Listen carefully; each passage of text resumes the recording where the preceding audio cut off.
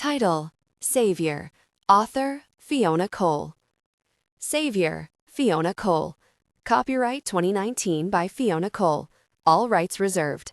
Cover designer: Najla Comber Designs. www.najlacomberdesigns.com. Cover photographer: Erik Battershell Photography.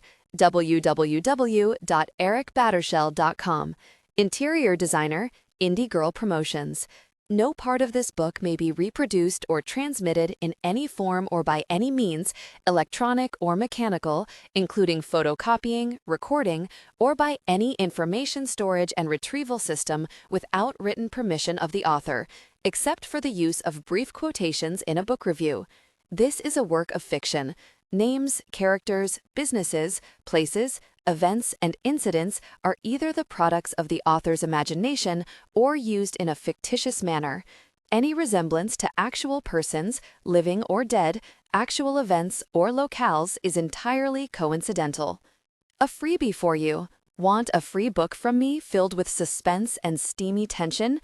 Make sure you sign up for my newsletter and claim your free book. Be the first to know about new releases by following me on BookBub.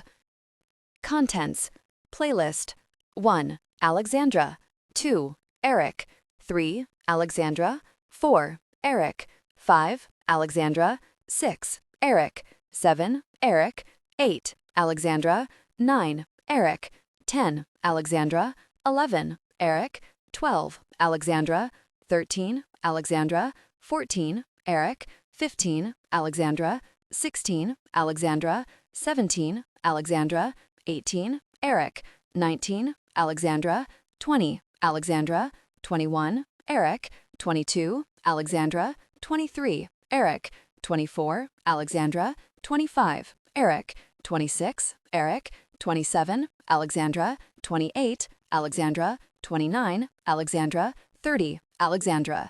Epilogue: The End. Review: Acknowledgements. Liar, about Fiona Cole. Also by Fiona Cole. To Carla. Dream Team. Playlist: Naked, James Arthur. Leave a Light On, Tom Walker. Howl, Florence the Machine. Best of You, Foo Fighters.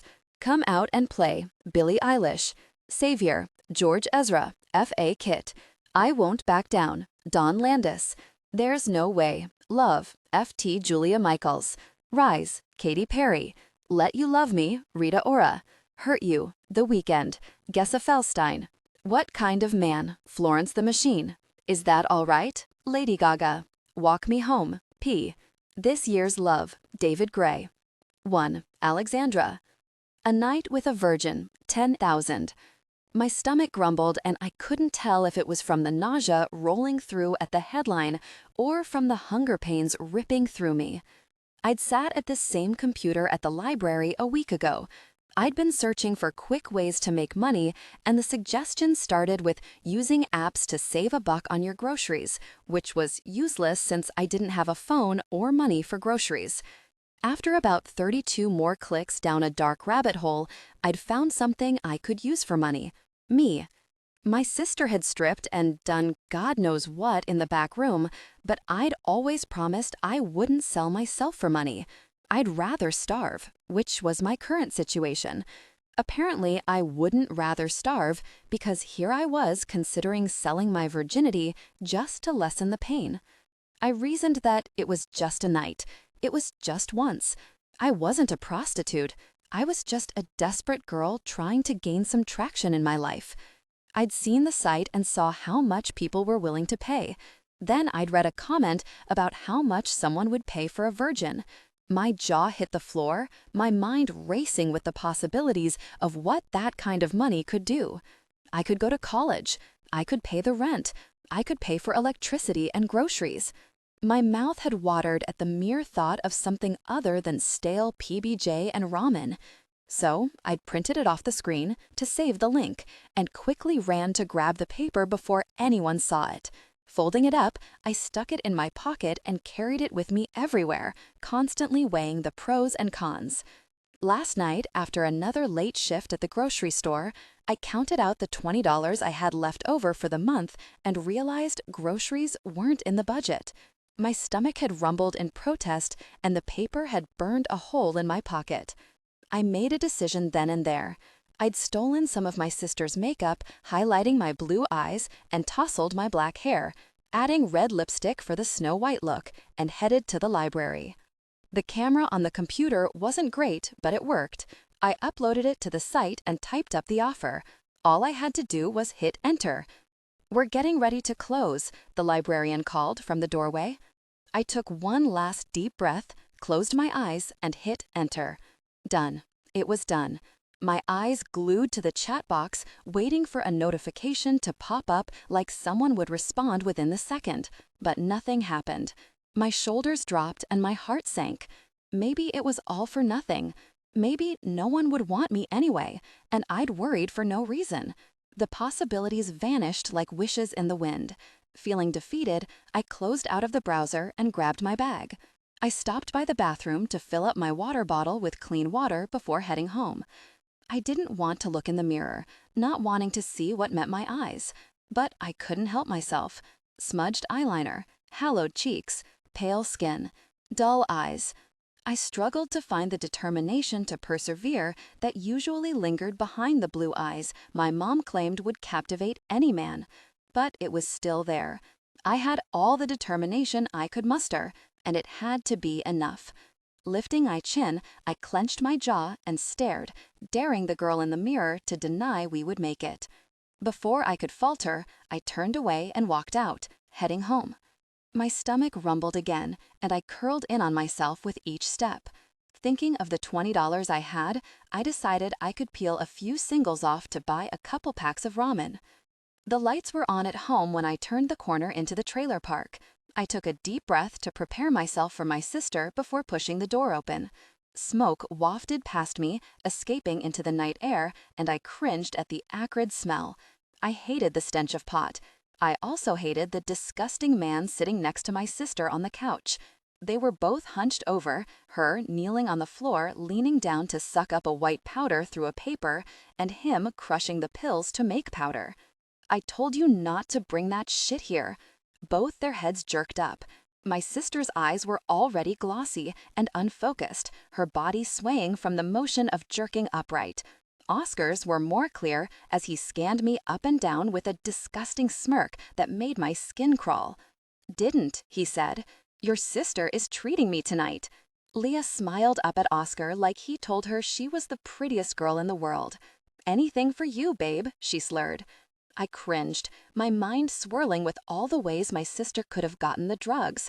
She used to work, but now she couldn't keep a job, always too high or drunk to make it to work consistently. "Where'd you get the money, Leah?" She looked down at the table and began making more lines, shrugging as she flippantly replied, "Found it lying around." Bullshit. There was never any money just lying around. My heart stuttered, and all the air left my lungs. She wouldn't have. I tried to reason with myself as I ran down the hall, fire burning behind my eyes. My door hammered against the wall, and I rushed to my dresser, falling to my knees. I ripped the drawer open, almost pulling it from its tracks, and searched through the pants folded inside. Nothing. There was nothing in there.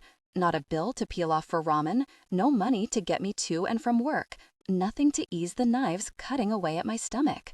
How could she? It was all I could think, until the pain shifted, morphed into a fiery rage threatening to burn the cheap trailer down. I clenched my jaw and roughly wiped the tears from my cheeks and stood. I tried to take a deep breath to calm myself and find a way to stay in my room, but the flames grew until they burned my throat and I was going to explode. Clenching my fists, I stomped down the hall. Leah and Oscar were too lost in their haze, their bodies swaying to the music coming from Oscar's phone, to pay attention to me. I rounded the table until I stood in front of Leah, and she still didn't look up at me. My anger grew until it had a life of its own, until it controlled my muscles and vocal cords. I shoved her shoulder hard, slamming her against the couch, but she bounced back and even giggled. The lack of satisfaction roared through me. "How could you?" I screamed. "How fucking could you? That was my money to get to work." Her eyes widened and she cowered back against the cushions, finally realizing it wasn't a joke. I'd never lost my cool before. You fucking bitch. You lazy bitch. I hate you. I saw Oscar moving out the corner of my eye, but I was too consumed by my anger to pay attention. At least until he shoved me back. I stumbled but managed to stop my fall with my hand on the wall. "Don't fucking talk to her like that," he yelled, stumbling. The shove had knocked him off balance. "Fuck you, Oscar. You're a disgusting pig." "Well, you're a bitch with a stick up her ass." His angry sneer softened before twisting into a disgusting smirk.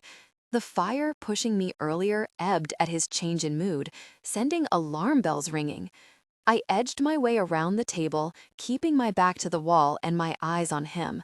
Maybe you just need to loosen up. Maybe you need a little Molly to cheer you up. Faster than I thought possible with all the drugs in his system, he snatched up a pill and lunged for me. I tried to turn and run down the hall, but he grabbed the back of my jacket and jerked, knocking me off my feet. Air whooshed out of my lungs when I hit the ground. He took the moment to grab my ankle and flip me before straddling my hips. My stomach threatened to revolt and throw up the water sloshing around, but decided to hold on to what little was in there. Oscar smiled down at me, his teeth yellow and not all there, as he held up a white pill. "No, no, no, no." I tried to sit up and hit him, but he pressed my shoulders to the ground, his bony fingers digging into the soft spot under my clavicle. His rancid breath reached me from above and renewed my energy. I slapped my hands wherever I could hit, formed fists, and tried to connect with his face. I used all the strength in my legs to try and lift him off me, but for as scrawny and emaciated as he looked, he was heavy and stronger than me. "Come on, Alexandra. It's just a little Molly. It'll make you feel so good, and I'll be here to help you through all that pleasure." My stomach cramped again, but I forced it down. I needed to focus to get out of this. Looking around the room, I searched for a weapon, anything within reach to knock him out. My sister sat behind the table, making lines like she didn't even notice her boyfriend pinning me to the ground. "Leah," I yelled. "Leah, please." Her head lifted slowly, and when her eyes met mine, they were empty. It took a full 10 seconds before they focused on me, but they were still vacant as a small smile tipped her wide lips. "Oh, hey, Alex. She's too fucked up to help you." Oscar's laugh brought my attention back to him. "I never thought about having you because you were such a prude, but with a little help, maybe I can have both sisters at once." He leaned down to bring the white pill to my mouth, and my moment hit. With a cry filled with all my fury, I slammed my fist into his cheek. It didn't knock him out like I hoped, but it did throw him off balance enough for me to force him off me. I scrambled to my feet and backed away. "You fucking bitch," he wailed from the floor. He was crouched on his knees, holding his hand to his face, his eyes screwed shut. I stepped forward and kicked him in the thigh before backing away quickly. He shouted again, his other hand going to grip his leg. I hadn't kicked him too hard, just enough to ease the strain on my muscles and make a point. "Don't you ever fucking touch me again, or I'll fucking kill you." I wasn't sure how true it was, but in that moment, with my blood on fire and my heart pounding in my chest, I would. I backed down the hall, never taking my eyes off him, and locked my door as soon as I was in my room. Snatching a pillow and blanket from my bed, I darted back to the door, pressing my back to the wood. I didn't want to be an easy victim in my bed if he decided to pick the shitty lock keeping him out. I stripped out of my jacket, but kept my tennis shoes on in case I needed to run. Then I fluffed the cheap pillow and pulled the blanket over me, my back still pressed to the only thing between me and the raging dickhole outside. Not long after I'd settled, I could hear their moans and grunts, and my stomach grumbled. Curling in on myself to stop the cramping pain, I plugged my ears and hoped that maybe, when I went to the library tomorrow, a message would be waiting for me. To Erik. Sorry to interrupt, boss. My eyes moved past the breasts bouncing in my face to see Jared covering his eyes as he looked in the opposite direction. The blonde who I was currently fucking turned to look over her shoulder, a coy smile tipping her lips. "Come to join in?" she asked Jared, before turning to lock her eyes on mine. "You know I'm an adventurous type." She slid up and down my cock again before leaning down to whisper in my ear, "Especially for you." Tempting, but Jared's projects always came first. Always. I gripped her hips to hold her in place, ignoring her pout, and directed my order to Jared. "Continue. There's a matter that I think you'd want to be a part of." "Thank you. I'll be right there." Jared left the room as soon as the words left my mouth. He'd been with me for a while, so he was used to my activities. It wasn't like he could see anything with the way her skirt draped over where I was buried inside her. I lifted her off my softening cock and set her on the couch next to me, ignoring the whining protest forming on her lips. Tucking myself back into my pants, I stood, preparing to leave. Her full red lip was stuck out like a pouty child, which contradicted the full breast spilling out the top of her dress. "Seriously?" she finally said, her voice shrill and grating. It was rude to stop mid-fuck and leave her there, but I'd already given her an orgasm before I'd even enter her. Besides, she was just another woman to lose myself inside of for a moment in time. Nothing to keep me from what took priority over everything. "I have a matter that requires my attention. I appreciate you stopping by for dinner, but I need to go." Her jaw hanging open was the last thing I saw before I stepped into the hall. My secretary looked up from where she was packing her belongings into her bag to go home for the day. "Please make sure Miss Stutz gets out safely to a cab." Only a slight twinge of regret pinched my chest at making Laura stay, but I couldn't waste any more time. Jared's office was 2 doors down from mine. I walked into the generic room with a desk, computer, and chair. Nothing extra besides a diploma on the wall indicating that it was actually inhabited by a person. I moved to the other door on the right and held my thumb over the scanner before hearing a click. This was Jared's real office. On paper, his job title was an IT analyst, but in reality, he was a hacker I employed personally. We'd connected a couple years ago by accident when our paths crossed. Both of us were trying to stop a sale of women, and I'd been damn lucky he happened to be there. After that night, we talked, and I realized he was much better than me at filtering his way through the dark web, so I made him an offer he couldn't turn down. I stepped into the second room. This one contained a couch, a mini fridge, and a table with a lamp, and a photo of his family against the wall. Across from that was a wall of 6 monitors, 2 keyboards, and probably the fanciest office chair I'd ever seen. I'd given him free rein on how he wanted to utilize the space with no budget in mind. I think he put most of the money toward that damn chair. "What do you have?" Jared briefly glanced my way over his shoulder, the light from the monitors illuminating his face. I'd offered a room with windows, but he claimed he didn't want the glare. "This popped up late last night," he said, gesturing to the computer directly in front of him. I responded as soon as I saw it, but I just got an answer now. I leaned over his shoulder and read the headline, "A Night with a Virgin, 10,000. Below that was a picture of a girl that knocked the wind from my chest. She was gorgeous, a living version of Snow White. She had porcelain skin that made her heavily shadowed eyes stand out even more. Her eyes? Jesus, they were like silver.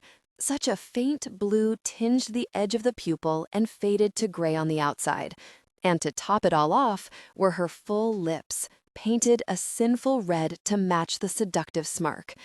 But her eyes held the truth. They didn't hold the same come hither look, even though she tried. I could see the nerves and fear behind them. I questioned my sanity as I stared and felt like she was reaching out through the screen and begging for help. "She's gonna be eaten up and spit out," Jared said with disgust. "If I hadn't caught it when I had, she'd already be sold and last less than a week with how much they'd use her." My stomach revolted at the vision he painted. I squeezed my eyes shut tight, trying to erase the images that haunted my nightmares. I needed to focus. I looked down at the screen to see the exchange Jared had begun. "Mr. E, 11:23 p.m. I'm interested. Snow White 783, 6:14 p.m. Okay. I looked down at my watch to see that 10 minutes had passed. Hopefully, we hadn't lost her. Did you track the IP address? A local library. At my furrowed brow, he explained, harder to track a person in a public area. Cameras? I asked. Already looked, and they didn't have anything suspicious that I could pick up on. Let me respond, I said, gesturing for him to pass the keyboard. He slid it across the desk, and I hunched to begin typing. Mr. E, 6:25 p.m. Do you have a specific place you'd like to meet? Snow White 783, 6:25 p.m. Budget Inn on 8th Street. My hand rubbed down my face, picturing the shitty part of town the hotel was located in. No one would ask questions if they heard a woman screaming for help as she was dragged to a car. Taking a deep breath, I thought of my next question. Maybe I could get more information on who was in charge of the sale. The leaders were always the bigger goal when saving the women. We needed to cut off as many heads as we could. Mr. E, 6:28 p.m. Who should I pay? Snow White 783, me. Mr. E, 6:28 p.m. Will you be in there the entire time I'm with the girl? There was a long pause as I waited for the response, and I worried I'd lost my chance to another client. Snow White 783, 6:31 p.m. I'm the girl in the photo. I'll be the only one in the room. Mr. E, 6:31 p.m. Will your pimp be okay with me paying without direct contact? Snow White 783, 6:32 p.m. I don't have a pimp. Mr. E, 6:32 p.m. Then who is in charge of the sale? Whatever you want to call him. Snow White 783, 6:33 p.m. It's just me. I'm in charge of it. What the fuck? Jared breathed next to me. She's doing this alone? She's doing this alone. Maybe repeating it would have it make more sense. What the fuck? Jared said again, apparently needing to repeat his shock too. Why? Why would she put herself in this kind of danger? I couldn't fathom why she would do that. My mind spun around the fact that she had optionally gone onto this site and chosen to sell herself. People get desperate. That's a shit excuse. I jerked back from the laptop, needing a minute to think. I paced the small distance to the wall and back again, trying to wrap my head around it. Her life would be over. She'd die. And she's doing it voluntarily? I was almost shouting by the end. Jared held his hands up. Don't have to tell me, Erik. We need to set this up and get her taken down from here before someone else pulls her in. Already on it. As soon as we set it up, she'll be hidden from other viewers like she wasn't even there. Mr. E, 6:35 p.m. When? Snow White 783, 6:35 p.m. Tomorrow night, 8 p.m. Mr. E, 6:36 p.m. Done, I commanded as soon as I hit enter. Jared's fingers moved quickly across the board until the conversation and her profile no longer existed. This is a little different than the others, since we're not doing an extraction. Do you still want me to call McCabe? When I didn't speak, his fingers stopped moving, and he turned to look up at me. Erik? No, I said, coming to a decision. I'll go. What? He practically screeched. I understood his shock. I usually handed them off to a security company, occasionally joining in. But like he'd said, this was different. It would be the only thing that was different. Once I retrieved her, it would go like all the others. Make sure she was back with her family, if she had one, and help with any medical fees to get her back on her feet. Anything to help blot the horrors of my past. I'll go to the meeting and take care of it. Do you remember the last time you went to collect? It's been a few years, but it's hard to forget, I answered sarcastically. Then why are you going? This is different. Jared sighed, giving up, knowing he would get nowhere now that I'd made a decision to go. Just be careful. I don't want to have to save your ass twice. Something urged me to be the one to retrieve her. Maybe the look in her eyes? I didn't know what it was exactly, but I didn't question it. I followed my gut. The one time I hadn't, it had cost me my sister. 3. Alexandra. I stole $2 from my cash drawer today at work and dealt with being reprimanded for being short. I'd be able to put it back tomorrow once tonight was over. I just needed a way to get to the hotel, and walking wasn't an option, especially in the little black dress I'd borrowed from Leah. She was a few inches shorter than me, so it barely covered an inch past my bottom, and kept riding up. Rummaging through my bag, I made sure I had everything. A change of clothes because I'd probably want to burn this dress and everything on me before it was all over. And condoms because I wasn't going to leave that to chance. Add that to the list of things I'd stolen from the store and needed to pay for tomorrow. That was all that was in the bag. I didn't have much else or could think of anything else to bring with me. I didn't need much, just my body. I zipped up my bag and lifted it to my shoulder. Looking at my reflection one more time, I smoothed my hands over the stretchy black material covering my curves. My eyes were a stark contrast against the heavy eyeliner, making them look almost silver. My lips were painted a deep red, so I looked like the Snow White I used in my username. I wore the makeup like armor, protecting me from the reality of what I was doing.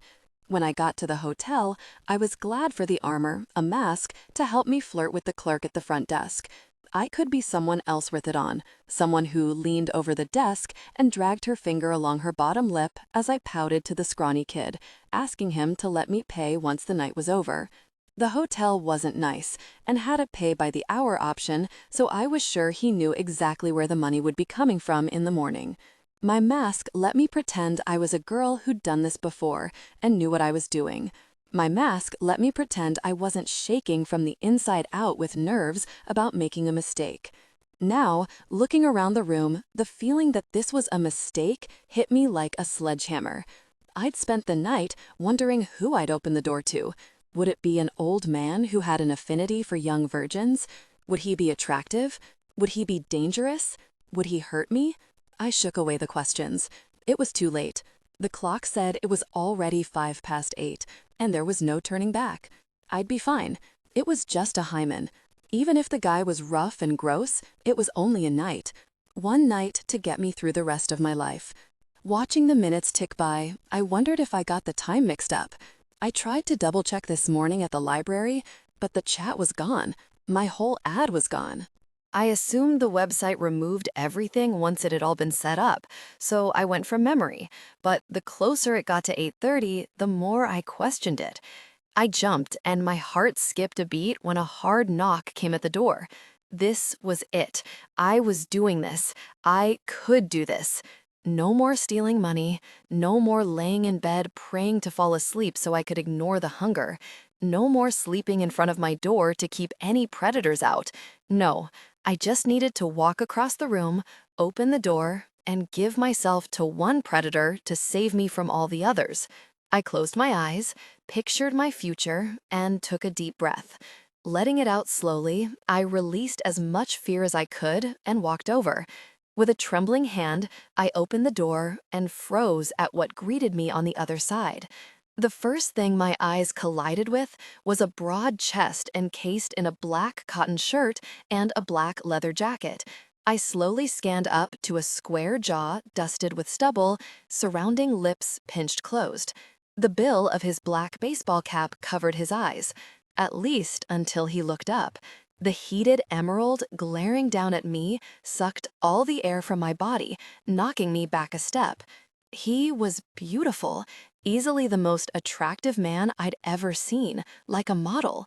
But the heat wasn't all attraction. The heat mixed with an anger that couldn't be hidden, an anger that made fear rise in me that not even my mask could cover. His eyes scanned me from top to bottom and back up again. My first instinct was to slam the door in his face, lock it, and pray for a miracle that he left. But I reminded myself of my future. I could do this. Steeling my spine, I gripped the door and held strong to sticking with the plan. Mr. E? My voice hadn't gotten the memo that we were strong. No, it stuttered out, giving away the tremors rattling my insides. Snow White. His voice was soft but deep and somehow reached in my chest and squeezed my lungs tighter. I held strong to the door and kept the entryway blocked like I'd be able to stop him. Fake it until you make it. Do you have the money? His shoulders bunched before he leaned off to the left and grabbed a black duffel bag and held it out to me. I stepped back and opened the door wider. Come in. He walked into the room, towering over me even in my heels, taking up more space than he should. Like the aura around him filled any empty spot, not leaving enough for me. He dropped the bag by the table and looked around. I remained by the door and never turned my back on him. Holding my breath, I waited for him to turn and claim what he came for. Instead, he faced away from me, looking around the typical cheap motel. If he had wanted better, then he should have paid himself. He turned to face me, and I took a few steps toward him away from my exit. Keeping my face neutral, I took him in. He was gorgeous, like a rugged model, but I'd learned from a young age that looks could hide a monster inside. He may not be an overweight older man, but that didn't mean he wouldn't hurt me. I pulled my shoulders back, forcing confidence as I held his stare. It felt like a duel as we stood across from each other, each of us waiting to make the first move. But I was tired of waiting. I didn't want to drag this out any longer. Moving my eyes to his chest, avoiding the intensity in his eyes, I reached my hands to the straps of my dress and began working it down my arms. His body stiffened, and I focused on the way his arms flexed against the leather and controlling my breathing. I focused on being grateful that he wasn't an old man who would crush me under his weight. But despite his attractiveness, I couldn't hide from the truth that he was emanating an air of danger, like he was a man barely holding on to his control. Tugging the dress past my breasts, I ignored the fear of what would become of me when that control snapped. I just hooked my thumbs in the material to begin tugging it down my hips when his words cracked like a whip in the quiet room. Stop. My body froze, and I blinked, trying to process what he was saying. I took a chance at looking up and found his eyes closed, his jaw clenched, and his nostrils flared over heavy breaths. None of it made sense. What? Seconds ticked by, and his eyes stayed closed. My heart thundered, and I felt more naked than I would have in nothing. I tugged the dress up to cover myself and held it to me like a shield. Are you fucking stupid? His words were low and growled like a restrained beast. They crept across the space between us and seeped into the cracks in my armor. Doubt pushed through my barriers, hurting me more than it should. His eyes slid open and pinned me to the spot. To let me come in here and then you start stripping? Did you want to take my clothes off, I guessed? He barked a laugh that sounded unused and filled with anything but humor. No. Jesus Christ. His fists unclenched and one went up to rub at his jaw. Did you think at all? Did you use any common sense at all when you began this? My anger rose, pushing out the pain his words had caused and filling in the fissures he'd created. My armor solidified in place. I didn't come here to be insulted. As you know, I've never done this before. No, you came here to get fucked however I want, right? A sneer stretched his lips as he took 2 long strides to reach me. I backed up, but I didn't have far to go until I hit the wall. 2 more steps, and he crowded my space, blocking out the dim light coming from the only lamp across the room. The things I could do to you. The words whispered across my skin, making goosebumps prickle down my spine. I pressed against the wall and swallowed hard. No amount of makeup or anger was hiding the fear taking over my body. My eyes flicked to the door, but I wouldn't make it. Maybe if I kneed him in the balls. Maybe I'd buy enough time to grab the money and run. Maybe I'd make it out of this alive. There it is. There's the fear that should have stopped you from this dumb mistake. It wasn't dumb, I tried to defend. It was weak, and we both knew it was a lie. I knew it was dumb, but I was desperate. But defending my choice gave me something else to focus on besides fear. His hands snapped out and gripped my bare arms. They almost encircled my bicep completely as he yanked me from the wall, closer to his face, and shook me. Not hard, but enough to pull a yelp from me. He bared his teeth like an animal and growled. Of course it was dumb. If I was anyone else from that site, I would ruin you. No, I was on my toes, a swirl of fear and anger mixing like a pot of boiling water getting ready to bubble over. I had stuttered my answer, but it came out hard, tired of his judgment and intimidation. What would you have done? What if I wanted to fuck your ass, your throat? What if I wanted to stick every finger inside you until you screamed? Stop, stop. Do you want to be kidnapped? He shouted, shaking me again. Sold? Drugged and raped every way possible against your will until you die, chained to a bed alone? Fire burned behind my eyes, and I squeezed them shut, hating the few tears that leaked out. Each option lashed at me, each option I'd refused to think of because I'd been desperate. "You're so fucking stupid," he shouted in my face. I dug my fingers in his chest and pushed against an immovable wall, but it helped. It helped me feel some control. I wasn't just being shaken like a rag doll and questioned by someone who probably didn't know what hunger was. Stop calling me that. He wanted to growl at me, then I could growl back. Then don't make stupid choices. I'm tired of starving, I yelled in his face, feeling the most minor spark of satisfaction at him pulling back, even if it was only an inch. I'm hungry and tired and desperate, so fuck you and get out. For the first time since I opened the door, his jaw relaxed. Her what? I took a deep breath and closed my eyes, trying to convince myself I wasn't being played, trying to convince myself that I wasn't taking in a stray that wasn't really a stray. Maybe she saw me and thought I was a meal ticket to something better than a quick romp for 10 grand. The click of the door opening snapped me out of my pessimism, and I snatched her bicep to hold her in place. "I thought you didn't have anyone to go to," I managed to grind out between my clenched teeth. She looked down at my hand before glaring at me and easing back into the seat. "Because I don't have anyone to go to. She may be my sister, but she is by no means someone to rely on. If anything, it's the other way around." I scanned her face, looking for any hint of a lie, before finally releasing my grip. She went to move out of the car again, but stopped, not bothering to turn and look at me when she said, "Listen, maybe this is a mistake. Thank you for the ride, but—" She trailed off. She didn't need to explain. We both knew this was an unconventional situation that had both of us on edge. But maybe I was just as desperate as her to not let her back out into the world alone, without knowing she was safe. I opened my mouth to let her know it wasn't a mistake when a crash came from the trailer. My body tightened, going on high alert. But she just let out another sigh before barely turning her head back and muttering another thank you, and left. Yeah, fucking right. I opened my own door and slammed it just as she took her first step onto the crate. She turned back, my headlights shining a light on the confusion marring her face. "What are you doing?"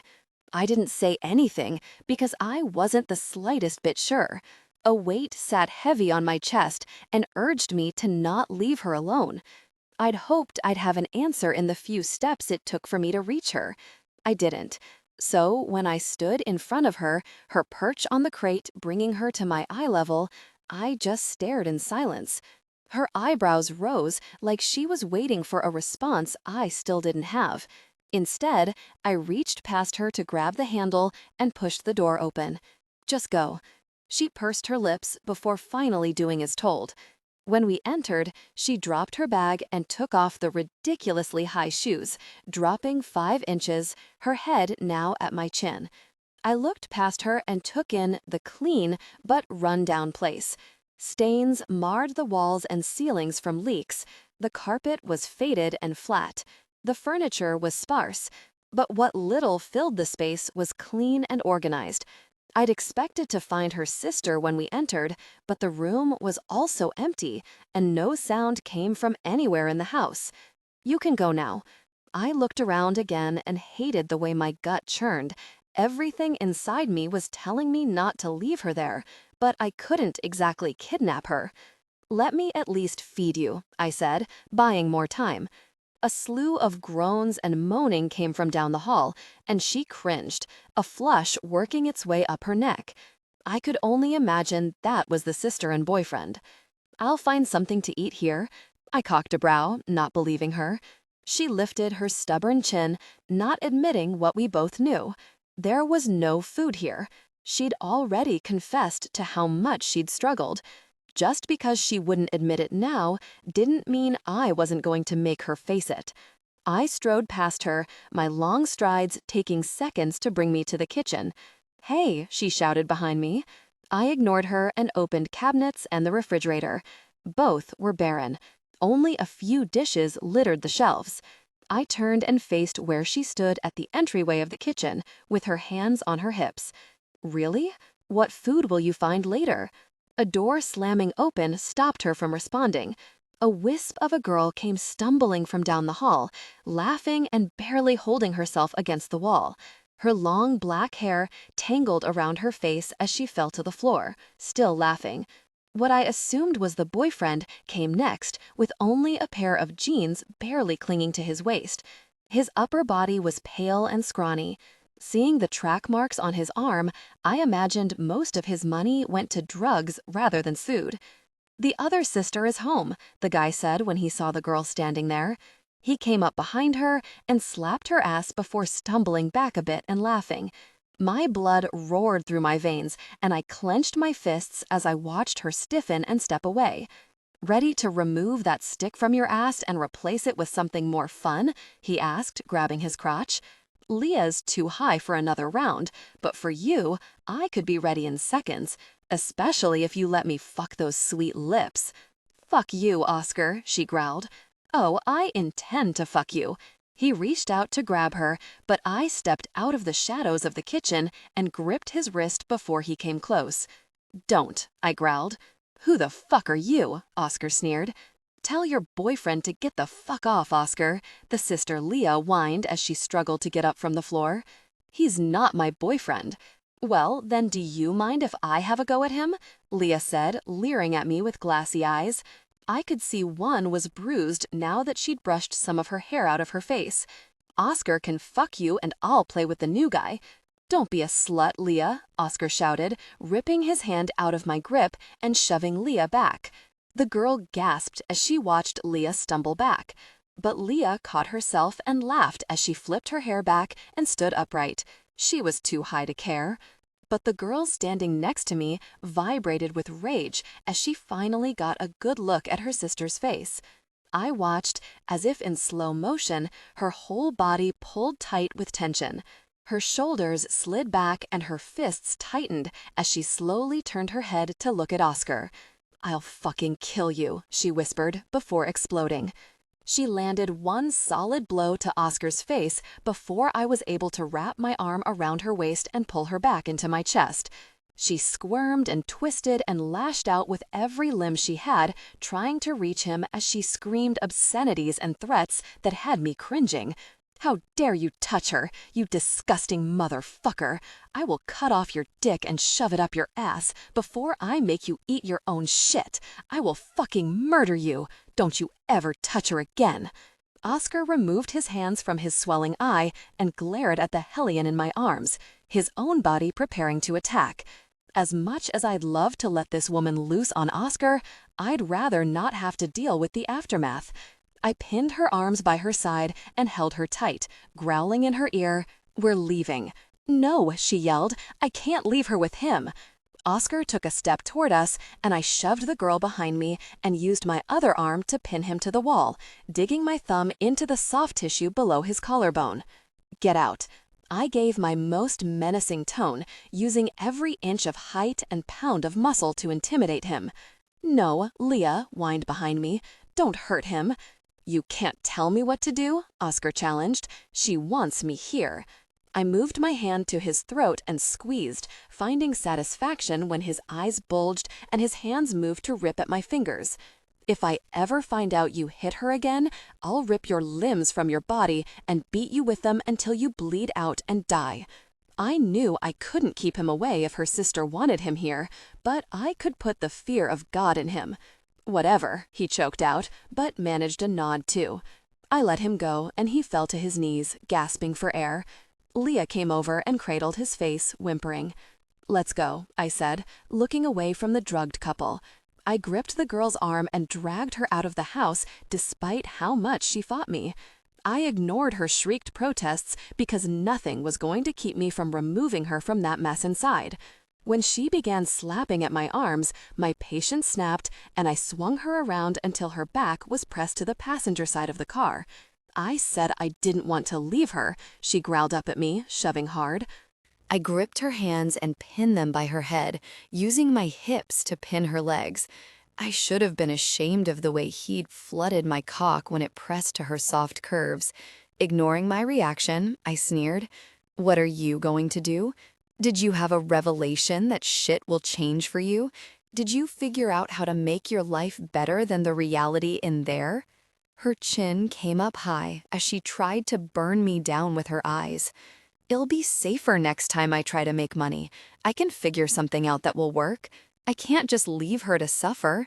I was going to at least give her a chance by leaving her some of the money. Did you really think she'd buy food? Are you that naive?" I had to try. I could at least leave with a clean conscience, knowing I didn't abandon her like you're making me do now.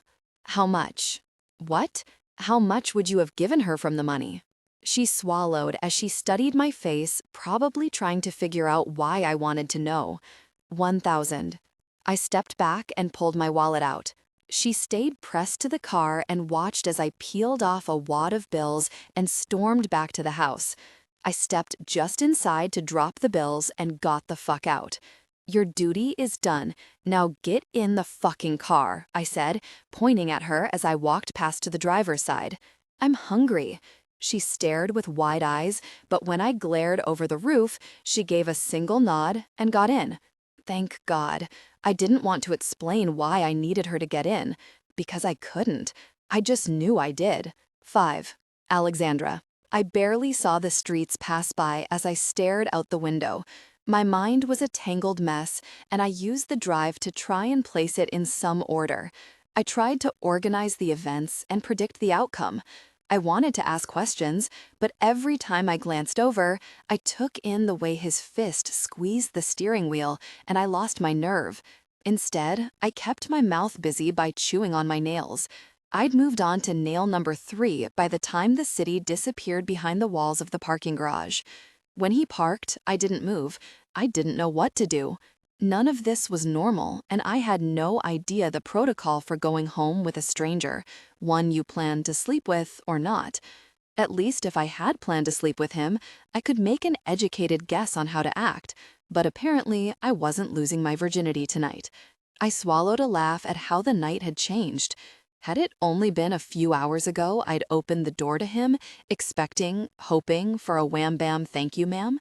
I felt like a whole new human by this point. Finally, I couldn't take the silence in the car anymore, and I was too terrified about what I'd find if I looked over at him, so I reached for the handle but froze at his voice.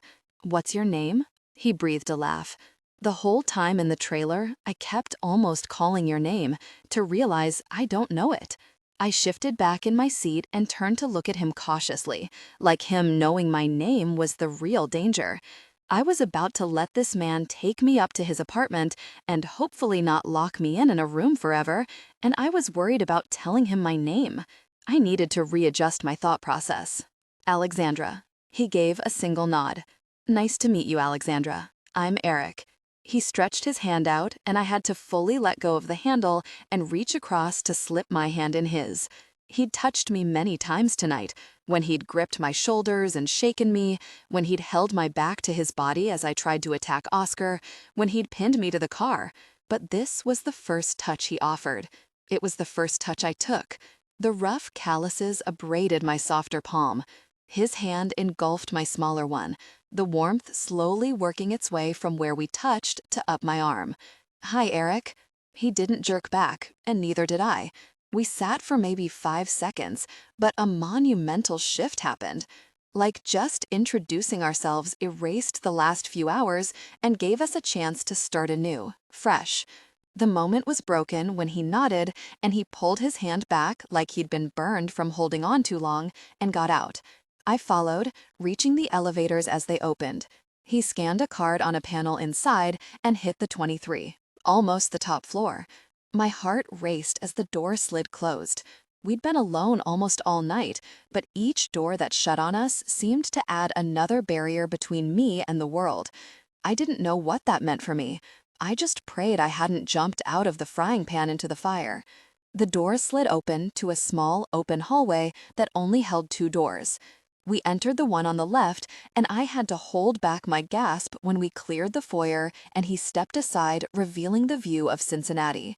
I may have had 10 barriers between me and 4 hours ago, but here, standing in his living room with nothing but a wall of windows in front of me, I felt nothing but wide open. I've never seen so many windows in an apartment before. It's a corner unit, so it adds to the effect. The living room was open to both floors. The second floor had a balcony that overlooked the living room, and the windows extended from the first floor all the way to the second. It was beautiful. Cincinnati's sparkling lights winked at me in a way I'd never seen when I'd always been on the ground looking up. You could see everything from here. The Great American Tower with the woven metal lighting up like a tiara, the stadium with the river a dark streak behind it, the Roebling Bridge. The man, Erik, came to stand by me and stared at the wonder beyond. He stood at least 2 feet away, but his presence amenity from him, taking up more space than anyone should be allowed. No wonder he had such a large open space. He looked like just a man, but felt like so much more. It's beautiful. It reminds me why I love the city so much. We both stood still and took in the sight until a buzzing from the counter pulled his attention away. He went to check the phone vibrating across the kitchen bar, and as though the sound jarred something free in me, I became aware of my situation. A manic laugh almost bubbled up as I stood there in a stranger's apartment in nothing but black stilettos, a too short black dress, and a purse he'd managed to grab before dragging me out. Too bad he couldn't have grabbed my duffel bag. That had at least a toothbrush and a change of clothes. I'll show you around. Nodding, I stumbled a few feet before deciding to discard the shoes. He watched my every step like I was prey that could run at any moment. I was an easy prey for him. I had nowhere else to run. I held his stare, having to tip my chin back when I stood next to him, waiting for him to make the next move. I wasn't a short girl at 5'7", but next to him, I felt like a child. After another moment of scrutiny that had me fighting not to squirm, he finally got on with the tour. This is obviously the kitchen. Help yourself to anything inside. There's beer in the fridge and wine right here. He gestured to the squares built into the wall by the fridge before stopping and cocking his head to the side. Can you drink? No. That answer brought him back to facing me, his hands in his pockets, his shoulders back like he was bracing himself. How old are you? 19. Erik gave a single nod, and his shoulders relaxed. At least you're of legal age, he muttered, before pointing across the room and speaking louder. That's obviously the dining room, and if you'll follow me, I'll show you upstairs and to your room. The stairs didn't have a railing, and I kept myself pressed to the wall, imagining one wrong move would send me over the edge. Thankfully, when we reached the top, a half wall guarded the second floor. My toes sank into a plush carpet with each step I took down the hallway. This is my home office, he said, pointing to the first door. He moved a bit further before opening the second door. This room is where you can stay tonight. The last 2 doors are the media room and my room. I glanced around and took in the bland but beautiful furnishings. It looked exactly like a hotel suite with minimal decorations and muted gray colors. That is your bathroom. He pointed to an open door. It also opens to the hallway. I stood in the middle of the luxurious space, my eyes looking over every inch, overwhelmed by the night.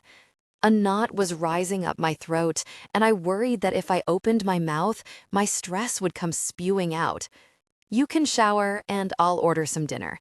Is there anything you don't like or any allergies you may have? No, I choked out. When he turned to leave, I swallowed hard and forced my vocal cords to work. I didn't get a chance to grab anything. He looked over his shoulder and scanned me from head to toe. I'll be right back. My feet remained rooted in the same spot, sinking into the carpet, afraid to move and dirty the pristine room. He returned a moment later and handed me clothes. Thank you. Another nod, and then he was gone. I showered quickly, not wanting to appear like a glutton. I didn't want to look like I was taking advantage of his hospitality. I did my best to wash away the night, but it clung to me. In this opulent glass shower, my whole life clung to me, like a dirty cloak reminding me how out of place I was. I didn't belong here.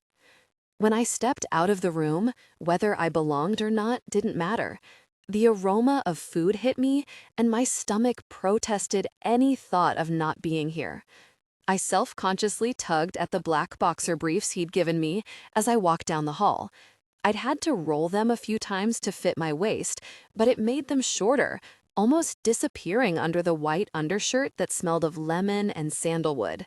I wondered if the scent came from his detergent or maybe just the man himself. "Are you coming?" he asked, without looking up from serving heaps of pasta on pristine white plates. I jerked softly at the question, not realizing he'd noticed me hesitating at the top of the stairs. "I'd prefer you to eat with me so I can ask a few questions." Heat crept in my cheeks, embarrassed that I'd come off as rude or ungrateful. Swallowing, I kept my shoulder pressed to the wall and made my way down the stairs. He glanced over his shoulder, his eyes dropping to my bare legs, lingering, making me feel more naked than I was. "Please, have a seat." He gestured to the cream chair across from his. "I didn't know what you'd like, so I put a little of everything." My brows rose to my hairline as I looked down at the 3 kinds of pasta: chicken, asparagus, mashed potatoes, and meatballs. It barely fit on the plate. "Thank you. What can I get you to drink?" "Water is fine." He came back with a pitcher of water and filled both glasses, but drank from his beer bottle before even touching his water. We ate in silence for a while, and I did my best to not shove the food in my mouth like an animal. When was the last time I'd had a meal with protein and vegetables? Before my mom died. And even then, we'd scrimped and had to watch what we spent on groceries. "Where's your family?" he asked, finally breaking the silence. "Other than your sister." I swallowed my bite and peeked up from under my lashes. I'd been scared to look up and see what I'd find in his eyes, so I kept mine glued to my plate. "Dead." His beer paused halfway to his mouth. "I'm sorry to hear that. Even extended family?" "I'm not really sure," I said, shrugging. "My parents separated when we were young, and my father took us back to Ireland. He died when I was 10, and we used what little money was left to us to be sent back to our mom. We didn't have anyone in Ireland besides some of my dad's friends. If we had aunts and uncles, we never knew about it." Taking a breath, I decided to get the whole story out in one go rather than having him drag it out question by question. "My mom died 2 years ago of a drug overdose. Leah was just old enough to claim me." "How old was she?" "She had just turned 18 the week before." "Were Irish twins?" His brows furrowed, and I explained. "Born less than 12 months apart." "That must have been hard." Another shrug. "Our life was what it was. The years in Ireland had been the best of our lives, but never what I'd consider easy. We made do. She ended up getting a job at the club close by, but eventually fell into the same habit as my mom, which led her to Oscar. He seemed like a real winner." "Yeah," I laughed, my lip curling in disgust. He sat back and took a long pull of his beer, finishing it off. I struggled not to squirm under his scrutiny, forcing myself to sit still and wait for him to speak again. "What are your skills?" It was rarely with innocent intentions when a man asked me about my skills. I sat up straighter, and my eyes widened, alarmed at what he wanted. "Not that," he explained. "What would be on your resume? Your last job? Any education? Things like that." Breathing a sigh of relief, I thought about the dismal list of skills I could give him. "I am currently working at a grocery store. When they need help, I also pull late shifts at the diner close to us. Transportation is expensive, so I try to stick close to home." "Any schooling?" I hesitated, looking down at my thumbs, fumbling in my lap. "I've graduated high school." "Any college?" "No." I forced myself to look up. I wanted to go to college for a business degree. I figured it was generic enough for anything. but I've watched a lot of YouTube videos and read a lot about website design and coding.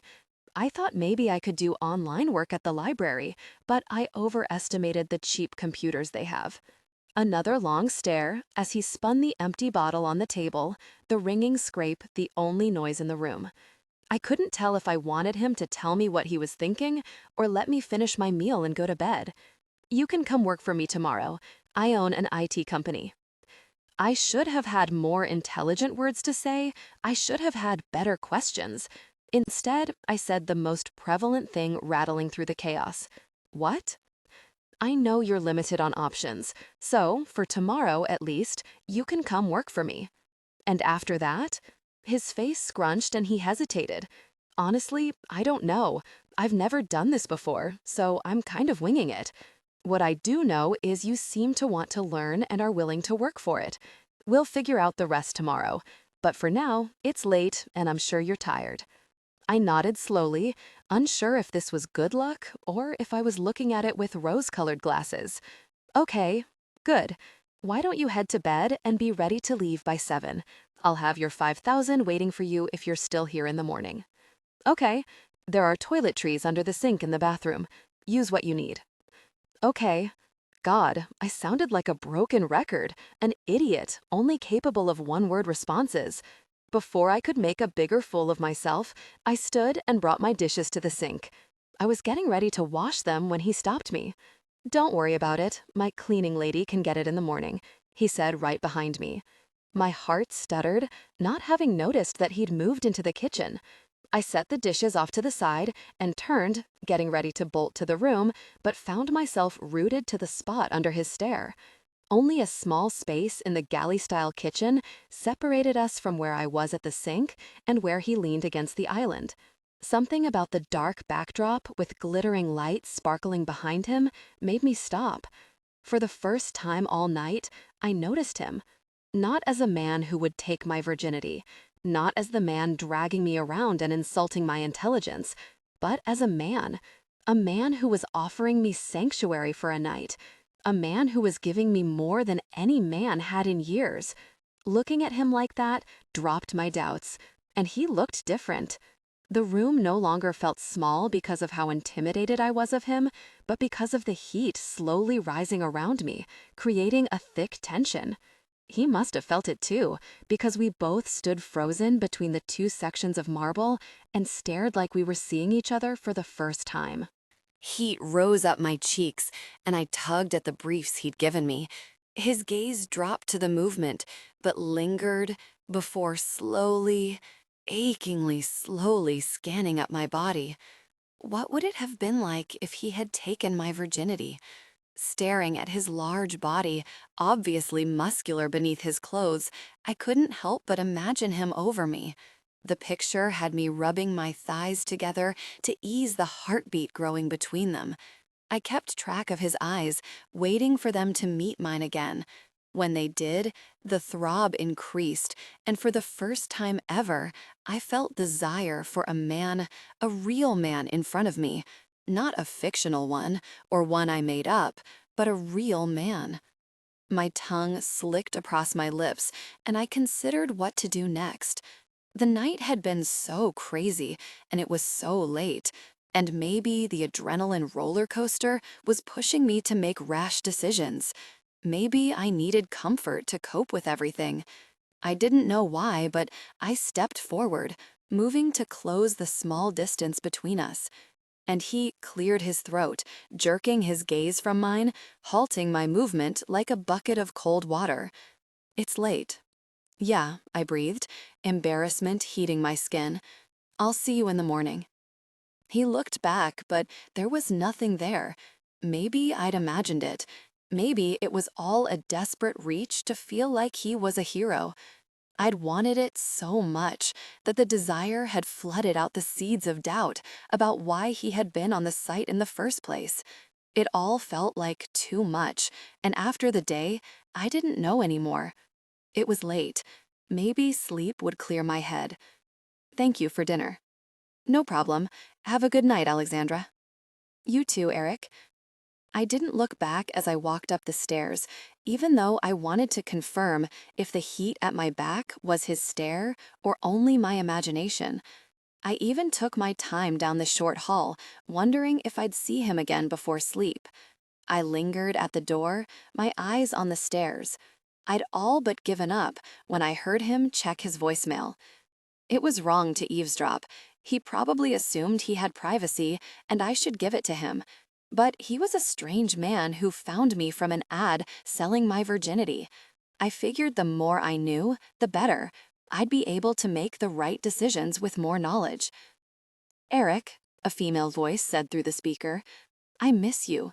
I hate that I haven't heard from you after our trip together, and I don't understand. Or maybe I do. I was walking down the street when I saw you at lunch with a young woman.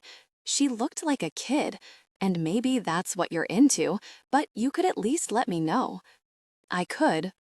The message was cut off, but it was too late. I'd heard it, and the doubt in my mind about his intentions grew. Everything from the kitchen vanished, and the wall of questions rebuilt itself one brick at a time. Footsteps crossed the living room, getting closer to the stairs. I quickly backed into my room and closed the door without a sound, making sure all the locks were turned. Stepping back, I stared, half expecting the handle to try and turn, half expecting him to come after me and demand I repay his hospitality. I stood there for a few more minutes before backing up until my knees hit the bed. Even when I sat, I didn't move my gaze from the door. When my eyes began to burn from the effort to stay open for so long, I forewent the welcoming bed and grabbed the blanket and pillow and made myself comfortable in front of the door. Just like at home, I was unsure of my safety and did everything I could to protect myself. A sexy stranger wasn't coming to save me. A miracle wasn't happening. It was just me. I had to be my own savior. 6. Erik. Staring at the black liquid slowly draining into the cup, I willed it to go faster. I needed an energy boost before I had to face the girl, Alexandra, again. I'd lain awake most of the night trying to figure out every possible scenario for today. None of them had eased the pounding behind my eyes enough to sleep. Add in the erection that refused to subside after the whole kitchen stare down, and I'd been wired for hours. It wasn't until I finally caved and reached my hand under the sheet and stroked myself that I was able to relax enough. I hadn't allowed myself to think of her when I first gripped my cock.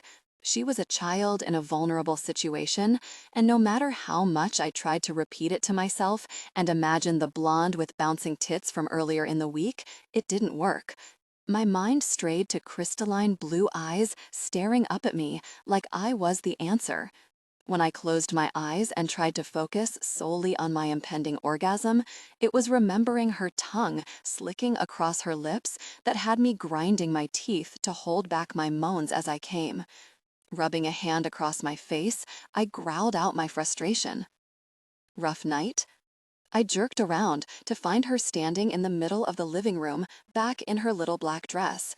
Her hands were clenched together in front of her, and she looked like a little girl playing dress-up now that she was missing the makeup and shoes. Her lips rolled between her teeth, and she raised her dark brows. She'd asked me a question, and there I was, ogling her. It was okay. She inched her way toward the island like she was worried I'd attack. "Did you sleep okay?" "Yeah, thank you. Would you like coffee?" I almost shouted for joy when the machine was done with my cup. "Sure. How do you take it?" I don't know. I've only had it when it was free. I think I added a creamer packet to it and a packet of sugar." My hands paused over the buttons, taking in her words, cringing at how poor she must be. Most people manage to splurge every now and then, could scrounge up $1 for gas station coffee. But then I remembered her barren cupboards. "Did you like the flavor of it?" "It was a little bitter. I'll come up with something for you." I pushed the button for the coffee to brew and turned. "Here are some clothes for you to wear today for work. I forgot I had these in a drawer, but you can borrow them until we can get you clothes of your own. Also, the 5,000 as promised." She grabbed the items I pointed to on the island, but didn't move to go put them away. I have clothes, and you don't have to take me to work. I can head home now. Besides, I have a shift at the grocery store this evening. No. The word rattled through me, and I somehow managed to hold back the command. However, I was unable to soften my words. My irritation at even the thought colored my tone. You're not going back there. Apparently, that hadn't been any better than the original no I'd wanted to say, because her eyes widened and she took a step back. What? This time, I took a deep breath before responding, making an effort to sound calmer than I felt. If you go back, she will expect more money, especially since she knows you can get it. Just stay until we can figure this out. Figure what out? I stuttered. I was a man sure of my decisions, and yet I was questioning everything I said to her. I was stumbling through this mess I made, desperate to keep her from running back to that site, praying she didn't bolt with the 5,000 I'd already given her. I needed to give her a reason to stay. Then it hit me. She needed money, and I needed to keep an eye on her, to keep her from making stupid decisions. Pulling my shoulders back, I stood tall and hoped the authoritative stance hid my nerves, that she'd turn me down. You can't go back to that trailer, and there's no easy solution that can keep you from being dragged back to where you were. At least, not one you can get without my help. I don't understand. Stay with me for a month, and at the end of that time, I will give you $10,000. Her jaw dropped and eyes widened, but before she could talk, I had to make my own stipulations. If you decide you don't want this offer, you can take your 5,000 and leave today. If you stay, you give me the 5,000 back in return for the 10 at the end of the month. And there are rules. You don't ever go to that site again. If you're here, then I don't want to find out you're trying to get more money in dangerous ways. I ticked each rule off on my fingers. You quit your job at the grocery store. While you're staying here, there will be no guests and you must check in with me before leaving. You're making me sound like a prisoner. Are you telling me you have friends and parties to go to? She looked away. No. Then it shouldn't be an issue. She didn't say anything, but I could see the questions swirling behind her eyes, and as I spent more time with her, I picked up on her tells, like the way she chewed on the corner of her lip when she was thinking, or how her hands clasped too tightly in front of her lap when she was anxious. She did both now. If you break any of these rules, then you can leave without anything. I'm not going to expect anything except maybe some office work. I softened my severe tone. I won't hurt you. I almost explained to her about how I'd found her, about how I rescued victims of sex trafficking and would never hurt a woman, but I didn't.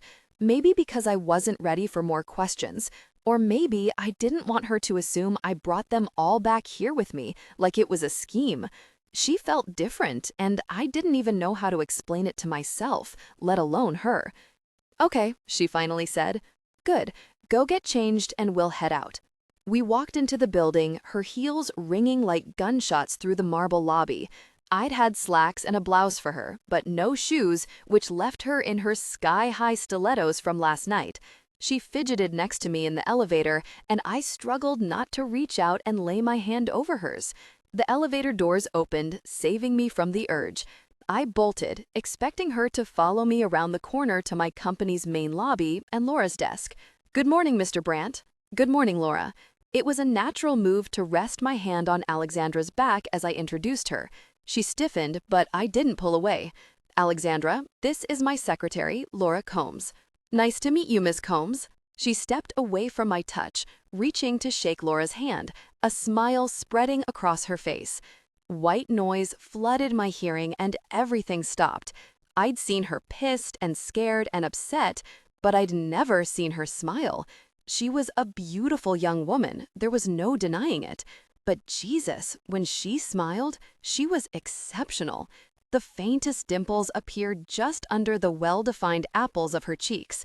But it was her eyes that had me frozen. They sparked to life for the first time since I'd met her, and the urge to make that spark happen again and again thrummed through me. I wish you stared at me like that when you saw me, a deep voice called from my right. Alexandra jerked her eyes to the newcomer who'd called me out for staring at her. I quickly looked away, doing my best to keep my face neutral. Not that it would matter, my business partner and best friend, Ian, could read me like a book. But a man had to try. Ignoring his comment, I said, "Well, look what the cat dragged in." He came over and we did the brotherly back pat. "How was New York?" "Good. Uneventful. Meetings went fine." "Which I'll tell you about later." He smirked and cocked a dark brow. A mischievous look I knew so well glinted behind his gray eyes. "But first, tell me about this beautiful woman. I'm gone less than a week and we're hiring supermodels?" I rolled my eyes. Ian was laying it on thick. "This is our new intern we're trying out. I thought we filled that slot. And don't they usually work downstairs with Hannah?" The smirk didn't leave his face. He'd already seen me entranced with her, and I just needed to buckle down and endure as he had his fun at my expense. "I'm opening another one, and she'll learn what she needs on this floor with Laura." "Is she even 18? He asked, looking her up and down. "Yes," I practically growled. "Interesting." He dragged the word out and a moment of silence fell between us as we waited for Ian's next move. But apparently he was done torturing me. He gave a real smile and turned to Alexandra. "Well, welcome to Bergamo and Brandt." She shook his hand but pulled back quickly, and I wanted to throw my arms up in victory. Ian was a playboy. We each had our exploits, but he had the outgoing personality that drew women in. "Hey, Ian, welcome back," Jared called from his office door. I held my breath, wondering what he would say when he realized the girl we found was now standing in the office. "Hey, Erik, I wanted to touch base with you about the case before you get," Jared trailed off as he came out of his office and saw Alexandra. She shrunk back a little at his staring, but he collected himself quickly and focused his attention back on me. "Before you get to work," he finished. "Yeah, let me just leave Alexandra with Laura. By the way, Alexandra, this is Jared. He's an analyst here." "Nice to meet you," she said softly, only giving a wave. "She'll be working with Laura today." I turned my attention to Laura. "Would you mind showing her around and explaining what we do? She can help you with office tasks and whatever else you need." Walking to my office, I jerked my head for Jared to follow. "Let me know if you need anything," I said before closing the door. I just sat on my couch when the door flew open again and Ian strolled in. "Before you girls get to chatting, I wanted to remind you about London next week." I remember. We were opening a small office in London to expand to new interests and reach more opportunities. "Do you need anything from me?" "No, I have all the files. I should be there only for a month or so, but I'll let you know if anything changes." "Okay." Instead of leaving, he plopped himself in one of the lounge chairs across from me. "Now that that's out of the way, you want to tell me what you're doing with jailbait out there?" "I don't want to sleep with her," I growled at him. "Okay," he said with heavy sarcasm. "He did go get her personally," Jared chimed in, pulling my glare to him. Ian pressed his hand to his chest and gasped like a damsel in distress. "What?" Dragging a hand through my hair and over my face, I gave the rundown of the previous few days, explaining how we found her and how I ended up bringing her home with me. "What are you going to do now?" I was getting annoyed with the questions. "I don't know, and please stop fucking asking." Both men sat across from me and stared with wide eyes. I always had a plan before I took action. This time threw me for a loop, and no one in the room was used to me not knowing what the hell the next step was. The only thing I knew for sure was that I had her for a month. What I did with her during that month, I had no fucking clue. Jared sat forward. "May I suggest a plan?" At the moment, I would have taken advice from a psychic on a street corner. I nodded, and the more he spoke, the more I liked. I just needed to get Alexandra on board. 7. "Erik, how old are you?" Alexandra asked from the passenger seat. 31. "That's kind of amazing that you already own your own successful IT company, and you're already looking to branch overseas. Will you be moving to London?" "No, we're not quite sure what we are going to do. If Ian will go, or if we'll hire a business manager while we visit." "Did you always want to work in IT?" I laughed. "No, actually. Ian and I played baseball growing up. He got picked up for college, but I had a pretty bad tear in my shoulder that required surgery my senior year." "Do you still play?" "Sometimes." "Do you miss it?" "Not really." She'd been an endless fountain of questions since we'd left work. She'd begun her interrogation slowly when I'd seen her on her lunch break, asking only a few questions here and there. Each time I saw her as the day went on, she talked more, like being around other people, being able to focus on something other than the current situation had allowed her to relax. I assumed this was more of her everyday personality, and I was surprised by how happy she seemed. Nothing about what she told me about her life led me to imagine the girl currently rattling off her day in the seat next to me. She had a resilience I'd never seen before, at least not in the last 5 years. The last girl I knew that was that positive had been snuffed out like a candle in the wind, and I missed her every day. Thankfully, the apartment came into view, halting that train of thought. Rather than pull into the garage, I stopped at the front doors. "Are you not parking in the garage?" "No, I'm dropping you off. I've already called the front desk and they have a key waiting for you. There should be enough cash on the counter to order whatever you want for dinner." She stared, wide-eyed and blinking. "You're not coming in?" she asked, her voice almost childlike. No, I needed to get out of there. Watching her be closed off and reserved was one thing. It made her look vulnerable and scared. But the chipper young woman I'd watched throughout the day, watching her smiles and easy interaction with everyone, was an entirely different beast I wasn't ready to battle. "No, I have dinner plans and probably won't be home until late." "Oh." Her eyes dropped and she nodded. I could only imagine she assumed I had a date and I didn't say anything to correct her. Throughout the day, her smiles had been increasingly directed at me. She began giving me soft looks that lingered, rather than the hesitant nods and blank stares. I needed to squash any vision she may or may not be concocting in her head about me. It was better safe than sorry. "Okay, I'll see you tomorrow." When she got out, I watched the black pants stretch over her round bottom. She looked thinner than she should, which I can imagine was due to the lack of food, but she hadn't lost any of her ass. I bit my lip, holding back the moan as I imagined her full ass only getting more plump and firm. The car door slammed, pulling me out of my daydream. Maybe I really needed her to think of me as an ass, so she stayed away from me and removed any temptation. I didn't watch her walk into the building, not needing another reason to watch her bottom sway with each step. Instead, I counted to 10 before pulling out into rush hour traffic, leaving the city. 15 minutes later, I pulled up to a typical 2-story suburban home. I'd wanted to buy my parents a better place when I began making more than enough money, but they refused to leave the memories the house held. It was all they had left. "Hey man, long time no see," Ian greeted me when I walked in. Ian came to a lot of family dinners, even as adults. I'd known him since grade school, and his parents had traveled a lot, leaving him to fend for himself, which my mom would never have allowed, so he became her second son. "Who invited you?" I joked. "I'm always invited. Your mom loves me more than you anyway." "Ha, bullshit." "Language," my mom reprimanded, coming around the corner to give me a hug. "Sorry, Mom." I bent down to wrap my arms around her short frame. "Come sit down. Dinner is almost ready, and your father and sister are already at the table." "Hey, Dad," I greeted, taking the seat next to him. Ian took his usual spot next to my sister, Hannah. He wrapped his arms affectionately around her shoulders and pulled her in for a rough hug and a kiss to the top of her head. Mr. Sassiness last week. His actions were brotherly, but Hannah blushed and smiled. "Missed you too." I didn't love the idea of my sister crushing on my best friend, but to see her smiling at anything, let alone a man, was more than enough reason to deal with her crush. The thick gold bands she always wore around her wrists rattled as she brushed her hair behind her ear.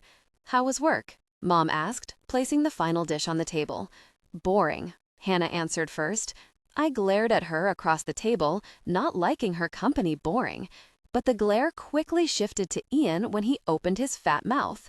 It wasn't boring for Erik, that's for sure. "What happened?" Hannah asked. "He hired a new girl today." "I didn't know we were hiring." "We weren't," I answered Hannah before Ian could say more. I needed to nip this conversation in the bud. Something came up and she needed a job. What happened? Dad asked, not accepting the short answer. I glared harder at Ian for bringing it all up, but he just smiled back, not a regret to be had. She was in trouble and had nowhere else to go. I'm just helping her get on her feet.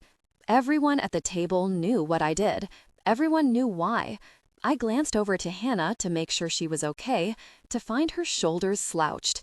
I hated imagining what horrors were rolling through her mind as she stared at the chicken on her plate. Ian, realizing the can of worms he opened, rubbed her shoulder. But Hannah was resilient. Not as much as Sophia, but she was strong. She lifted her chin and swallowed before asking, Is she okay? Yeah, I rushed to reassure her. I took a moment before explaining, not wanting to share Alexandra's story. It wasn't mine to tell. This was different. I got to her before anyone else could. Hannah exhaled hard. Good. Good. Wait, Mom cut in. Erik, you went to get her? Mom, no. I thought you hired people? Her words were an accusation and a plea for me to tell her I hadn't gone. You promised you wouldn't go again. You almost died the last time. This wasn't the same. I knew ahead of time that no one would be there but her. I was safe, just like you were safe before. Tears glossed her eyes. Do I have to lose another child? A silence descended over the table. Everyone remembering the one person not here who should have been. Everyone taking a moment to feel the empty place in our hearts and our home. I rushed to reassure her, needing to pull us back from the edge of the black hole we walked on. Mom, you know I wouldn't be reckless. I promised. This case was different. I looked across the table to Ian, pleading for help to move the conversation away from dangerous topics. He has a crush on this one, Ian supplied helpfully, immediately making me regret asking for his help. I don't, I defended. She's only 19 and vulnerable with nowhere else to go. I wouldn't take advantage of her situation. I'm just trying to help. Age is just a number, and she seemed pretty strong to me, he pushed. Shut up, Ian. You won't mind if I step in then? Stay away from her, I growled. Ian winked at Hannah, and she laughed at his taunts, the bubble of sadness broken for now. Shaking my head at the lack of support from my sister, I went back to eating my chicken. Anything to avoid any more talk of Alexandra. Because Ian was right. I was attracted to her, but I couldn't act on it. She may have been as strong as Ian predicted, but I could tell she needed more than a quick fuck, and I didn't have that to give. Don't even get me started on the virginity. Well, next time bring the young woman to dinner, my mom reprimanded, and if she has no one, then she can always come here. It was a viable option to let her stay at my parents'. They had the room and cared, but my mind shut it down. I needed to keep her close. That's okay, Mom. I don't want to add any stress on you. It's no stress at all. I'd love to take care of someone now that all my children have abandoned me. 15 minutes away is hardly abandoning you, Hannah defended. She'll need rides to work. It's easier to have her close. She can stay with me, Hannah suggested. My apartment is only a few floors below yours. You could just pick her up from there. Or I could take her. There's an idea. Isn't that a perfect idea, Erik? Ian taunted. No, I growled from my clenched jaw. It's not because Hannah lives in a one-bedroom apartment. Where would she sleep? The couch? Why bother when I have the extra rooms? What about an apartment in your building? You've set other survivors up with a place to live, my dad suggested. I took a deep breath, not liking any of the options. I just wanted to keep her close to me and didn't want to have anyone probe too deeply into why, because I didn't know. I'll have to look into availability and see if she'd be open to it, I conceded. It satisfied everyone, thank God, and we moved on to other mundane topics for the rest of dinner. You know, I'll never forget the day I got the call you were in the hospital, Ian said. We were sitting in the back sunroom, drinking beer while Mom and Hannah washed dishes and Dad watched the football game. I cringed at his words and brought the bottle to my lips rather than say anything. I didn't know what to say. Our family had lost so much, and I'd almost added to it. But not even that was as bad as walking into your room and seeing what had happened to you. You're my brother, and I almost lost you." Swallowing past the lump in my throat, I tried to make light of the conversation. "I'm harder to kill than that." "I don't know about that, but I do know you're damn lucky Jared found you." The first year I began rescuing girls from sex trafficking, I'd made a name for myself. I'd been cocky and almost wanted them to know I was coming. I'd even used the name Robin Hood, thinking I was clever because I was taking from those in power and helping others in need. I'd made it so people in the business knew who to watch for on the web. I'd pissed off some powerful people the first year I began rescuing women from sex trafficking. One night, a few years ago, I'd been caught by the wrong man. He'd known I was coming and planted a trap. I fell right into their hands and they beat the shit out of me. I would have died if not for Jared. He'd been following the same sale and found me left for dead out back. He'd taken me to the hospital and I'd barely made it back to the land of the living. I know, and I learned from my mistakes. I now hire McCabe's team to do the extractions. Do you? Then why did you go get her after you promised your family you wouldn't go out anymore? It was different. I sounded like a broken record even to my own ears. DeVries is still out there. But not even just him. There are tons of people who would love to see you dead. Marco DeVries was the man who set me up. There wasn't anything special about him. I didn't target him specifically. I didn't search for him or look for revenge. That wasn't my goal. My goal was to save as many women as I could, no matter who they were from. I'd learned the hard way to just keep my head down and get the job done the most efficient way possible. I'm more careful now. I dropped Robin Hood and I don't make as big of a splash with Mr. E. But it could happen again. It could, but I'm doing my best to keep it quiet. You know why this is so important to me. I know, it's important to all of us. Just don't get so caught up in avenging one dead family member to wind up leaving us to mourn another. I have no intentions of dying. We never do. Ian finished off his beer. Just be careful, man. Like I said, you're my brother. Unfortunately, I muttered, trying to lighten the mood again. This time, Ian took the bait. He punched my arm, almost making me drop my beer. The better-looking brother. Yeah, right. Hey, maybe Alexandra will want me over you. I glared at him, but he was laughing, ruining the effect. You're so easy. I hoped no one else saw through me as easily as Ian did.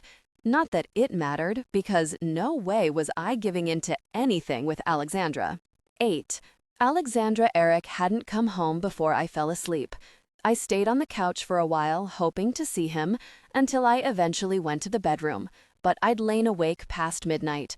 His date must have been a good one. Seeing him interact with his friends and hearing them talk about him painted him in a different light, one that had me lowering my guard. I didn't even think about laying in front of the door this time. I'd sunk into the luxurious bed, letting the down comforter keep me warm. I couldn't recall the last time I'd felt that kind of comfort. When we'd left the office, I'd been excited about getting to know him, hoping to understand the connection between the man who pinned me to the wall and laid out a terrifying future I could to the one who smiled at his secretary and made jokes with his friends. I wanted to get to know the latter man more. Then he dropped me off at the apartment with terse instructions and left. My heart had sunk to my stomach, and I'd felt foolish, naive. So I'd gone up, changed back into the clothes he'd given me the night before, and ordered a pizza, relishing every bite of the salty, greasy heaven. Then I'd watched TV, actual cable TV. I'd lived my night like a queen. Or maybe just a girl who wasn't poor and starving. I hesitated to get up the next morning, wondering if I'd find him still gone. But the aroma of coffee seeped its way under my door, beckoning me to get up. He had to be there, unless he had a fancy machine that he could schedule. But it wasn't a regular coffee pot. It was one of those that made it by the cup. I yanked the covers back and ran to the bathroom, taking time to finger comb my hair into submission. I didn't have a valid reason to have my heart racing, pumping adrenaline through my limbs, urging me to get to him faster. No reason at all. But this time felt limited, and I wanted to enjoy every moment. One day at a time could mean that today was the last day. It could all be pulled out from under me, and I'd be dropped off at the trailer like this had all been a dream. And I wanted to see him. I could be honest about that. I'd watched him move about the office, taking in his easy movements, shocking for a man his size. His long fingers had flown across the keyboard between running through his short hair. Sometimes he'd even take a moment to lean back in his chair and drag a finger across his full bottom lip. Each movement had drawn my attention to the strength under his suit. Each movement stoked the flame of attraction burning through me. I had a crush. How could I not after all he'd done for me? It was normal, I rationalized. Taking a deep breath, I began my descent downstairs and loved the shot of happiness tingling through my limbs when I saw him sitting at the island with a cup of coffee and the newspaper. His back muscles strained under his t-shirt, and my mouth watered as I imagined touching him. I needed to get myself together. It was one thing to have a crush and another to fall head first into a pool of lust because I'd put the man on a pedestal. "Good morning," I greeted in my most calm voice. He didn't look up. "Good morning. Sleep okay?" "Yes. It's kind of impossible not to in such a comfy bed." I turned my back on him to look over the coffee machine. My hands hovered over the buttons, trying to decide which ones to push, but hesitating because I didn't want to break it. I gasped when a strong arm reached past me and grabbed a mug, placing it under the spout. I stayed still, forcing myself not to step back into his heat as he grabbed a little white cup, put it in a slot in the machine, and pushed a few buttons to bring it to life. "Thank you," I breathed when he stepped back. "No problem. You'll probably want to figure out how to use it." I turned to face him, mirroring his stance of leaning a hip on the counter. "You'll have to show me how you made the cup from yesterday. It was delicious. Just 2 creams and a sugar. Nothing fancy. How do you make yours?" "I just have it black, and a stronger brew. Keeps the hairs on my chest," he joked with a smile. I couldn't help but smile in return. It'd been the first time he'd joked with me, and it added fuel to the fire keeping my crush alive. "Once you have your coffee, I was hoping we could sit and talk. I've been thinking about what to do, and I have a plan. Just need to know if you're interested." "Of course." "Good. Meet me in the living room when you're ready." I willed the machine to make my coffee faster and even forwent the cream and sugar just to get to the room faster. I immediately regretted my decision when I sat and took a sip, cringing at how bitter it tasted. Erik didn't comment, just raised his brow at the black liquid in the cup. "So, what's up?" I asked. "Okay." He set his cup down on the coffee table and rested his elbows on his knees, his hands clasped between them. "I'd like you to stay and work for me. During that time, you can save up money to find your own place. The $10,000 at the end of the month should help with that." My eyebrows rose, my heart thumping harder with each word from his lips. "If business is still your interest for college, then you can submit for our internship program. We pay for any schooling that you can't cover from scholarships and grants. But you would need to begin applying for scholarships immediately, as well as get your college applications in." "Are you serious?" I barely breathed the words, scared that he would begin laughing and say, "Just kidding." It all seemed too good to be true. As a heart attack? The only catch is that once you complete your degree, you have to work for Bergamo and Brandt for 2 years before applying at any other jobs. That doesn't seem like a catch. That sounds like a guaranteed job. We like to at least try to keep our investments. Take some time, think it out. "Yes," I interrupted. I didn't even need half a second to consider this. "Are you kidding me? I'd be a fool not to take an opportunity, and I'm not one to look a gift horse in the mouth." "Good. I'll help you get all the applications you'll need." "Of course." "God, Erik." I looked down, embarrassed by the tears burning my eyes. Thank you so much." He grabbed his mug and stood, ignoring my emotional display. Taking a deep breath, I got myself under control and had to tip my head back to meet his eyes. "You're welcome. Now get dressed and we can run out to get you some clothes." Unfortunately, until we get those clothes, you'll have to wear what you wore yesterday. Blood flooded my cheeks. I don't have money for new clothes. I can just run back to my home and grab some things. I already said no, and I'm buying. I highly doubt you have office wear either. I didn't, but this felt like a charity case. Like you said, Alexandra, don't look a gift horse in the mouth. 9. Erik. The fluorescent lights shined down on her wide eyes. She walked into the store like she'd never seen a Target before. According to Hannah, it was one of the greatest places on earth, but I didn't get it. I've never let myself go in these places before because I couldn't afford them. The words were soft, like she was saying them to herself. But then she turned her full attention on me with a wry smile. Leah liked to come here, though, but only because she stole the things she couldn't afford. Sounds amazing. She shrugged, one side of her mouth quirking up ruefully. We stood at the threshold of the sections, and I waited for her to lead the way. Are you going to go look around? No, I answered dryly. This store wasn't my top pick for my wardrobe. I'm good on clothes. So you're going to walk with me? She asked slowly, one brow cocked. Is that a problem? No, not at all. I'll be quick and just grab a few things. I stayed a few paces behind her, watching her. I became lost in watching her smile when her fingers grazed a certain top.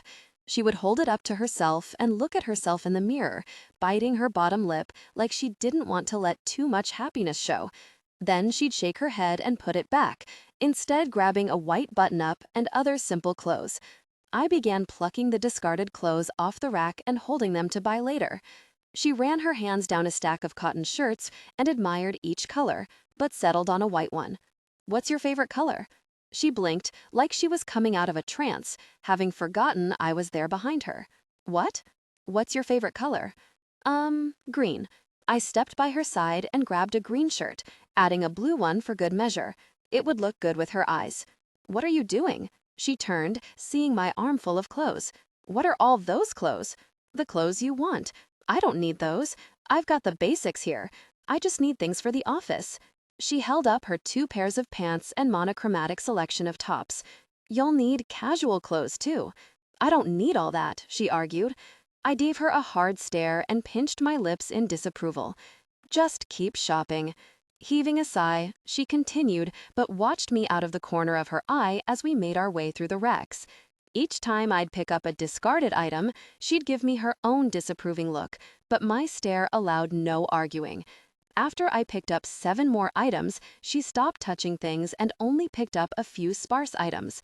We got to the end of the section and crossed the aisle when she stopped and a huge grin spread across her face. She hunched over to look at the movies lined up in a cardboard stand. Oh my God, I loved this book. She held up Gone Girl. Have you ever seen the movie? No, movies weren't in the budget. I hung out at the library a lot, so I've read a ton of the books that were made into movies. But this one was one of my faves. Girl with the Dragon Tattoo is my favorite. I heard the movie wasn't as good as the book, but if I could have splurged on seeing one movie, that would have been it. I hear most books are better than movies. You hear? Do you not read? Not for leisure. It's mostly reports and articles. That's boring. I actually enjoy it. She set the movie back down and continued down the aisle. I made sure she wasn't looking before I grabbed the movie and slid it under the pile of clothes. I didn't know why I did it. We were there to buy clothes for the office. There was just something about her smile that made me want to see it again. I'd just hidden my contraband when she turned and backed into the underwear and pajama section, a devious smile tilting her lips. Want to pick these out for me too? I gave her a hard glare without answering. She picked up 2 scraps of underwear, 1 on each finger, and held them like scales. What do you think? Lacy or silk? Boy shorts or thong? Apparently, we were going to finish this trip with me glaring at her the whole time. Or maybe granny panties. I would much rather imagine her in cotton granny panties than that scrap of teal lace. Not that I should be imagining her in anything. You're hilarious. I've been told by my coworkers I make the time go by with my awesome sense of humor. She dropped the wispy fabric and grabbed a selection of simple cotton. Thank God. Were you the class clown? Not really, but having a sense of humor is better than feeling sorry for yourself. You can laugh about it, or you can cry about it, Erik. Pick your poison, but I'd prefer to laugh. Sophia's words when she was dumped right before prom hit me. She'd been the most resilient girl I'd ever known. I couldn't help but be reminded of her when I looked at Alexandra. They both had the same stubborn will. Alexandra looked at a pair of silk pajamas, but put them back and grabbed a pair of basic cotton pants. She'd taken 2 steps and I made my move to grab it. I'd just wrapped my hand around the hanger when she jerked around. No, she stepped close and did her best glower. Her eyes narrowed to slits and her lips pursed. If you want them, then just get them. I went to lift them off the rack when her hand slapped mine. I dropped the hanger, shocked at the slight sting across the back of my hand. I don't want them. I was just testing you. You failed. Her words barely registered. Did you just slap me? She stepped back and clutched at her chest with an exaggerated gasp. You sound like an 1800s grandma shocked because I just showed some ankle. She waggled her eyebrows and tugged her black pants over her ankle. It was so unexpected, I laughed. It was rusty and unused, but it choked up out of my chest almost like a bark of sound. She stood upright again, and her eyes softened. You should smile more, she proclaimed softly. The same tension from that first night in the kitchen flowed like a bubble around us. My chest warmed, and it should have been the warning to take my family up on their suggestion and have Alexandra stay somewhere else. But that wasn't the way this would work. I shook my head and looked away, breaking the moment. She hooked her thumb over her shoulder. I'll just grab some pajamas and we can go. Make sure you grab enough, I called to her back. She twirled around and lowered her brows. Yes, sir, she answered in a deep voice and a salute. And as much as I wanted to stop it, I couldn't help but smile. Alexandra, wine isn't so bad, I said, a little lightheaded from the second glass. It's a good pairing with the steak. Erik sat with me on the couch, holding his own glass. My mom loves exploring new wines and always let us have some with dinner. She said we were exploring our European heritage, and everyone in Europe enjoyed a good wine with meals. Thanks for letting me have some. You're hardly a child. Yeah, but I'm not 21 either. It's just wine. It's not like I'm taking you to a bar and letting you do shots. We'd gotten home and ordered dinner in. It felt like a halfway normal experience, just 2 people eating dinner. I'd been able to wear anything other than someone else's clothes, and we'd talked about what I'd learned at the College of YouTube. Now we both sat on the couch with our drinks, a business channel playing in the background. He'd been reserved earlier in the morning, but as the day went on, he relaxed in small increments, leading to him slouched back next to me. I sat crisscross applesauce and faced him. Only a foot separated my knees from brushing against his strong thighs, straining against the denim of his pants. He finished his glass in one big gulp before turning to me. Ready for bed? I mimicked his movement and emptied the red liquid before setting it on the table. Sure, you're going to want to drink a glass of water with some ibuprofen before bed. Yes, sir, I said with a deep voice and salute. He smiled again, and it reached across the space, stroking my skin, pulling a smile from me too. Kind of like when he'd laughed in the store. It was so sexy, deep, a little dark, and a rumble that shook me even from a distance. When was the last time I'd felt this at ease? Had I ever? And all because of this man. I wished for something I could give in return, something to show how much I appreciated everything. I didn't have anything. Except for me. He'd been on the site for a reason, and maybe it wasn't to buy a virgin, but probably some form of sex. Maybe I could give him some intimacy, show him my thanks with my body. I inched forward and the smile slowly slipped from his face, but he didn't move to pull away. When my knees brushed his thigh, I slicked my tongue across my lips and leaned in. The kiss was soft and tentative. I didn't know what I was doing, as I'd never kissed anyone before. Taking my cues from him, not jerking back, I pressed a little harder, explored a little more. I trembled with nerves that I was doing it wrong, trembled with excitement at being so close to a man. I rose to my knees, resting my hands on his shoulders, and wrapped my lips around his bottom one, loving how soft and plush it felt between mine. I nibbled at it, causing a groan to rumble from his chest. The simple kiss I'd planned on giving him went out the window as Erik took control. His hands gripped my waist, holding me to him. His head tilted and his tongue pressed against the seam of my lips, demanding entrance. I obliged and opened, my tongue meeting him halfway, tasting the red wine he'd been drinking. His grip tightened, and I whimpered, trying to rub my legs together around the ache between them. He tugged me, and I threw my leg to the other side of his, straddling his lap.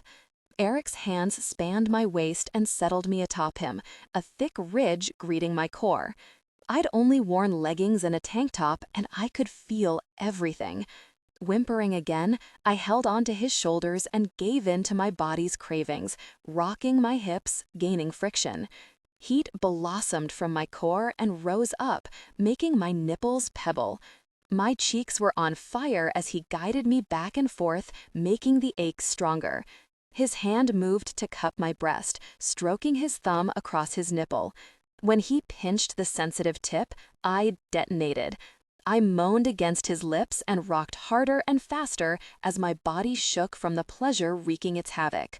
My movements slowed as the orgasm ebbed, and I pulled my lips from his to catch my breath. His hands still held me in place, and I floated back to earth. Leaning in, I placed gentle kisses along his jaw, the corner of his lips, whispering words between each one. "Thank you. You saved me." He stiffened and pushed me back until I sat on his knees rather than his hips. "This can't happen," he growled.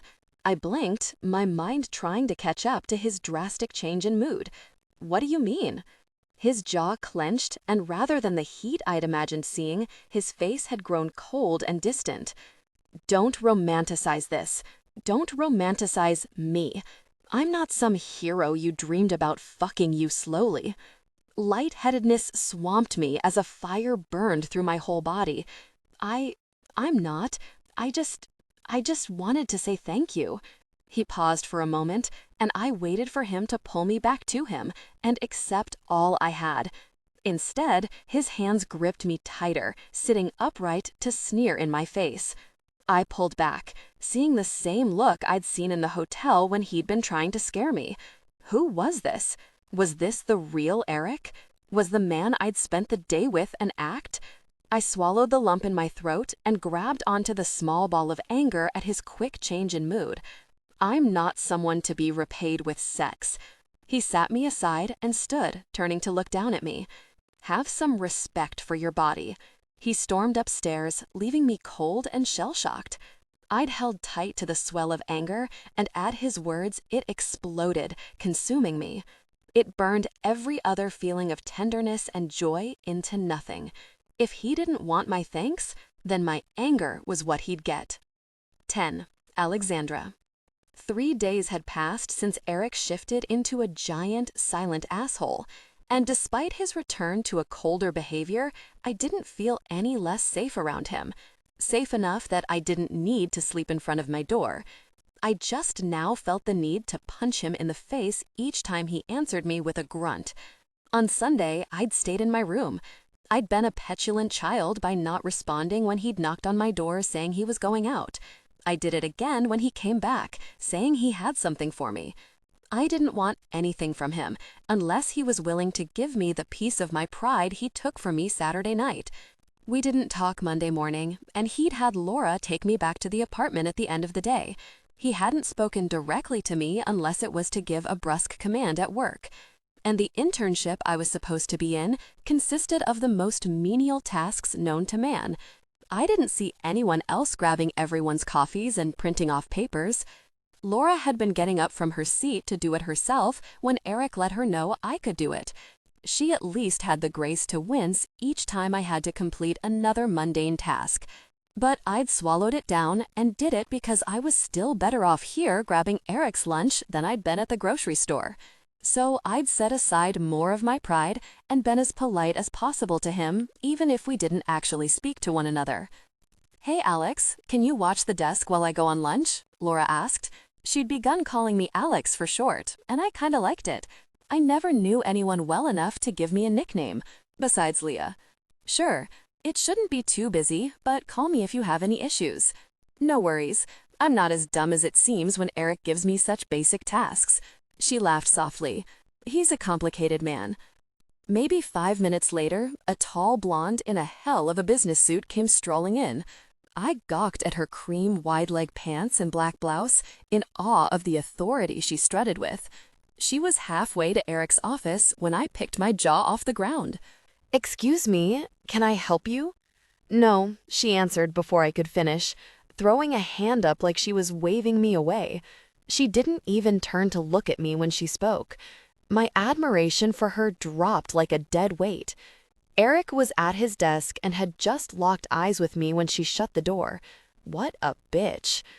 The minutes ticked by as I stared at Erik's door waiting for Miss Bitch to come back out.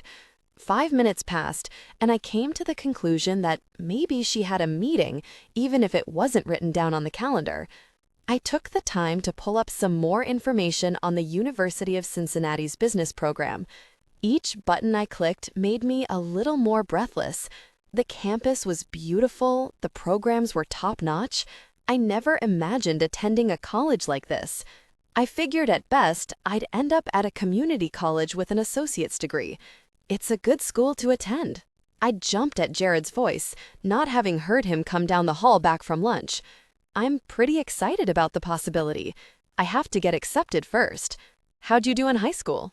Good, mostly A's and B's, but I never got to take my exams because I couldn't afford them. So, well, see how those go. Erik will take care of those fees. I tried to stop from rolling my eyes, but it didn't work. Yeah, it only served to make Jared laugh. He's not so bad. A little rough around the edges, but mostly good. I was saved from responding when there was a thud against Erik's door, causing both of us to jump. We jerked our heads, waiting to find out what the hell was going on, when all of a sudden another softer thud hit the door, followed by a moan.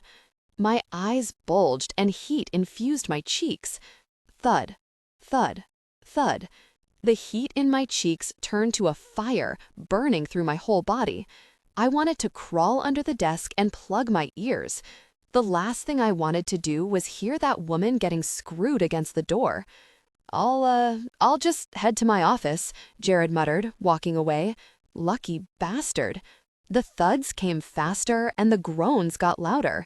I squeezed my eyes shut and pressed my fingers against my ears, praying for it to end. I was only granted my wish 5 of the longest minutes later, when she moaned his name just before a deep groan followed. I'd heard my sister and Oscar go at it many times, but this was worse. Even though I'd been pissed at Erik for his cold attitude, I still hadn't been able to stop the small embers of my crush from staying lit. It was such a minor, lingering crush, but pain and embarrassment spread and took up every spare inch when I heard him fucking that woman. Blinking, I fought to hold off the fire burning the backs of my eyes. I was just as stupid as he claimed me to be, just as naive.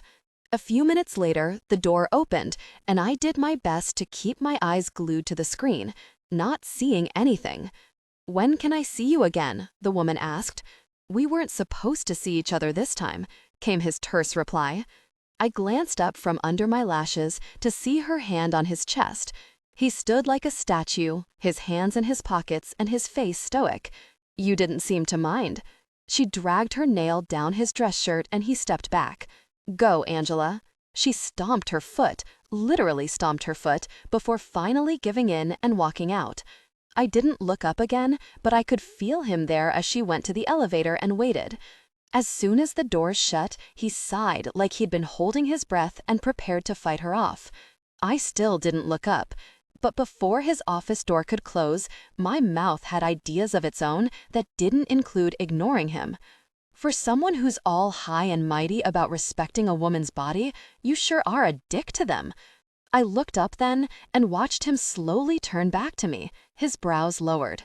His green eyes sparkled like emeralds under thunderclouds. He took 2 long steps away from his door and smirked down at me. Trust me, I didn't disrespect her body at all. Didn't you hear? He'd wanted me to hear. That asshole wanted me to hear him fucking some woman. Why? So I wouldn't romanticize him? I stiffened and took a deep breath to push down the anger. He turned to walk away again, but I wasn't done. No, you just disrespect women as basic humans. He turned back, taking another step closer. Are you jealous? He hit a little too close to home. What did that woman have that made him decide to give in to her and not me? Why was her body worth disrespecting but mine wasn't? I scoffed. No. He walked slowly around the desk until he stood right in front of me. His hands moved from his pockets to the arms of the chair and leaned down, bringing his face too close to mine. I stayed upright, unwilling to pull back and cower. Disappointed then? He asked softly. Disappointed that I didn't bend you over and fuck you in the disgusting hotel room? Even more disappointed now that you know how good I can make a woman feel? Fuck you, I ground out. I remained still as he dragged his nose along my cheek, only letting my eyes slide closed a little. They snapped back open when he pushed away. Maybe it was your ploy all along. Maybe you're not even a virgin at all. This is just your way of guilting some poor man into giving you so much more than a measly 10 grand. You sure didn't feel like a virgin when you rubbed yourself all over me as you came. I didn't know how I kept my body glued to the chair when all I wanted to do was stand up and shove him, maybe even smack his face for insulting me. Instead, I clenched my fists and managed to growl past my clenched jaw. Screw you. With a triumphant smile, he stepped back and headed to his office. Call the precinct and make a reservation for 2 at 7. Then, please notify Miss Stutz of our plans. Her number is in my contacts. Laura can take you back to the apartment again. He stopped before closing his door and gave one last parting shot. I'll be home late tonight. I have a woman's body I need to show some respect to. Again, 11. My keys dropped to the carpet with a muted crash. Resting my hand against the door, I groaned and leaned over, trying to focus my eyes enough to grab the chunk of silver on the dark carpet. I stood upright, but didn't remove my hand from the wall. The world spun, and it took 2 attempts to finally slip the keys in the lock. Before I pushed the door open, I checked my phone for the time. 10:32. That was late enough. Hell, I'd been done with dinner almost 3 hours ago. It had been a petty mistake to meet Angela for dinner. I'd come out to find Alexandra there, her cheeks stained red and her chin high and mighty in the air. She'd opened her sassy mouth and I'd reacted, shutting her down. Joke was on me when I had to endure almost 45 minutes with Angela rambling about how happy she was that we had dinner. It gave her the wrong idea, and she began talking about a wedding next month and getting a hotel for the both of us. I'd scarfed down the $80 steak and made excuses to leave. There was no way I could sleep with her again. I hadn't really wanted to in the first place. She'd strolled in and I'd caught a glimpse of Alexandra's wide, innocent eyes, and I'd wanted to toss Angela out to call Alexandra into the office and pick up where I'd stopped everything Saturday night. Which was why I'd given in to Angela's overt come-ons and even fucked her against the door. I had a point to make, and I had to make it savagely. I was beginning to realize Alexandra didn't take shit. She called me on my rude behavior, and I'd snapped. The fact that I'd needed to remember Alexandra's soft cries to come while fucking Angela pissed me off, and I'd taken my frustration on her. I taunted her and cornered myself in a situation I hadn't wanted to be in. Hence why I'd gone to a bar to drink and was just now stumbling into my own apartment as quietly as possible, hoping she'd already locked herself in her room like she'd done every day this week. I held the knob as I eased the door closed, thudding my head against the solid surface when I heard her voice. I assumed you wouldn't be coming home. I peeled my head from the door and shook myself off before turning to face her. She was a 19-year-old girl in my home. She was also a young, beautiful woman whose legs were currently on full display along with the rest of her skin. She finished filling her glass of water before turning to rest her back against the counter. I slowed my pace and tried to stop my eyes from trailing over her exposed skin. She wore a pair of running shorts and a t-shirt. No bra, because why would fate be nice and at least put her in a damn bra? My hand gripped the island granite for support, trying to appear more sober than I was under Alexandra's assessing stare. "How was she?" she asked, her tone mocking. "Different from earlier? Better? Or does it even matter?" "None of your business."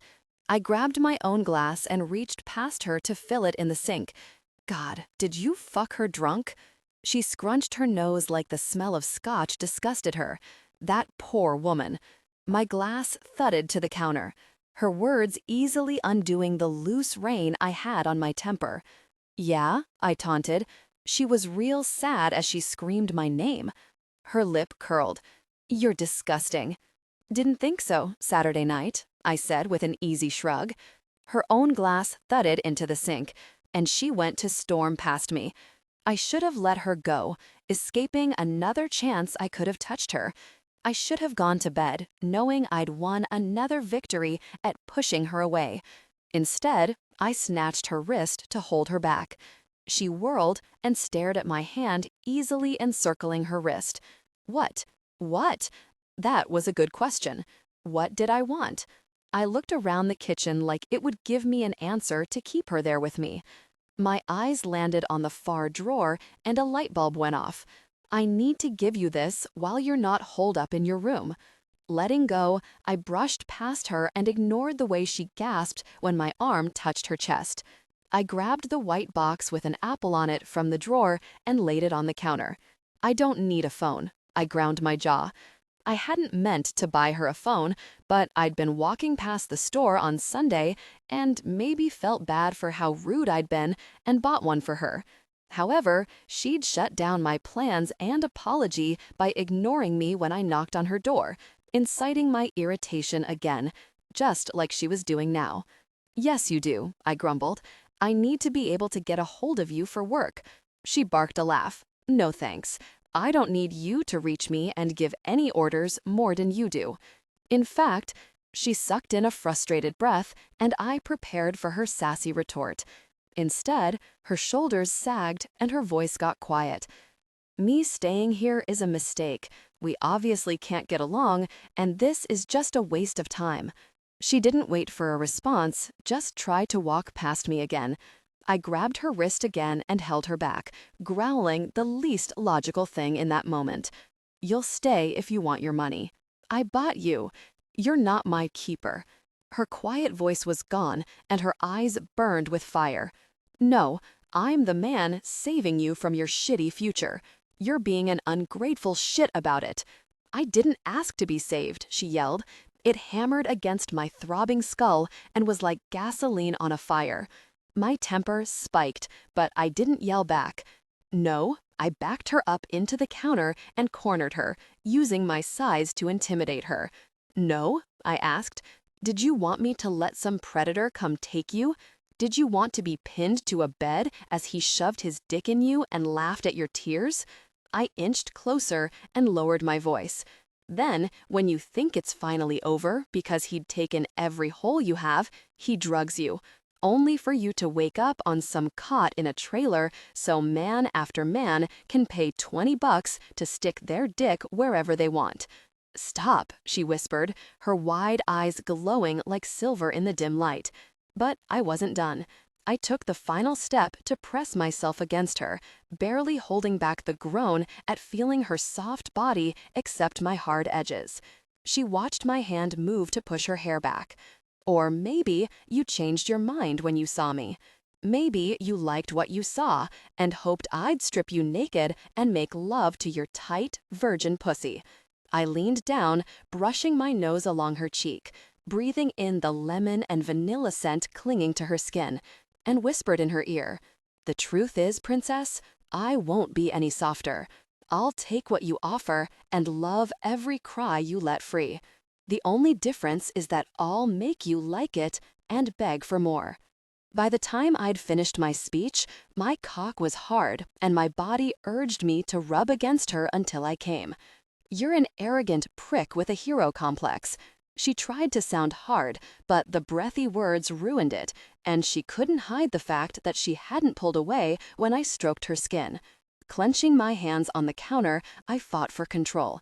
The alcohol and her nearness made me warm and hard. Thankfully, there was still a rational part of my brain that told me to back the fuck up. A part of my brain that told me she wasn't completely wrong. I listened to the small sliver of reason and stepped back, ending the night before it spiraled too far out of my control. "Take the phone," I ordered, walking away. I stopped before heading up the stairs. "And you're not leaving. I may be an asshole, but at least you're safe here.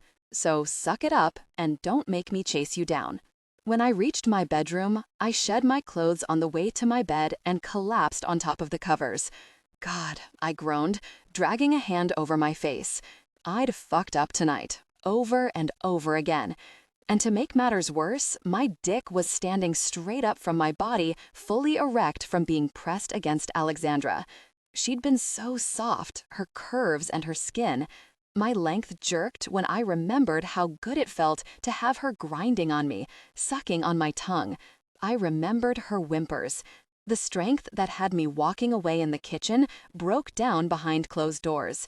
I'd given tonight, and tomorrow I'd be strong again, putting more distance between us. I gripped my cock and stroked it softly. My eyes slid closed, and I sunk into the memory of her soft whimpers. 12. Alexandra. The ending credits of Revolutionary Road scrolled up the screen. Erik had taken to buying movies on Amazon for me to watch.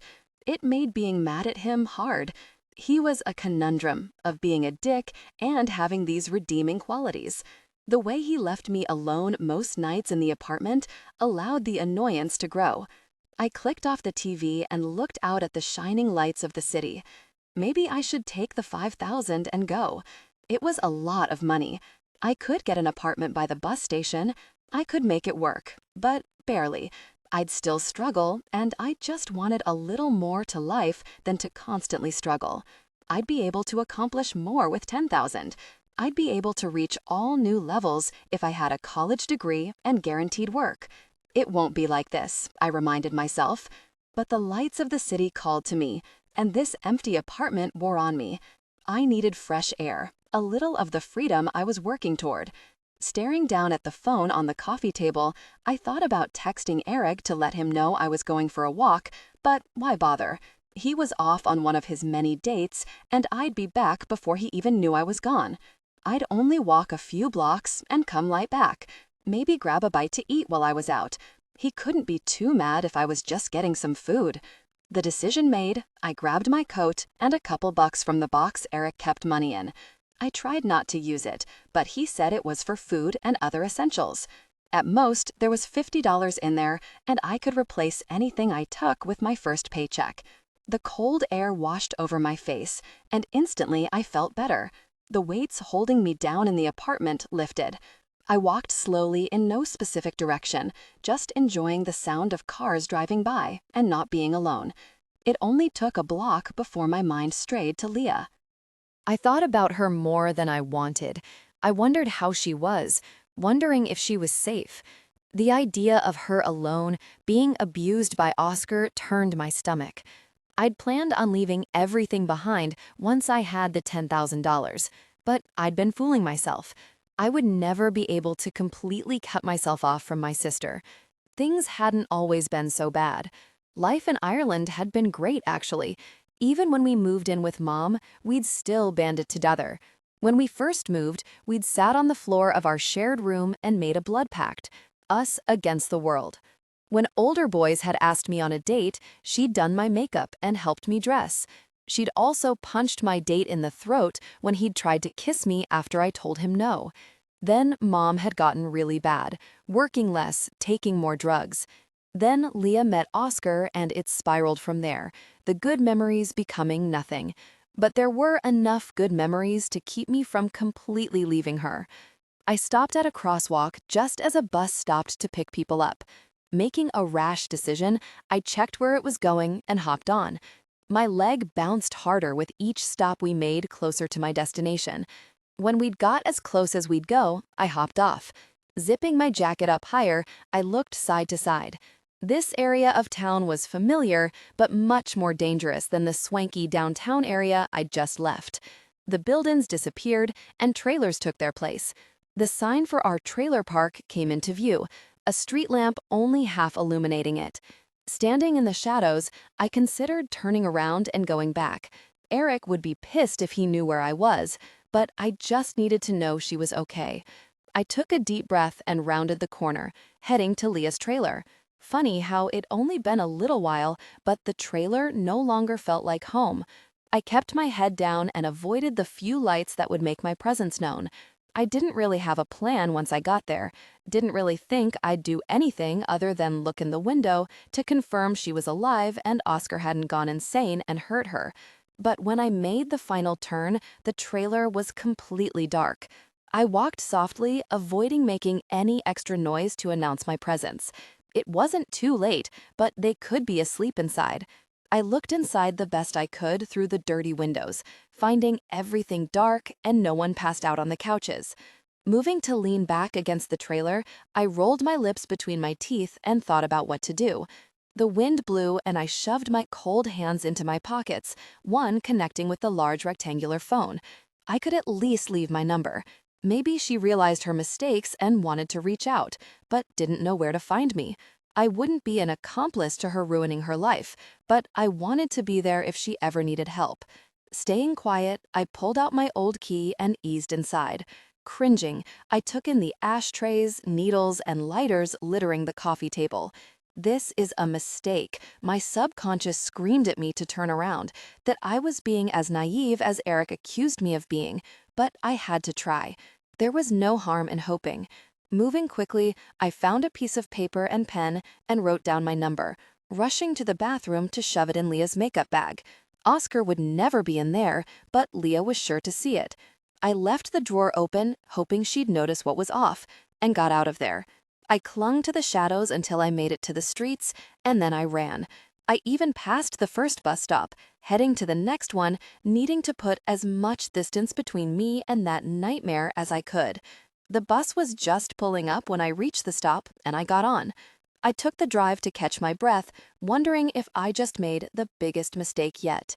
I jumped when my new phone vibrated across my desk next to Laura's the next day. "Still not used to it?" Laura asked, laughing at my reaction. Not really. It'd been 3 days and I'd barely done anything with it. Jared helped me add music yesterday. He'd stared at me in wonder when I told him I barely knew how to turn it on. Leave it to Erik to find someone to work at a tech company that doesn't know how to use an iPhone. I laughed. Hey, at least I know how to use a computer. The phone vibrated again with a reminder that I still hadn't checked the notification. I swiped it open and thought I might crush it in my grip when I read the message. Mr. E, grab me a coffee. No please, no asking, just a command, like it was a foregone conclusion that I'd be a coffee girl.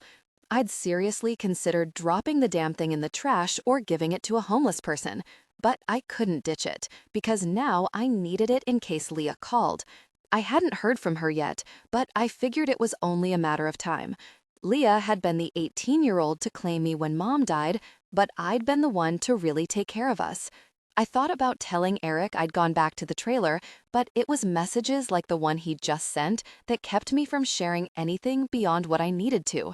I deleted the message because it irritated me to see the list of commands before heading to the lunchroom to grab Master his coffee. I was watching the black liquid drip from the machine when a deep voice interrupted my internal debate of whether to put eye drops in Erik's coffee or not. "Hey, new girl." I turned to say hello and stalled, the words frozen on my tongue. Holy hotness. The guy standing on the other side of the table, currently giving me a lazy smile, was hot. Like Abercrombie and Fitch model hot. Hi. Real smooth, Alexandra. I'm Wyatt. He reached his hand across the table, and I stepped forward to shake it.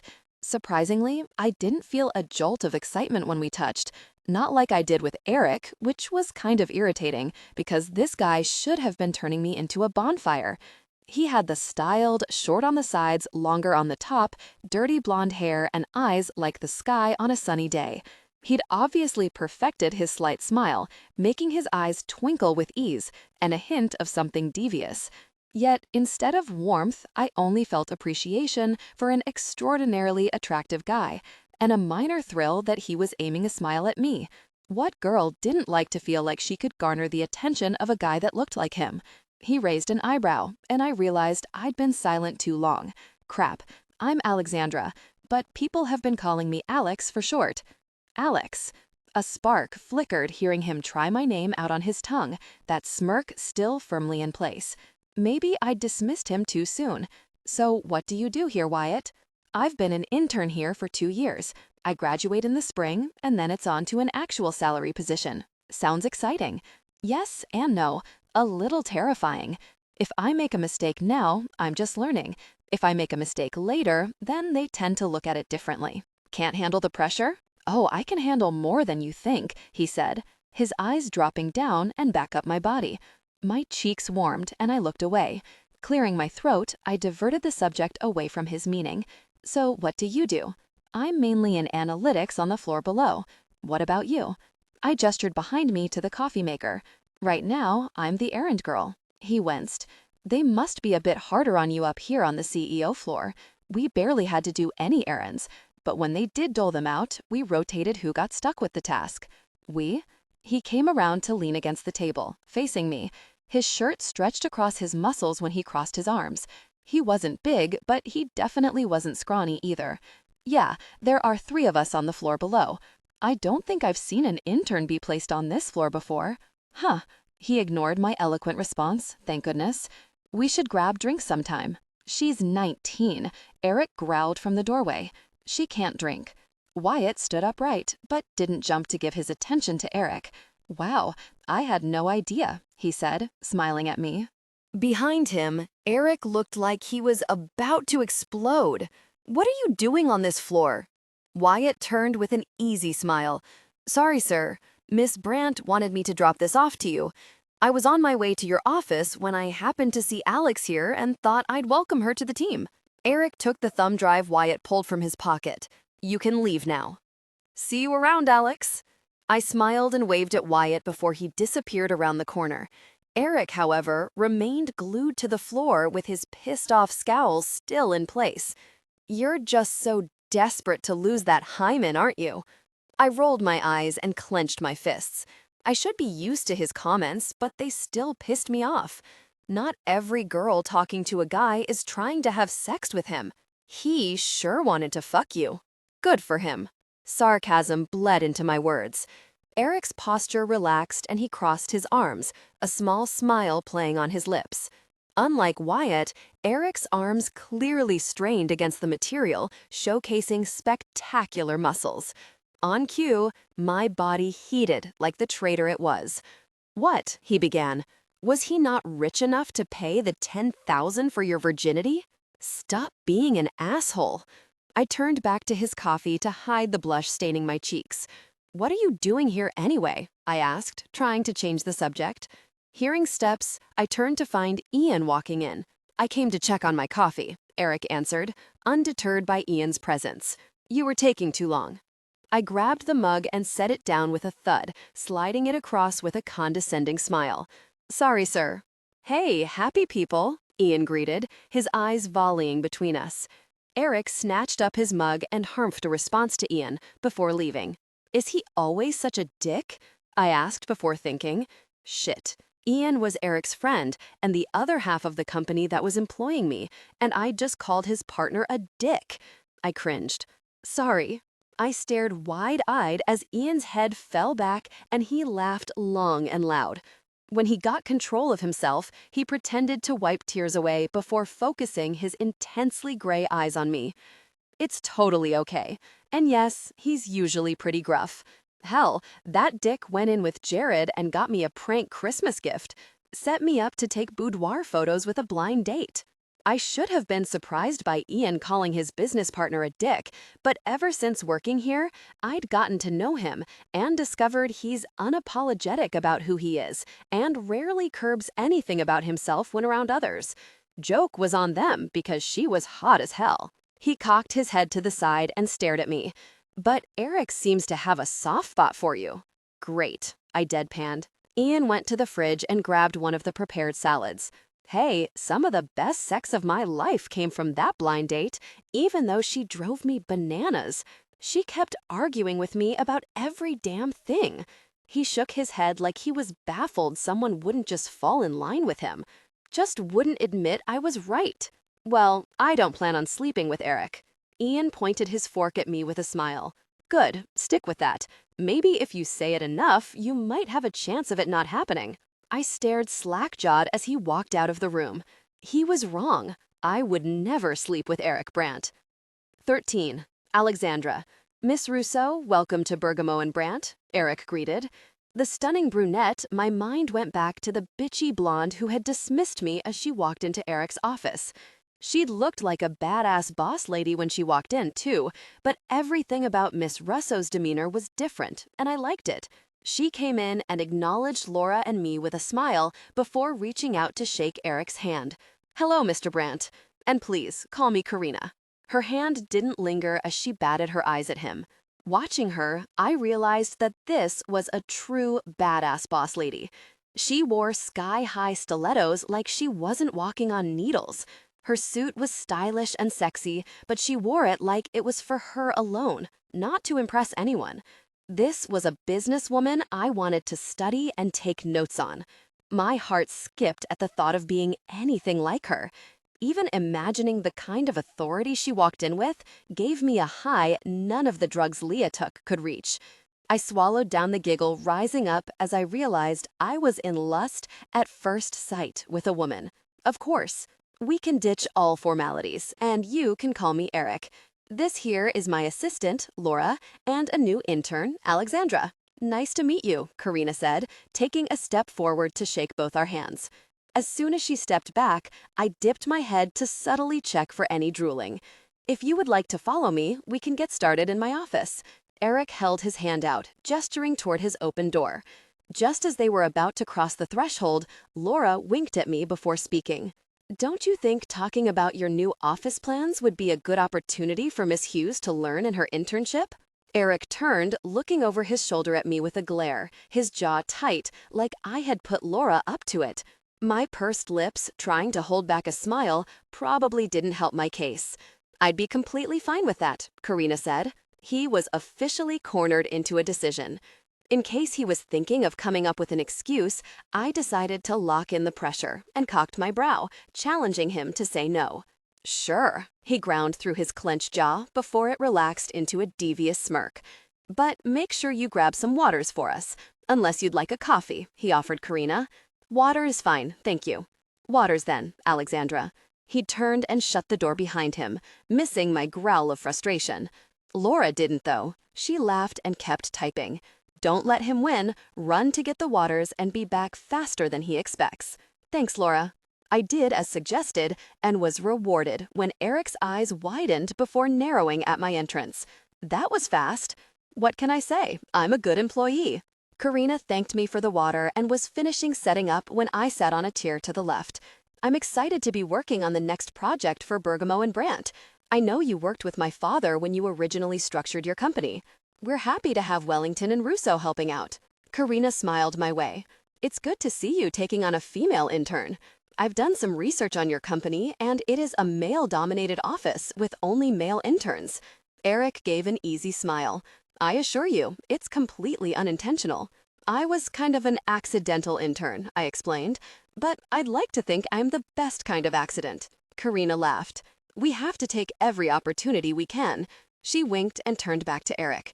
Okay, let's get started, shall we? Yes. Erik sat up, and I took that as my cue to remain quiet and absorb as much information as possible. I'm sorry Mr. Bergamo couldn't be here, but I'll be sure to fill him in. The meeting moved quickly, and I was confused through most of it, but took notes so I could look things up later. Sometimes Karina would take a moment to explain a technique or the lingo. Erik didn't acknowledge that I was there, but I didn't care. I became a sponge and sucked up as much information as I could. There was no YouTube video that came close to this kind of learning. Karina began packing up and had just put her sleek leather bag over her shoulder when she gave me her full attention, but talked to Erik. I'd love to work with Alex whenever possible. I'm always willing to extend as many opportunities to another female in the business as I can. I think my jaw hit the floor. Erik's tightened as he gave me an annoyed look, but he didn't fight it. He sighed heavily and gave in. Of course. She shook both our hands. Good. I look forward to our endeavor, Erik. Just as she left, Jared came out of his office looking a little frantic. Erik, we need to have a meeting now. Erik gave a curt nod and told Laura to hold his calls before he and Jared disappeared into Erik's office. How'd it go? Laura asked. Amazing. I fell into my seat with a dreamy sigh. It's not common knowledge, and I made a splash when I first started rescuing women and coming after the people who ran the operations. I made enemies. It's one of the main reasons I hire people to complete the rescue rather than going myself. Of course, I said again. What else could I say? I was done asking questions. I wasn't sure I could handle any more answers. His fingers had resumed their figure eights, and after I'd given my compliance, he looked back down at the movement. He appeared to be closed off, but I watched the way he swallowed again and again. I watched the way his other hand clenched and unclenched. I could only imagine what he was mentally reliving. I'd heard what he said and what he didn't. The way he talked about not being on vacation with them, the way he talked about taking so long to find them, he blamed himself. Maybe he did all of this as a penance for what he believed were his mistakes. As much as he pissed me off, I hated to watch another human being hurt, especially one who had chosen me as someone to help. Scooting forward in my chair, I reached my hand across the desk until I was able to place it over his. His hand stopped, and he briefly flashed his eyes to mine. I didn't say anything, just rested my hand on his for comfort for as long as he'd take it. Air rushed from my lungs when he adjusted, turning his palm up to hold mine. We sat there for maybe a minute, but a huge shift occurred. He accepted my comfort, and a silent truce fell between us. After a while, he eased his hand back, and I did the same. Don't ever talk about it, he said again.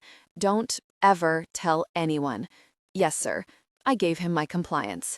No sarcastic remarks and petty battle. Good. He sat upright at his desk and moved his mouse to bring the computer back to life. Now, go get me a coffee. I almost bristled at his brusque order, mad that I'd apparently been the only one to feel a middle ground. But then he glanced my way, and one side of his mouth ticked up. I relaxed, realizing Mr. E had a darker sense of humor. 14. Erik, I know I'm not supposed to talk about what you do while we're out, but can I ask you questions while we're home? I looked over my shoulder to Alexandra sitting on the other side of the island. She leaned forward with her elbows resting on the marble counter, causing her t-shirt to gape and expose damn near all her cleavage. Ignoring the way my chest ached at hearing her call my apartment her home, I forced myself to turn back to the sink. I'd never shared this place with anyone, and I didn't plan on keeping her here for long. But if I had a gun to my head, I could admit that I guessed it wasn't so bad having her around. You can. I may not answer, though. She laughed softly. Fair enough. It'd been a week since I'd confessed about what I did on the sides, since I'd told her about my sisters. An unspoken truce had formed. I was still conservative with my time around her, but I stopped punishing her for my own attraction. I didn't stop making her get my coffee, but I did give her more meaningful tasks. I even made it a point to CC her on emails regarding Karina's project, mainly because if I didn't, Karina did. To feel better about spending more cordial time around Alexandra, I still overtly dated.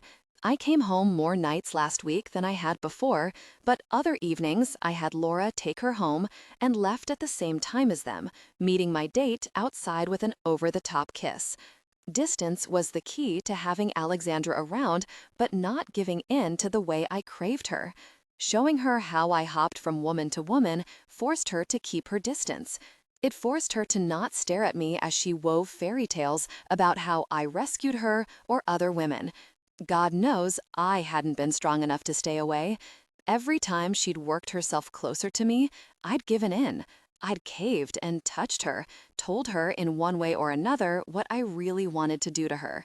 Distance was the key, even if it was just me forcing hers to keep hers because I was a weak, horny son of a bitch. Did you get the girl?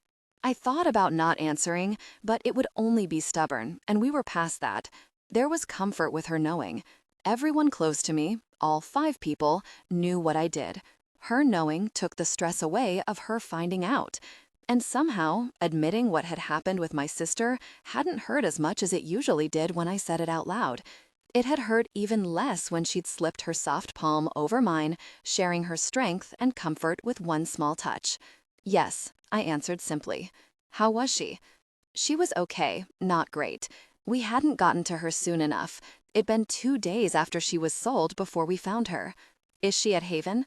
No. She had a family that had been looking for her. A good one. That's good. Yes. Not many have that to fall back on. Don't I know it, she mumbled as she looked down into her wine glass. Her shoulders slumped, and she made circles with her glass, swirling the dark liquid around and up the sides. Part of me wanted to wrap my arms around her, offer her some of the comfort she'd given me. I shook off the notion before my feet could start moving. Distance. If I went to her and she let me, I'd cave.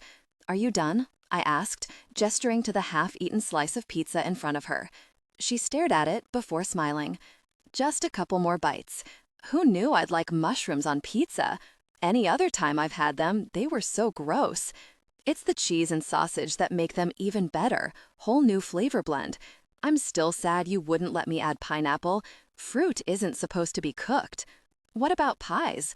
I've never had one. At least, not a fruit pie. Chocolate pie is to die for.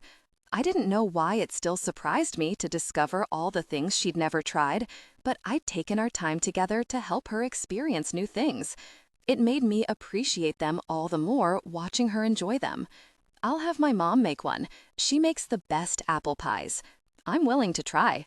Hell, I doubted your mushroom on pizza, and look at me now. She lifted the slice to her mouth and bit down, her eyes sliding closed as she hummed in pleasure. Alexandra was always so happy when she ate, and I liked watching her enjoy the things she hadn't been able to before. We'd probably had pizza about 5 times in the last 2 weeks because she said she loved it so much, but could never have afforded anything past the occasional dollar store cheap stuff. I never turned her down when she asked for pizza, even if it meant I had to work a little harder at the gym. She'd been so thin when I first met her, and after a couple weeks, she'd put on some weight. Her cheeks were less hollow, her skin had more color to it, her breasts fuller, her ass and thighs thicker. More weight was doing her good, even if it did have my gaze lingering longer than necessary. She took one last bite and pushed the plate away. I can't eat anymore. Take it, I laughed and grabbed the box. Hey, you want to watch a movie? Warning bells rang in my head. Don't be dumb, go to bed and keep your distance. For the love of God, walk away. She stared at me with crystalline eyes, wide and hopeful. Sure, you're so fucked. But her smile shut down the negative voice. She was so damn positive, and everything made her giddy.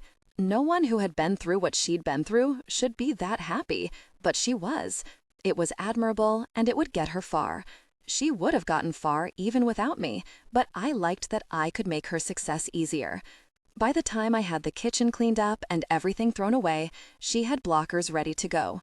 She flipped the blanket back and patted the couch next to her, all innocence. There was no seduction shining behind her eyes, no ulterior motive. It lured me into a false sense of security, like maybe all my pushing had her thoughts of heroism gone, and she no longer was attracted to me. That lie got me through the whole movie. It helped me keep my hands to myself as she laughed so hard she was wiping tears from her eyes. The lie made me feel safe enough to voice my own curiosity. Can I ask you a question? Her head tipped back on the couch and turned to look at me with one brow arched. You can. I may not answer, though. She repeated my same words back to me. How are you 19 and still a virgin? It's not like I'm 40, she scoffed. I know, but it's uncommon in this day and age. I don't know. There wasn't anyone really great around where I was. No one that I felt safe enough with to even consider feeling attraction. She shrugged before shifting to face me. Plus, my sister didn't make it seem all that appealing. You ever have a boyfriend? Nope. Kissed? The question slipped out, lower and more intimate than I'd planned. A slow smile curled her lips. Well, yeah, I kissed you. Was I your only kiss? I asked, shocked. Her eyes dropped a bit before looking back up, a blush staining her cheeks. Among other first experiences.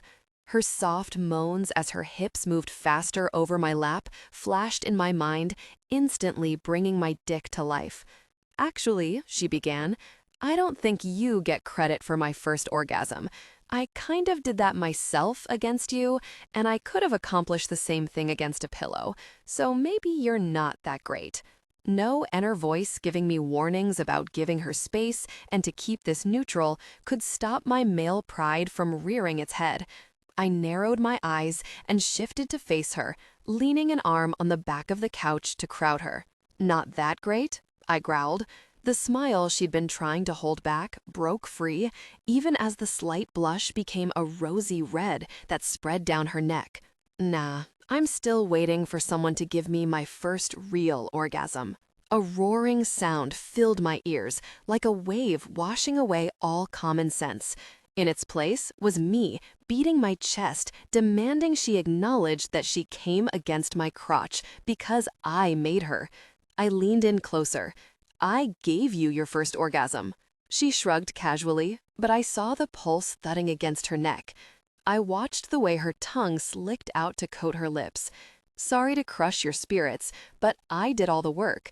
You just sat there, kinda like a pillow would. I was, weren't, was, weren't, was, I growled, reaching the end of my patience. She giggled. Were? My lips crashed down on hers, stopping the childish argument. A small part of me knew how fucking stupid this all was. I'd pushed her away, made decisions, gone on dates I didn't want to, all to make sure she stayed away. And here we were, kissing because I had to make a point that I was some caveman. I was an idiot, but I didn't care much when her soft lips were under mine. I didn't care how much I was screwing all my hard work up when she pressed her breasts against my chest and moaned. I didn't care as her tongue tentatively snuck out to touch my lips. I opened and the rich plum flavor of her wine exploded in my mouth. I brushed my tongue against hers and explored every inch, tasted every part of her. I buried my hand in her hair and controlled her, moving her where I wanted to gain better access. Her hands gripped my shoulders as I pressed her back to the couch where she spread her legs to fit me between them. Thinking of nothing other than making her come, my hand slipped past her breast and down her body. Has anyone touched you here? I asked, my fingers lightly skimming over her damp panties. No, she confessed breathlessly. I watched her eyes as I pulled the material aside and exposed her. I fought to keep from leaning back on my haunches and pulling her pants down to look at her pussy. Instead, I felt my way, groaning when my fingers encountered smooth, wet skin. You shave. She lifted one shoulder and looked away, but I gripped her chin and made her look at me. Don't be embarrassed. It's sexy. It makes me want to touch it all. To prove my point, I flattened my hand and cupped her, rubbing the smooth skin. Her gasp went straight down my spine to my balls like an electric shock. I did it for the hotel and just kept up with it since. I like it, I growled against her neck.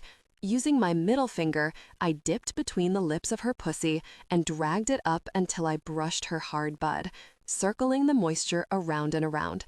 She arched her back and whimpered. Moving back to her entrance, I collected more moisture before slowly easing a finger inside. Oh my fuck, she was tight. She would squeeze my cock like a vice. I pushed in and out, bringing my thumb to her clit. Her eyes widened before squeezing shut. When her mouth fell open on a moan, I latched on, eating every sound of pleasure from her lips. Again and again, I penetrated her with just one finger, occasionally swirling around her nub until her juices were running down my hand. Listen, I demanded. I pushed in hard and moved my finger, wet sounds reaching our ears. She moved her hands to cover her face, but I pulled them back. Don't hide.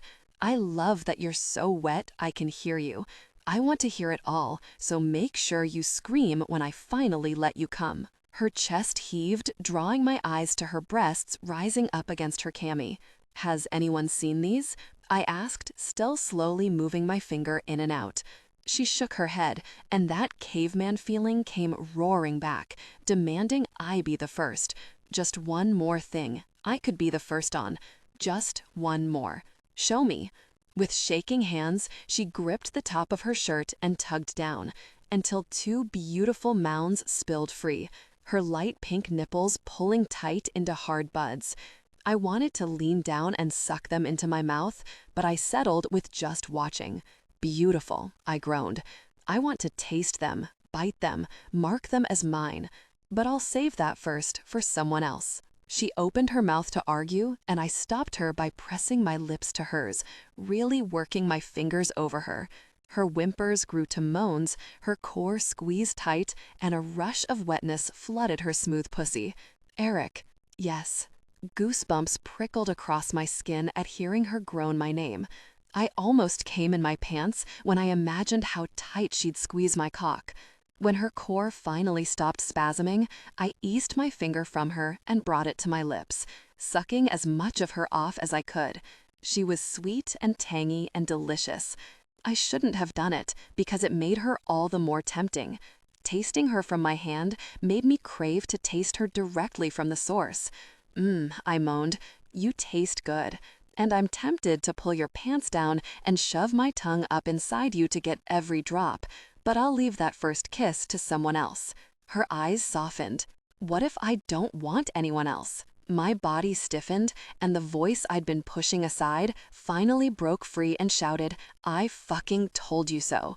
I let a blank wall drop over my eyes and rose to my knees, taking a minute to shift her top to cover her breasts. Don't, Alexandra.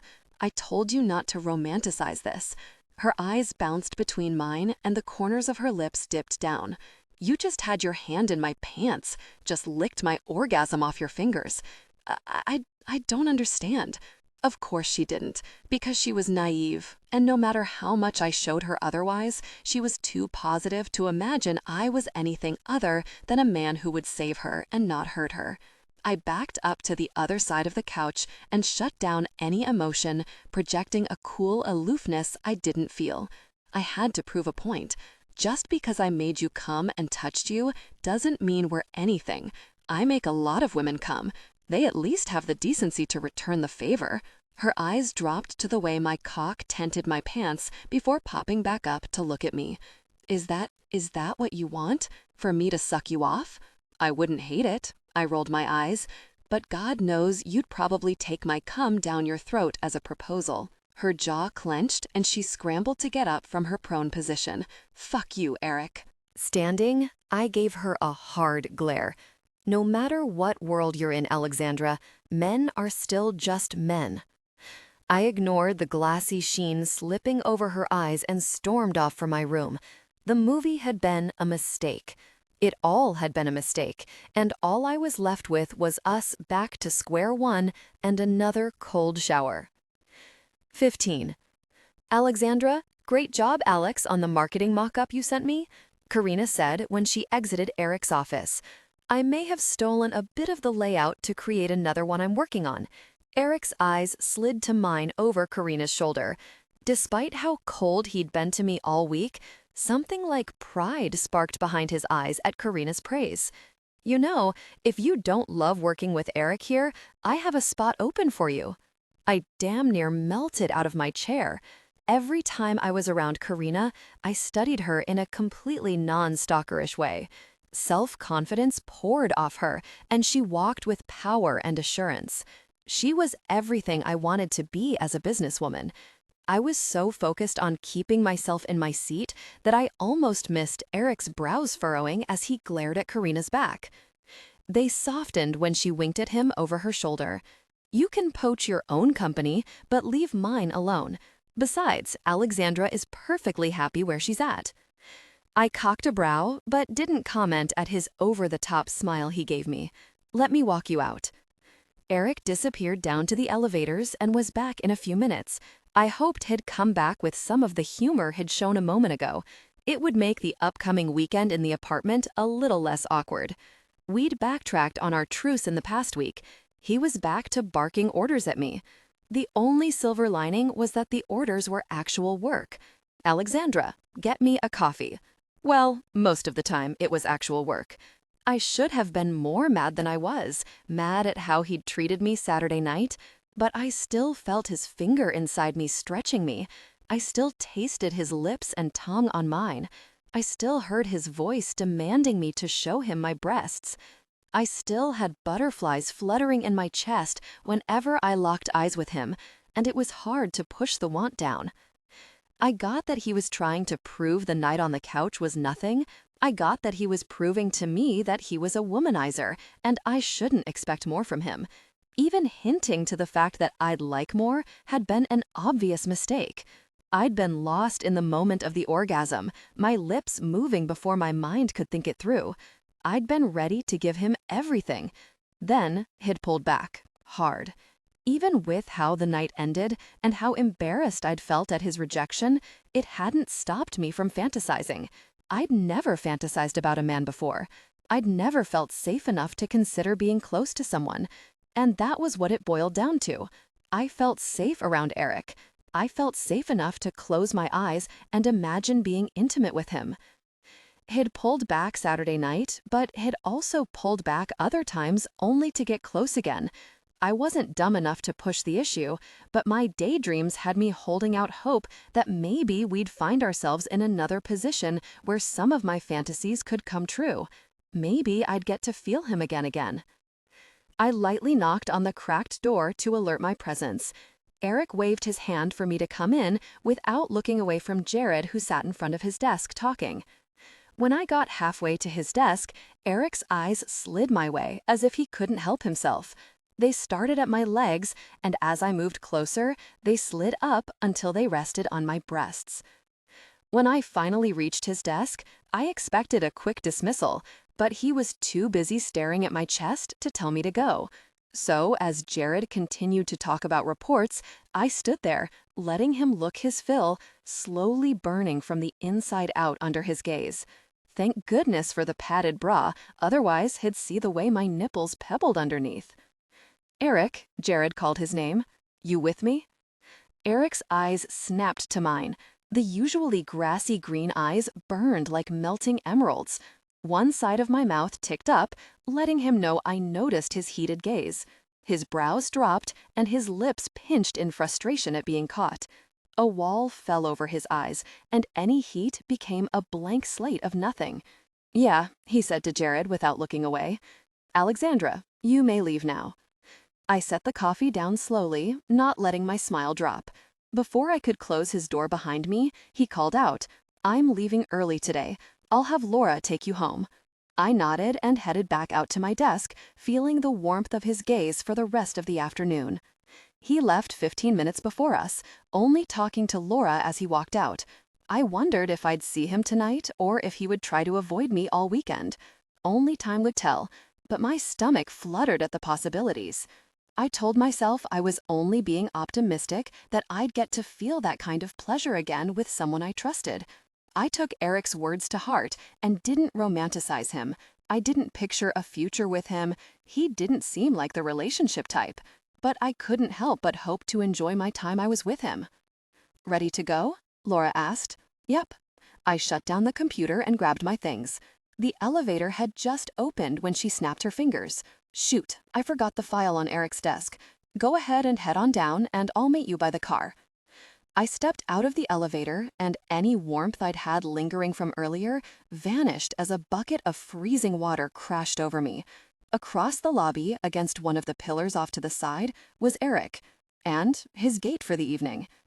He had her pinned to the wall, their lips locked. One of his hands was buried in her hair, and the other was smoothing along the curve of her ass. As much as I talked myself up about not romanticizing him, about how I knew he wouldn't want a relationship and I only wanted pleasure while it lasted, my heart still seized in my chest.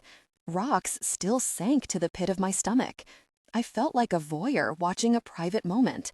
The lobby was completely empty, and most of the lights were out. I went to step back into the elevator and pretend I hadn't witnessed anything when the door slid closed and I was stuck. I stepped softly, not wanting him to witness me catching him, when all of a sudden, his lips separated from hers and he looked right at me. His eyes trapped me in place. His lips tipped up on one side, giving me the same cocky look I had given him earlier today. With his smirk firmly in place and his eyes locked on mine, he slid his hand lower until it eased under her skirt and shifted up. The woman gasped, and Erik didn't look away from me as his arm flexed and made big movements, so there was no doubt what he was doing. Her moans came faster and harder, the sound hammering like a chisel against my chest. I wasn't going to stand there a second longer to listen to her come. Not caring if I made noise alerting my presence, I stomped off to the front door, needing to get out of there. I would have to walk the long way to the garage, but I didn't care. I held my chin high, even when I left the building. I didn't let any emotion show until I rounded the corner. I was wrong. I was just as naive as he accused me of being. I was just as stupid to not listen to his words and brush them off when he still gave me heated stares, when he gave me an inkling of approval. I swallowed back the tears, the full weight of my immaturity crashing over me. I'd always felt older than my 19 years because I'd experienced more than most, but as I leaned against the stone of the building, there was no questioning the fact that I was just another dumb girl with silly dreams. Erik had tried to prove a point Saturday night, and I'd brushed it off and accepted it with a shrug, not really believing him. But he sure proved his point now. Just because I was in his world now didn't mean a man still wasn't just a man. It was about time I accepted it and stopped hoping that maybe some of my fantasies would come true. I met Laura by the car and remained silent during the drive home. The apartment door had just closed when my phone vibrated with a message. Unknown. It's Leah. Unknown. Hope you're good. I stared at the phone with hesitance, like it was a bomb waiting to go off. I'd told her to contact me with an emergency, and I waited to hear what it was, but no other messages came through. My mind raced with the possibilities. But after the emotional roller coaster I'd been on today, seeing Leah's name on my phone eased some of the pressure in my chest. Maybe my sister was messaging me just when I needed her. Maybe me not being there to take care of things had forced her to grow up a bit, and she was reaching out. Me. Hey, yeah, how are you? Where did you get a phone? Unknown. Oscar got me one. The pressure was back when she mentioned his name. If Oscar was still around, Leah wasn't getting any better.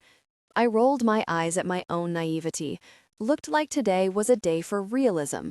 Optimism be damned. Leah. Are you with that guy that came storming in our place?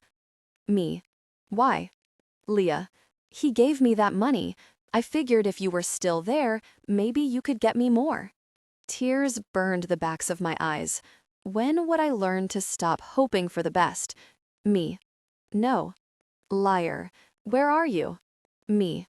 Safe. Leah. With money? I'm sure he's paying you well for your services. I let her assume what she wanted. The sister I had hoped to be on the other end of the message was long gone. This Leah was mean and angry. She wasn't the supportive friend I'd had before Mom died. When I didn't respond, she turned to guilt. Leah, are you going to let me suffer? Me, you can take care of yourself. Leah, I'm trying, please. Me, leave Oscar. Why? He loves me and I need him. Me, then I can't help you. I didn't wait for a response. I tossed the vibrating phone on the counter and headed to my room. All I wanted to do was wash the day away and fall in bed. I jerked awake when my door flew open, crashing against the wall. Clutching the comforter to my chest, I scurried back against the headboard and took in the large figure in the door. My heart thundered and my lungs struggled to take in air. I squeezed my eyes shut, fighting off thoughts of the worst. I always locked my door, and the one time I didn't, a man comes storming in. The bad dream faded when my bedroom light was flicked on, and a scowling Erik stood illuminated in the door. He took 2 long strides to the bed, and I held the blanket tighter like a shield. "What the fuck is this?" he growled, holding up my phone. "What the fuck are you doing?" I screeched, adrenaline still pounding through me. I was only in my underwear and a cami with no bra. If he wanted to talk to me, he could at least have the decency to let me get dressed. Get out. He ripped my shield from my hands, and I curled my legs up, using my hands to cover as much of myself as possible, even though he wasn't looking anywhere but my face. What the fuck is this? Each word was snarled from his clenched jaw. Between the panic still coursing through my veins and being jarred from a deep sleep, I struggled to think. I took in the black rectangle and answered with sarcasm. "It's a phone, asshole." He tossed the phone, hitting the pillow next to me, not saying anything. I brought the screen to life and saw some of the messages from my sister. "Leah, we can work together. Leah, meet me and help me. Leah, it's just a little money. Leah, stop being so selfish. He won't miss it. When the hell did you give her your number?" "I did." "Don't lie to me," he shouted, taking the last 2 steps to bring him by my side. He crowded over me, placing his hands on each side of my head, trapping me against the headboard. When? The pressure on my chest came back the more he intimidated me. It reminded me of the night in the hotel, but this was different. His anger seemed more dangerous. Closing my eyes, I took a deep breath, trying to calm my racing heart. I just dropped it off. I didn't even see her. "Are you kidding me? When did you leave? When did you have time?" The more I became acclimated to being awake, the more my panic shifted to anger. How dare he use his size to corner me in bed in the middle of the night? It was pissing me off, and I relied on the rage rather than cowering.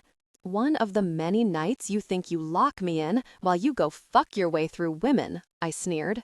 The image of him fingering that woman came roaring back. Why? Why did you do it? His tone was marginally softer, but the heat of his anger still barreled down on me. "She's my sister. She's a waste." "Shut up," I shouted back. "She will use you," he shouted back. "She will ruin you, and you're too fucking stupid to see it." "Stop calling me that," I yelled, shoving him back. He barely moved, but the whole day was piling up, and I was on the brink of explosion. Him calling me stupid hit harder than it had before because I felt stupid. I knew the decisions I made were mistakes, and they were done without thinking about the reality of a situation. I'd given Leah the number in hopes she'd get better and come to me. I'd held out hope for Erik because I'd wanted to believe in the best situation, not the real one. "Then stop acting like it." He stood up and stepped back. My vision blurred and I dropped my eyes to the carpet at his feet. "Delete the messages and the number and never answer her again. Cut your ties as long as you're here. You might be fine wasting your time, but I'm not. I won't help you if you keep choosing to fuck it up and work against me." "She's my sister," I defended again, wanting it to mean more than it did. "Open your eyes, Alexandra. She's a cancer and she's using you." When I didn't continue to fight, he flipped the lights off and closed the door like he'd never even been there. I scrolled through the messages. There were more than what I'd read as Erik stood over me. Over an hour, Leah had sent probably 15 messages, each one getting meaner than the last.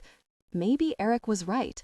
Maybe I needed to be more realistic and make my decisions based on the things around me, not what I wanted to happen. My wants didn't matter. They never had. 16. Erik. Another week, and I was no more comfortable with Alexandra than I'd been since that first kiss. Only this week, a new emotion had been added to the mix: guilt.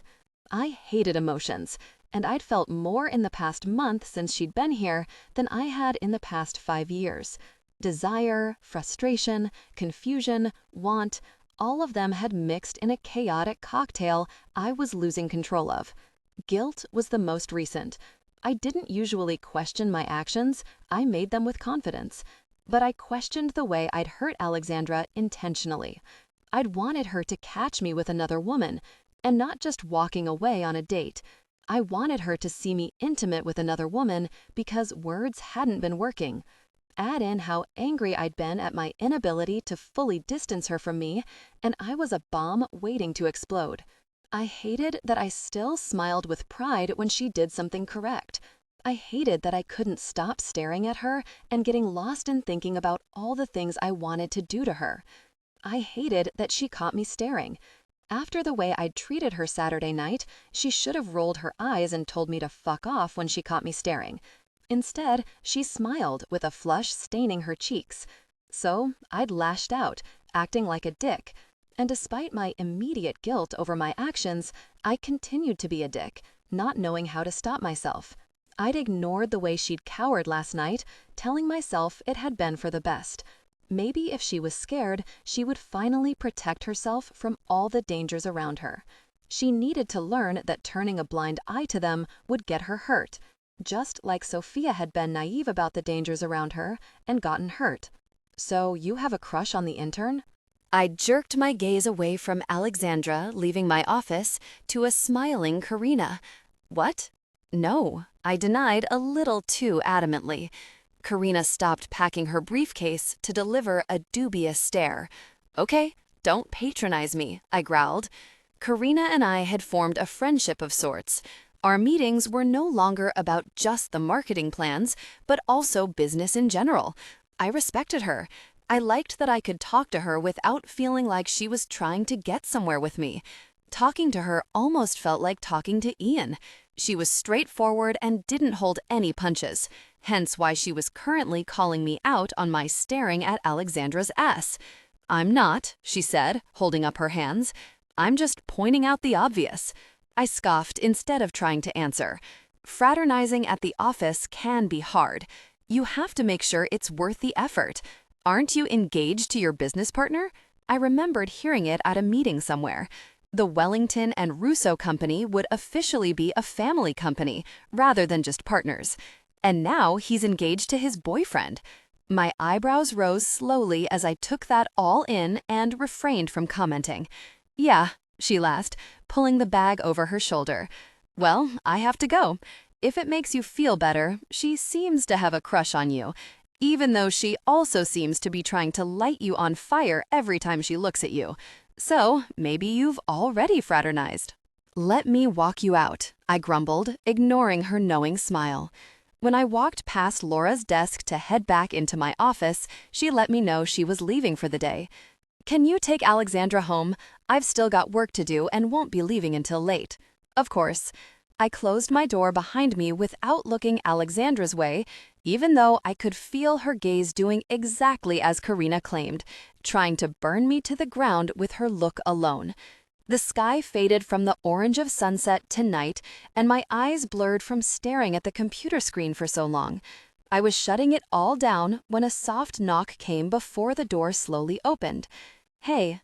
Hannah leaned through the cracked door, her long hair falling over her shoulder.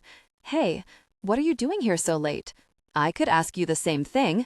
She pointed an accusing finger at me and narrowed her eyes like her small frame would intimidate me. We all looked so much alike with our dark hair and green eyes. Hannah had gone through a phase when she was a teenager and hated looking like Sophia, so she dyed her hair, cut it, used self-tanner to darken her pale skin, anything to differentiate herself. Her short pink hair had been how I'd known she was alive and not Sophia when I'd finally found them. Now she wore her hair long and naturally dark, just like Sophia had. I always work late. Yeah, she sighed and fell into the chair in front of my desk, and I moved to sit in the chair next to her. So, what are you working on? I hesitated telling her about cases, but decided to confess. Hannah hated when I held back, accusing me of coddling her. I was just looking over a report from McCabe from last week. Even though she insisted on being strong enough to handle information about others, she still had a moment of honest reaction. Her eyes dropped to her lap and she swallowed. Her hands curled around the leather arms of the seat, but then she forced herself to relax, her shoulders dropping back with her slow exhale. You do good work, Erik. Her eyes lifted and she gave a hard stare. But don't run yourself into the ground paying for sins you didn't commit. My jaw clenched and I cocked my head to the side, not openly pretending I didn't know what she was talking about, but not confessing either. I know you blame yourself for not being there. You think if you were, you could have stopped us from being taken. But you're being ridiculous, thinking your presence on vacation would have changed anything. You know Sophia and I would have ditched you, no matter how hard you'd try to keep an eye on us. We rarely talked about what had happened. We'd each done therapy with Hannah to help with her recovery, but we still never talked about it. Looking down, I swallowed. I miss her, I confessed. Me too, every day. The tears I heard in her voice had me scooting forward to the edge of the seat and reaching for her hands. Gripping them tight, I waited for her to look up. Her eyes, glazed over with tears, shined like emeralds. I ran my fingers under the thick cuff of her bracelets, feeling the thick ridges that circled each wrist. The scars from rope, a constant reminder that she'd fought through it and had never given up. I'm proud of you. I don't say it enough. I'm proud of how strong you are. Her hands held mine tight. I'm strong for her. She was the positive one. She was the one that talked about getting out. When I wanted... She stopped, swallowing what she was about to say. She painted a better picture. I live for the both of us. It's the least we can do. I pulled her in for a hug and let her stay in my arms as long as she wanted. She sniffled a few times before pulling back. "This is more depressing than I was hoping to get tonight," she said with a laugh. "Let's go grab some dinner." "Sure, my treat." "Damn right." We decided to hit the pub just down the block since she was demanding a cheeseburger to replenish after all that emotional crap. Apparently, we were more alike than just our looks. We walked in the door and waited to be seated. The place looked like an Irish pub, with dark wood and hunter green leather seats. On the far end of the restaurant were a dance floor and stage. We'd just ordered our drinks when Hannah spoke. "Looks like our interns had the same idea as us." My eyes followed hers to the round table close to the bar and on the edge of the dance floor. Two male interns had their elbows leaned over on the table with beers in hand as they watched the dancing. My eyes tracked where they were looking and landed on a couple standing close, swaying to a slow song. An ocean of white noise roared in my ears, blotting out all other sounds in the bar. I took in the long legs bared by the very familiar black dress I'd seen Alexandra in earlier. Her hair stretched down her back, almost brushing the bottom Karina had caught me staring at earlier. She stared up into the eyes of none other than Wyatt, the boy who'd been flirting with her a few weeks ago in the break room. Fire burned through my veins as I watched his hands skirt above her ass, his fingers dipping down to crest the full curve. She didn't pull back, instead remained plastered to his front, smiling up at him. "She's very pretty," Hannah said. Forcing myself to look down at the scarred wood of the table, I took deep breaths, trying to cool myself off, before raising my eyes. I ground my jaw when I took in Hannah's smirking mouth. "I wouldn't know," I ground out. "I don't know how you don't, when your eyes can't stop glaring at her. Does it bother you she's dancing with Wyatt?" "Shut up," I growled. Her head fell back and she laughed. Man, Ian was right. I was saved from having to respond when our drinks were delivered. But she was right. I couldn't force myself to stop looking over. Finally, the streak of slow songs ended and the two detangled, heading back to their seats. Just as Alexandra was going to sit, Wyatt gestured to the bar and grabbed her hand. In the back of my mind, I knew Hannah was talking, but I didn't think she expected me to listen. She'd been nice enough to not say anything more, but she kept smiling at me every time I turned back from watching Alexandra. Wyatt ordered a drink and then leaned against the bar facing Alexandra. They were too close, closer than they needed to be. It was 8 in the evening on Thursday. The bar was hardly crowded, but she didn't pull back. No, she stood perfectly still as Wyatt leaned in and brushed her hair back behind her ear. She stayed perfectly still as he leaned in and tipped her chin up so he could brush his lips against hers. A bass of anger thundered through me. She didn't pull back. She didn't even stand there prone. She turned her head and lifted on her toes, pressing her lips to his. When her mouth opened, bringing her tongue into play, I snapped and was out of my seat before I even realized what I was doing. Hannah's laughter rang behind me. "I'll see you tomorrow," she called out. I wove between people, my eyes not leaving the couple making out like some kind of porno against the bar. I walked right up and into her personal space just as she was pulling back from sucking face with the boy band model. "Let's go," I managed to get out between clenched teeth. She jerked and looked up at me with wide eyes. "Erik, what are you—" I said, "Let's go." "What?" Her eyes narrowed, the words snapping like a warning. A warning I ignored. "Don't make a scene, Alexandra." She stood tall and didn't cower against the bar like my height should have made her do. No, she took a step toward me and glared for all she was worth. Wyatt was smart enough to not interfere in the battle of wills currently happening. When his drink was slid across the bar, he finally spoke up. "Hey, I'm gonna head back to the table," he said cautiously. Alexandra gave me one last hard glare before a devious smile slowly stretched her lips. She turned to face Wyatt and stepped into him, pressing her hand to his chest. My fingers curled into fists against the bar to keep from ripping her hand away. "Thank you, Wyatt, for the dance." He smiled, confident about himself now that she was pressed to him. "Sure, we'll have to do it again sometime." Alexandra cast a side glance my way before winding a hand up into his hair and pulling him down for a deep kiss, moaning for effect. Barely holding back a growl, I snaked my hand around her elbow and walked away. She stumbled, but didn't fight me until we pushed through the doors. Once we were on the street, she jerked out of my grip and stormed off in the wrong direction.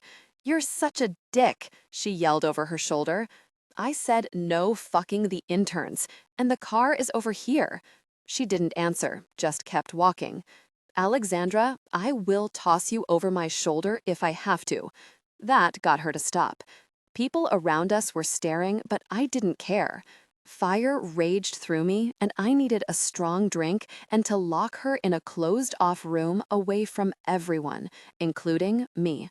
She whirled around and stomped over, but didn't look up. She didn't look at me the whole drive home. I was completely fine with that. When we got home, she escaped to her room without a word and slammed the door. I poured myself a full glass of scotch and fell back on the couch. Maybe if I drank enough, I'd be able to shut down my brain from thinking of all the reasons I behaved like a caveman tonight. "You're jealous." The words whispered through my mind, but I didn't want to believe them. I downed the contents and left the glass behind, instead grabbing the bottle to take to my room. The guilt that had been hounding me all week vanished, anger taking its place. She wanted to get back at me for rubbing that woman in her face. She wanted to be defiant and go to a bar without telling me and making out with some boy toy. Too bad for her, because I played the game better than anyone, and she would learn that if she lashed out, I would lash out harder. 17. Alexandra. "How was dinner with the boys last night?" Laura asked. Despite the way the night ended, I smiled. "It was good. I had a lot of fun." "I'm glad you ran into them in the lobby." We'd been on our way to the garage when Wyatt had called my name. I'd turned to find him and two other Abercrombie & Fitch models with him. He'd invited me to head out with them, and the thought of going back to the apartment alone had me agreeing before he'd even finished asking. He'd been so polite and handsome and kind. When we'd been standing at the bar and he'd leaned over to kiss me, my stomach had flipped, and I'd held still for him.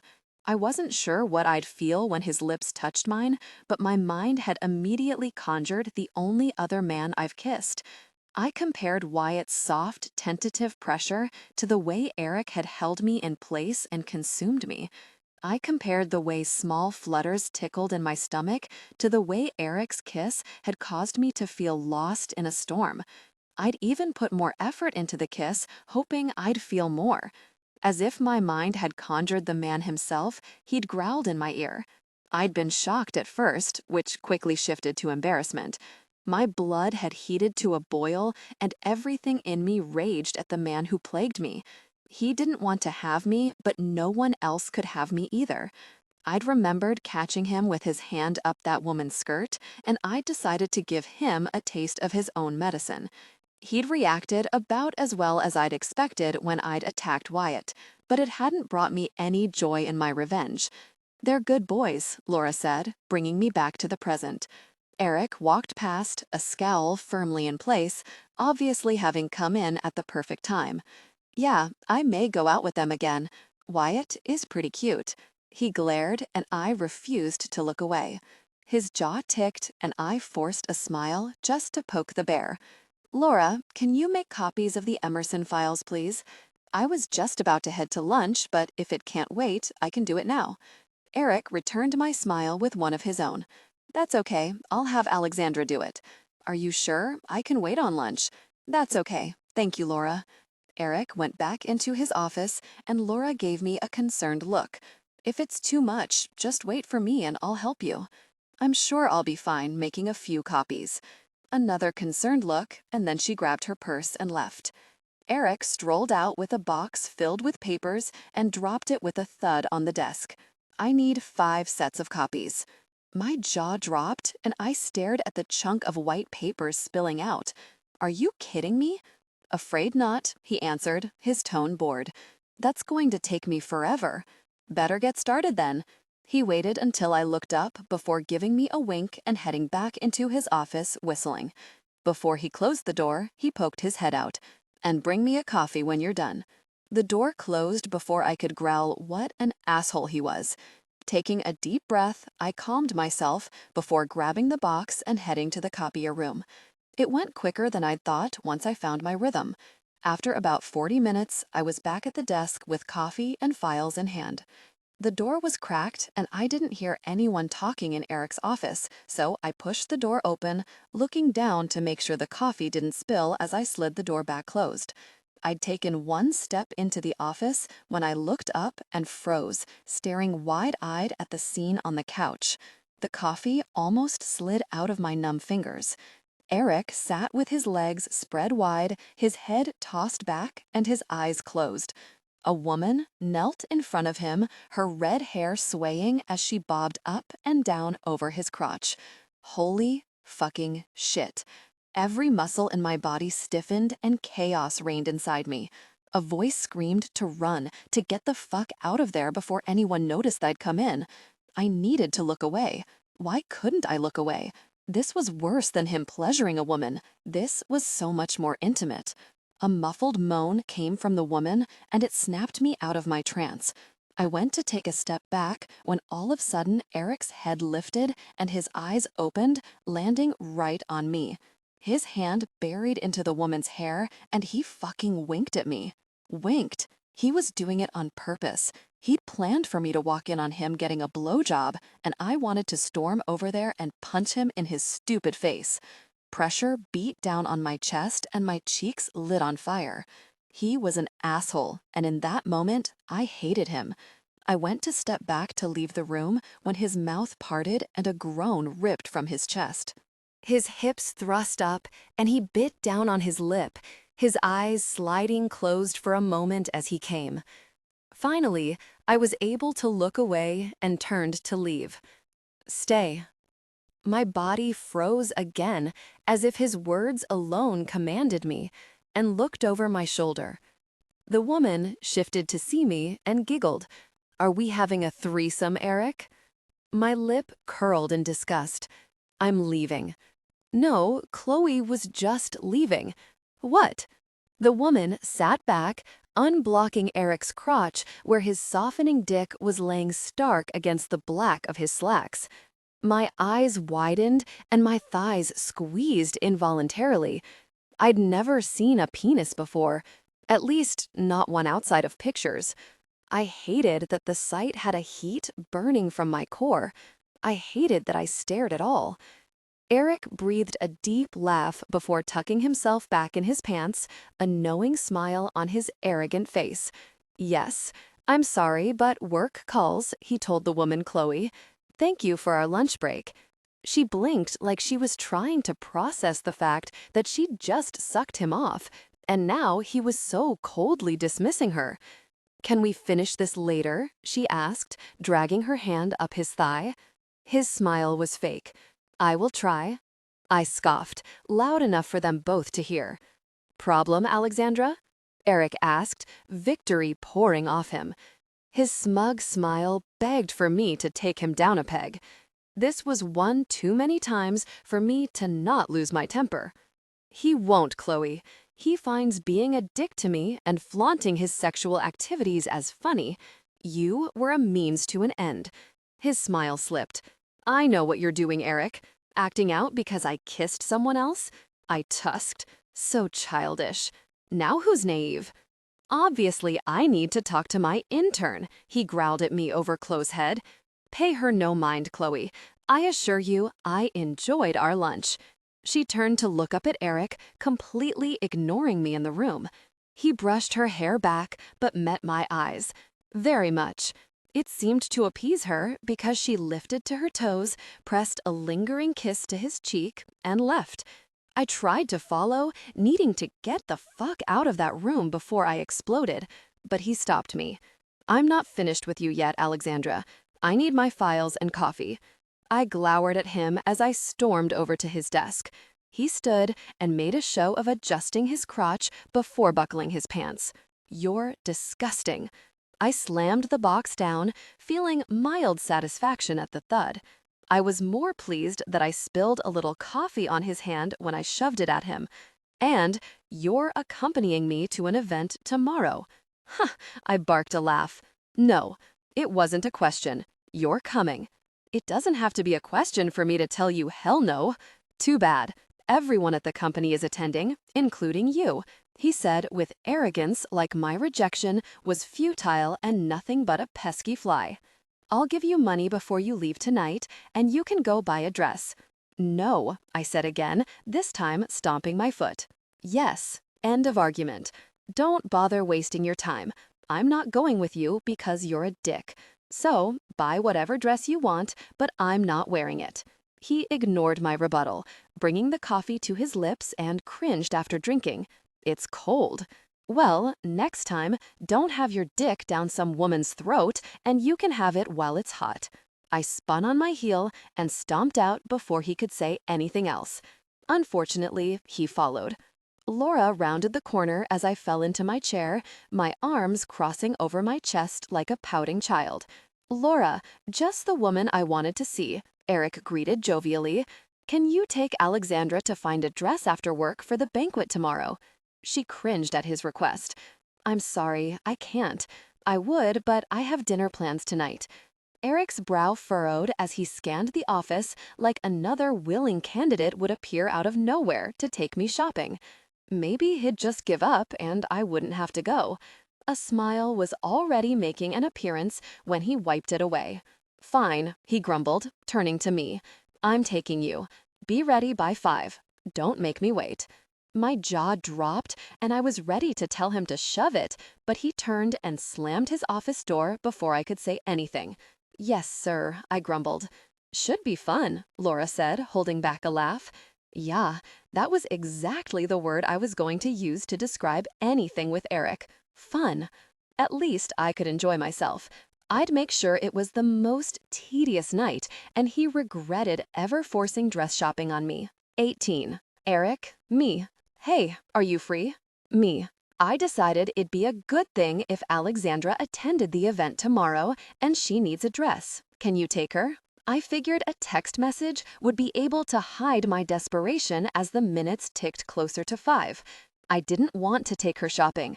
I didn't want to spend the afternoon with her. It negated the distance I kept trying to push between us. Of course, having her come tomorrow at all might have been a bad idea. But her not going would look weird when everyone else in the company was attending. I'd been so swamped with preparations, I hadn't even thought about her coming until Laura mentioned it. Hannah, absolutely not. Even if I wanted to, which I do, I can't. I have a dinner meeting with a client. Hannah, take her to the boutique in Covington. I may swing by after dinner just to watch you squirm as you help her pick out a dress. Me, I hate you. Hannah, I'm messaging Ian now. He could probably use a good laugh. Me. It's the middle of the night in London. He'll think it's worth it. Hannah, have fun. I wanted to stomp down to her office and demand she take Alexandra and remind her that I was her boss.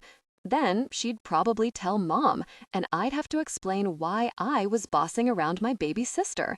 Apparently, actually being her boss and being an adult weren't good enough explanations to get your mom to leave you alone. Are you ready to go, sir? It's 5 o'clock sharp. Squeezing my phone, I closed my eyes and took a deep breath before turning to face her. Yes, I just need to shut down my computer. Cool, I'll wait by the elevators. Cool? Sometimes she spoke, and I was reminded of how young she was. She had faced so much that had forced her to grow up, but moments happened that made her 19 years apparent.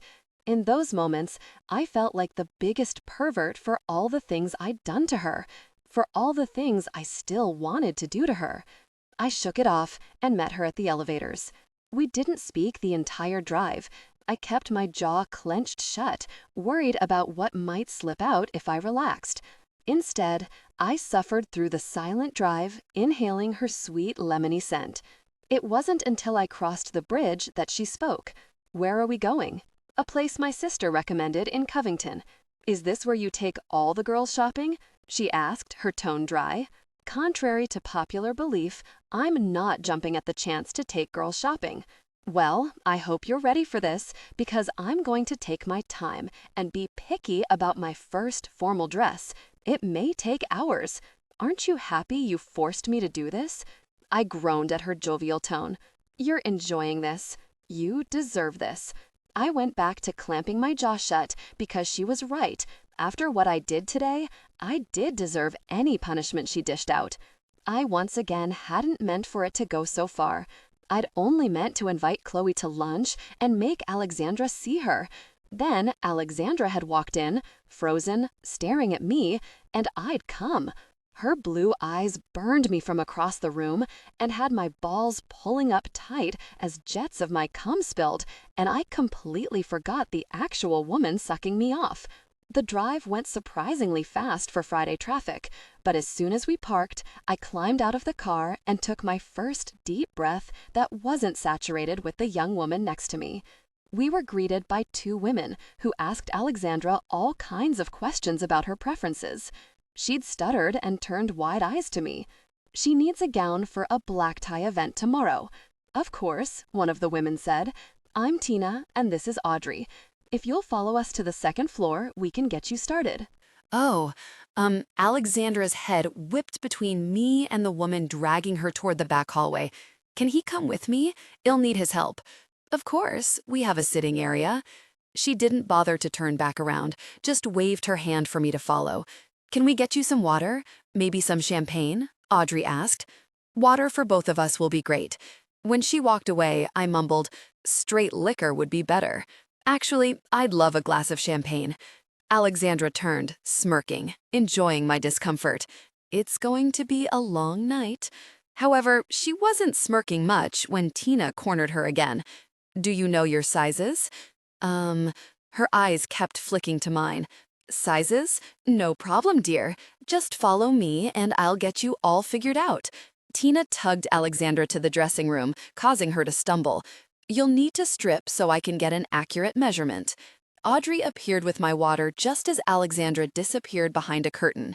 Before it closed, she looked over with wide, pleading eyes.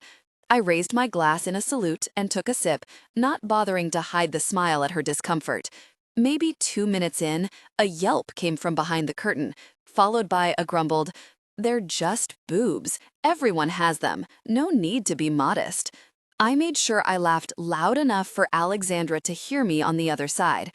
After a few more yelps and awkward laughs, the curtain was whipped back and out came Tina. Well, gather some dresses to get started. A traumatized Alexandra stood against the mirror with a cream silk robe clutched tight around her chest. Her eyes locked on my smile and narrowed to slits. They stripped me, she whispered, stomping over. Sounds like you had a fabulous time. You knew this would happen. I didn't, but I can't say I'm disappointed. She lifted a finger and opened her lips to start rioting at me when both women came back, their arms filled with every color of fabric imaginable. These should get us started. Jesus, we'll be here forever, I moaned, falling back in the stiff, cushioned chair. She smiled victoriously until Tina tried to head into the room with her. Let's get you stripped again, and I'll help you in it. No, Alexandra shouted, her hands up to hold off Tina. She softened her tone when she realized how harsh she sounded. I've got it. Thank you so much. I will definitely call for help. Really appreciate it. Are you sure? I asked, adding fuel to the fire. Her head jerked my way, her eyes angry slits that tried to laser through me. I'm sure, she ground out. Well, call me if you need me, Tina said, walking away, Audrey on her heels. So, what's the event for? Alexandra asked from the other side of the curtain. It's the annual fundraiser for Haven. There was a long pause before a soft, oh. It's very important to me, so I'd appreciate if you took it seriously. Her head popped from behind the curtain. Just because I want you to suffer for being a giant asshole doesn't mean I would do anything to ruin your event, especially in front of people. Really? Like you didn't make a scene in front of Chloe? You're lucky I didn't make a bigger scene, she challenged before disappearing behind the curtain. I supposed I was lucky, but right then, I didn't feel very lucky. The next 15 minutes passed in a blur of rustling fabric behind the curtain and Alexandra coming out in one stunning dress after the next. I thought the first one was a winner, with its high neck and long sleeves. She'd rolled her eyes and flung the curtain closed. She didn't show me the second one, and Audrey had just come to check on us when Alexandra came out with the third one on, her back pressed to the curtain. Oh, that's beautiful, Audrey gasped. Alexandra cringed. I like it, but I can't tell how it will look with the right bra. Oh, that's no problem at all. Let me grab you some undergarments, Audrey said, disappearing back through the door. Let me see, I demanded. No. Turn, Alexandra, now. She rolled her eyes, but complied. The back of the dress was like a racer back, but the sides were cut deep, exposing the sheer black band and straps of her bra. I can see the dilemma. Why not just go without a bra? Because I have D-cup boobs. I dropped my gaze, not thinking. I noticed. Well, this dress has no support, and I need something to hold me up. Here you go. Audrey came back with 2 sets of lingerie proudly dangling from her fingers. I almost choked on my tongue at the scrap of underwear that she carried. It was black and lace and not a whole lot of anything. I figured you'd only need the bra, but they come in a set. Thank you, Alexandra said. I'll try these on. And then we went back to dress after dress, only now I imagined them all with a tiny lace thong underneath. I really like this one, she announced before coming out from the dressing room. Let me see. She slid the curtain open slowly, and my cock went from 1 to 60 in less than 5 seconds. Holy shit! No. What? I said. No, I growled. The emerald silk hung off her curves perfectly. The slit bared her pale leg with each step she took. It cinched at the waist and separated into a V that didn't even try to cling to her breasts. They swayed with each movement, almost making me beg that she'd make a wrong move and they'd fall out for me to ogle. Why don't you just ask every man to stare at your tits? She popped a hand on her hip, the material swaying one way and the soft curves in another. Like you are right now. Exactly. And I don't even want you. You're a dick. Pick a different dress. You know what? She stomped 2 steps away from me. If you have such a strong opinion, then you come help me find a dress. No? Then I want this one. We were in a standoff. She stood over me, her eyebrow raised in challenge. A rumble grew in my chest, but I managed to swallow it down. Fine, I caved. Good, follow me. She flicked through dresses and I stood behind her giving my opinion on each. After a while, I held about 7 more dresses and my arm was starting to get tired. These damn things were heavy. So, how did you start your own business? She asked, still flicking from one dress to the next. I hit a bit of luck my senior year of college and sold an app which got me a good amount of money, but it was Ian's idea that we start our own company. He came from money, so it was easier for him. We started small in our shared apartment, selling a few more apps and programs. A few years later, we were able to get actual offices. She nodded and held out one dress. It was pink, and the color was all wrong. I shook my head, and she put it back with a shrug. What do your parents do? They're both high school teachers. That's cool. Not when they teach at your school. She laughed, and it eased some tension I'd been trying to hold on to. I bet it really killed your game with the ladies. Hardly. What about that one? I reached past her and flipped back to one she just passed. She pulled it out and looked the burgundy fabric up and down. Sure. Come on. I think that's enough. Thank God. She disappeared behind the curtain, and I opened my phone to respond to some emails. A soft thud pulled my eyes up, and my heart stopped. A small crack remained between the edge of the changing room and the curtain. I barely held back my moan at the beautiful curves that were reflected in the mirror. Alexandra was bent over, stepping into a dress, her skin pale and soft against her plain black cotton panties. She stood upright and wiggled the dress over her hips, her full breasts swaying in a barely there lace bra that hinted at her pale nipples beneath. I must have made some sound because she gasped, and I looked up to find her eyes locked on mine through the reflection. Color, the same as the dress, tinted her cheeks, but she didn't rush. She took her time to slide her arms in the sleeves and eased the material up over her luscious chest, not once looking away. I thought about apologizing, but I wasn't really sorry. The curtain hadn't been closed, and I wasn't sorry I devoured the picture of beauty on the other side. She turned and slid the curtain open. I need you to button me. Her voice was husky and deep, letting me know she was just as affected as I was. There was no hiding my erection, but I still tried to be subtle about adjusting myself. Her eyes dropped, and more color stained her cheeks before she turned her back to me. Almost all of it was exposed, and I made fists to keep from stroking it just to find out if it felt as soft as it looked. I worked the little buttons all the way up to just below her shoulder blades, the heat of her skin burning me each time my knuckles brushed against her. You look beautiful, I strangled out, my eyes meeting hers in the mirror. A gasp pulled our attention to the doorway. Oh, that's the one, Tina exclaimed. So beautiful. Let me grab a pair of shoes. Oh, no. That's Alexandra tried to object, but Tina was already gone. She came back a moment later and pushed Alexandra onto a chair, kneeling at her feet, getting ready to put the shoes on. Alexandra's hands were clenched tight around the arms of the chair, and her shoulders rose, preparing to be assaulted by Tina. I've got it. I stepped up beside her and gently extracted the shoes from Tina, giving Alexandra a break. Her shoulders relaxed, and her hands loosened their death grip as I fell to my knees.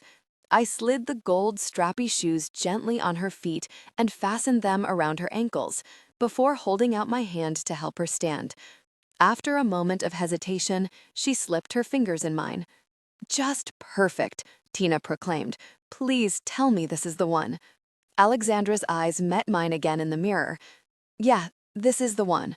Good job, Erik. Tina went to step forward, but I held up my hand. I'll make sure she's taken care of. Of course, I'll meet you downstairs. Thank you, Alexandra whispered. I stripped her of her shoes and helped her to stand again, turning her back to me so I could work on the buttons. Giving in to the weakness of my desires, I stroked my finger down her spine once the buttons were all done. She shivered as I approached the dip in her back, just ending above her ripe bottom. A bubble surrounded us. No one else remained in that part of the store, and with her back to me, I felt I could give her a little. I'm sorry about earlier. She stiffened. I understand. She didn't understand, but it was what it was, and I had to live with my actions from here on out. I also had to live with the image of her swaying breasts and full ass on display. It went in the same vault as the feel of her pussy squeezing my fingers, as the feel of her sitting atop me, grinding on my cock, and her breasts heaving as she panted and moaned her pleasure. A vault I only opened at night when I was weak and already had my hand fisting my dick. Let's grab some dinner on the way home, I suggested when she went to undress. Okay. Is there anywhere you're wanting to try? She poked her head out, her nose scrunched up. Would you kill me if I asked for pizza again? Shaking my head, I laughed. Only if you try it with pineapple this time. She made fake gagging noises, but conceded. Fine, but let's get a sausage and mushroom for when I'm right and it tastes horrible. I called in an order while she finished changing. After a dress, shoes, underwear, and jewelry were all purchased, and Alexandra's eyes almost bulged out of their sockets at the price, we were on our way. I don't know about this, Erik, Alexandra said once we were back at the apartment, both of us standing on either side of the island. She looked at the pineapple, onion, and ham pizza with skepticism. Drama queen. Eyeing the slice, she slowly brought it to her mouth, took a deep breath, and then bit. Her eyes slid closed, and I took the moment to take in her soft features. I became lost in her full lips moving, almost moaned when her tongue slicked out to catch any sauce. She swallowed. It's not bad. My arms flew up in victory. Yes! Her laughter rang like the perfect melody, filling the apartment. Don't get too cocky. I'll eat this piece, but then I'm back to sausage and mushroom. Rolling my eyes, I dug into my own pizza, enjoying the comfortable silence. How did I not know about the charity event tomorrow? Alexandra asked, after she finished her water. Hannah and I do most of the work for the function, and the last month is usually the final touches. You wouldn't see anything come across Laura's desk. I guess that makes sense. How long have you had the charity? I've had the charity for 5 years, but this is the 3rd year for the fundraiser event. It took me a while to have everything together for the gala. When I first started, I had almost everything invested in our new company. That sounds exciting.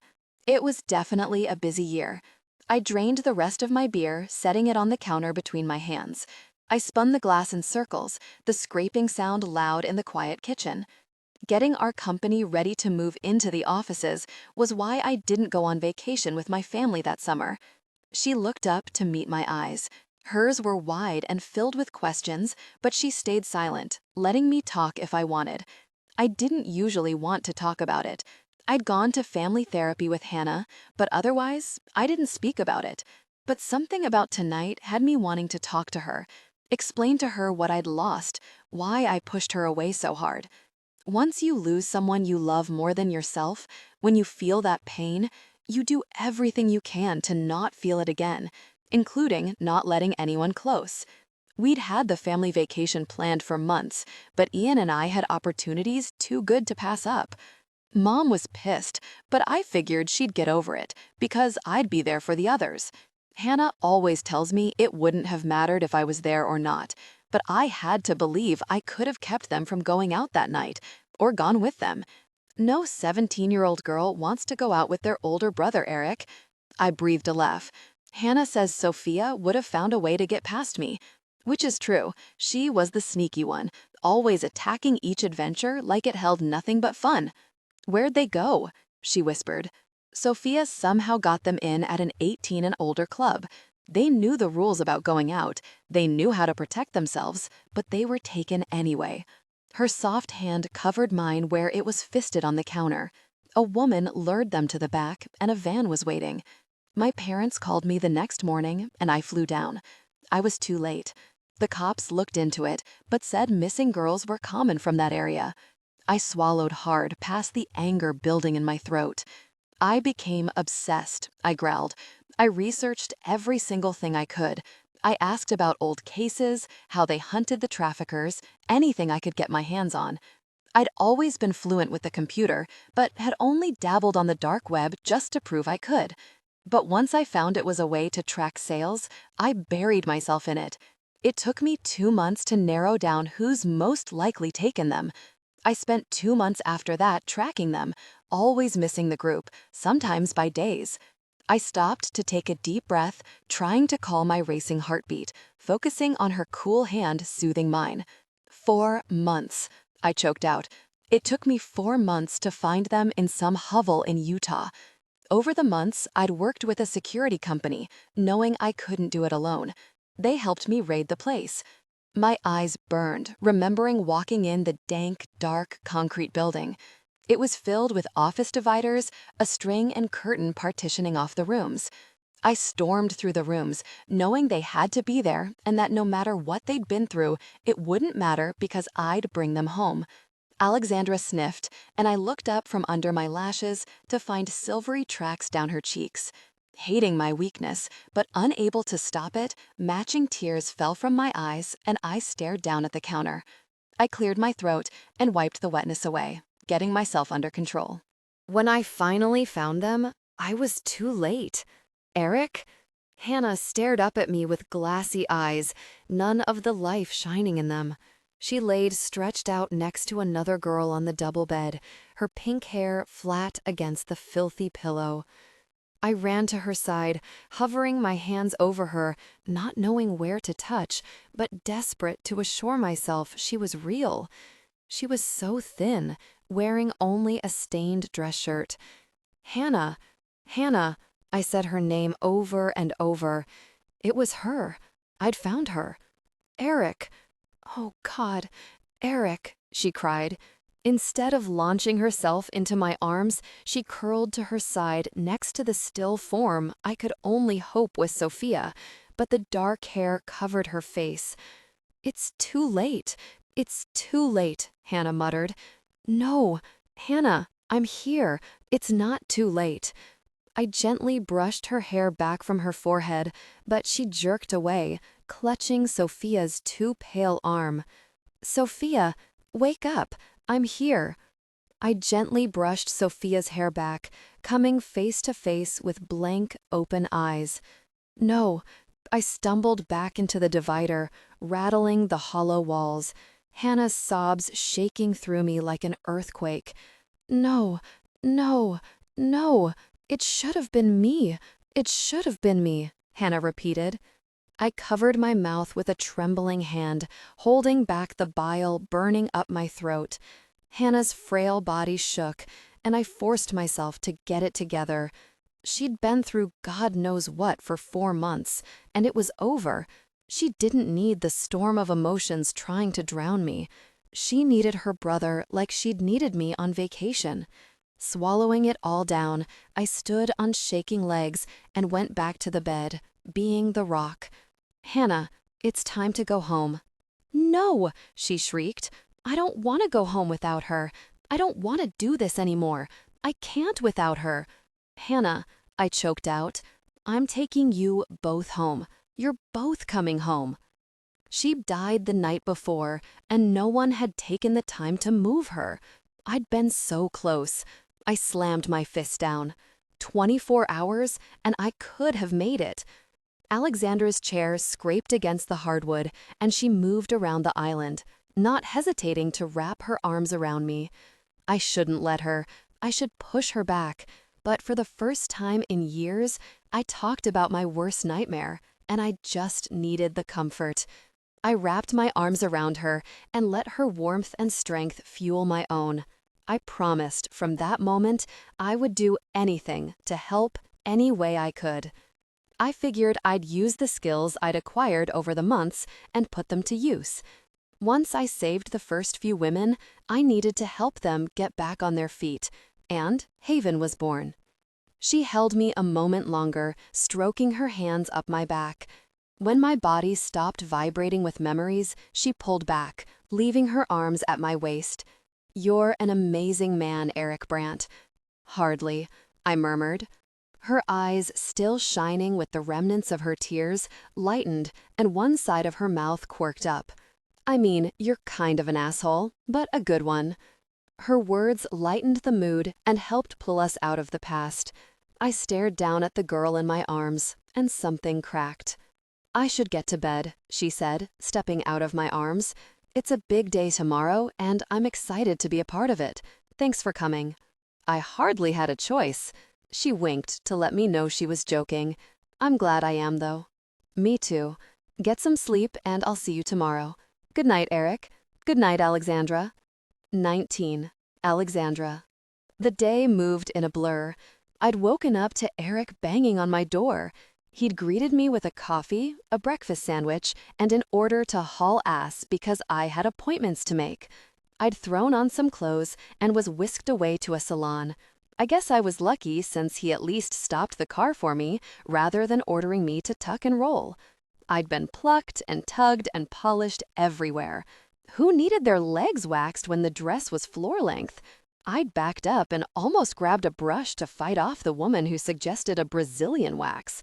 Erik had probably put her up to it. Asshole. Except maybe he wasn't such an asshole. Last night had been fun. We'd been more at ease on the way home. I should have been livid after walking in on him getting his dick sucked, and it still pinched my chest each time the image flashed behind my eyes.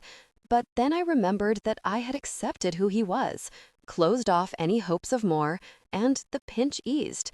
At least, I pretended it did. When I looked like a whole new woman, I messaged Erik, and he'd told me a car was waiting for me outside to take me home, and he'd meet me back home at 6:30 to pick me up. But 6:30 had come and gone 20 minutes ago, and I was pacing, my mind running a million miles a minute. He decided to leave me at home. He was embarrassed by me. He didn't want to be seen with me. He had taken another woman. This was all just another scheme to show me how little he cared. It was another scheme to hurt me. It didn't matter how irrational the thoughts were. They were there, and they hurt me. They poked holes in my denial about being realistic about him, exposing how much I cared.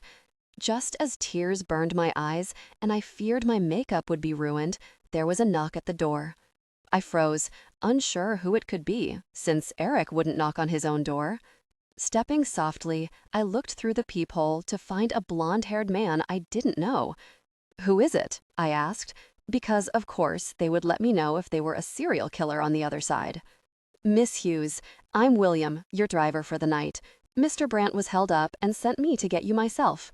I cracked the door, and when he didn't come barging in, I opened it all the way. "Let me just grab my purse." I grabbed the little gold bag and followed William to the elevator. Somehow I managed to keep my jaw from hitting the ground when he led me out to a Rolls freaking Royce.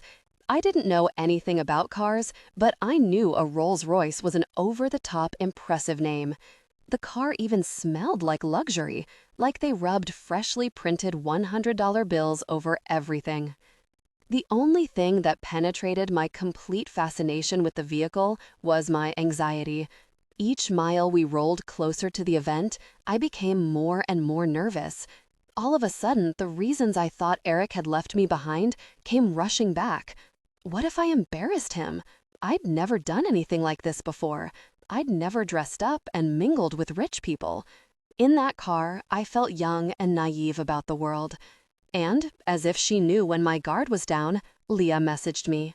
"Leah, I miss you." Me, "I miss you too." It was an easy response, and it wasn't a lie. It just wasn't what she thought.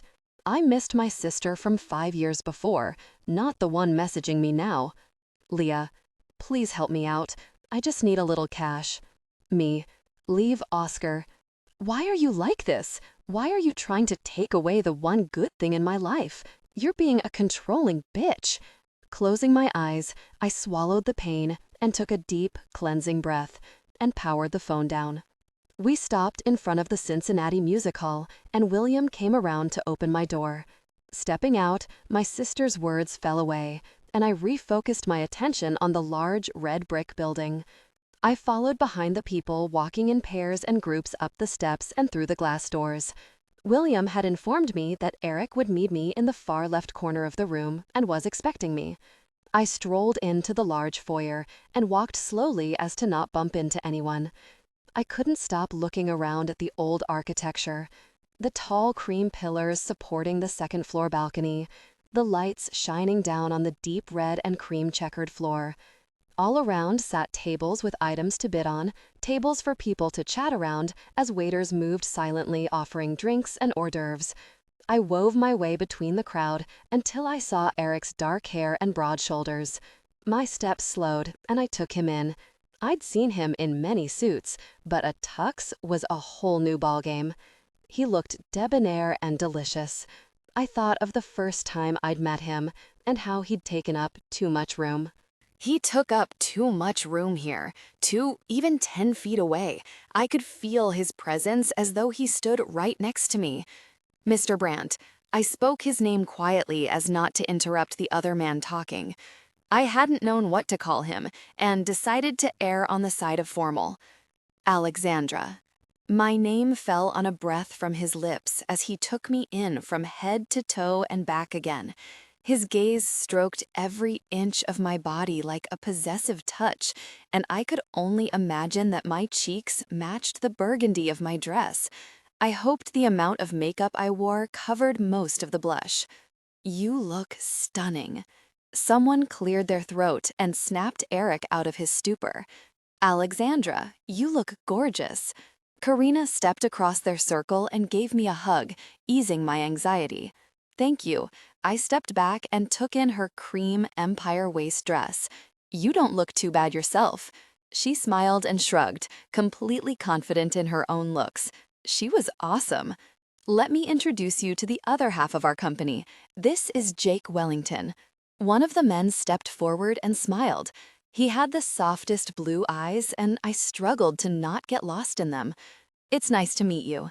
And this is my fiancé, Jackson, Jake said, gesturing to another tall, broad specimen with eyes begging me to keep staring. Alexandra, Erik growled my name and pulled my attention back to him. His narrowed eyes and pursed lips let me know he didn't appreciate my ogling. Well, too bad. A girl could stare. Alexandra is an intern and helping me with the Bergamo and Brandt project, Karina explained. She came up with the marketing layout I showed you, she said to Jake. His eyebrows rose. Very impressive. Erik is a lucky man to have you at his company. Heat rushed to my cheeks at his praise. Thank you. If things don't work out there, make sure you give us a call, Jake said. Don't bother, I already tried. Erik is possessive of this one, Karina joked, smiling at Erik. I know a good investment when I see one. Erik rested his hand on my upper back, moving me closer to his side. Karina, it was great to see you, and Mr. Wellington. We appreciate your donation, and I'm sorry you all missed my partner, Mr. Bergamo. Enjoy the night, and I hope you win a very expensive prize.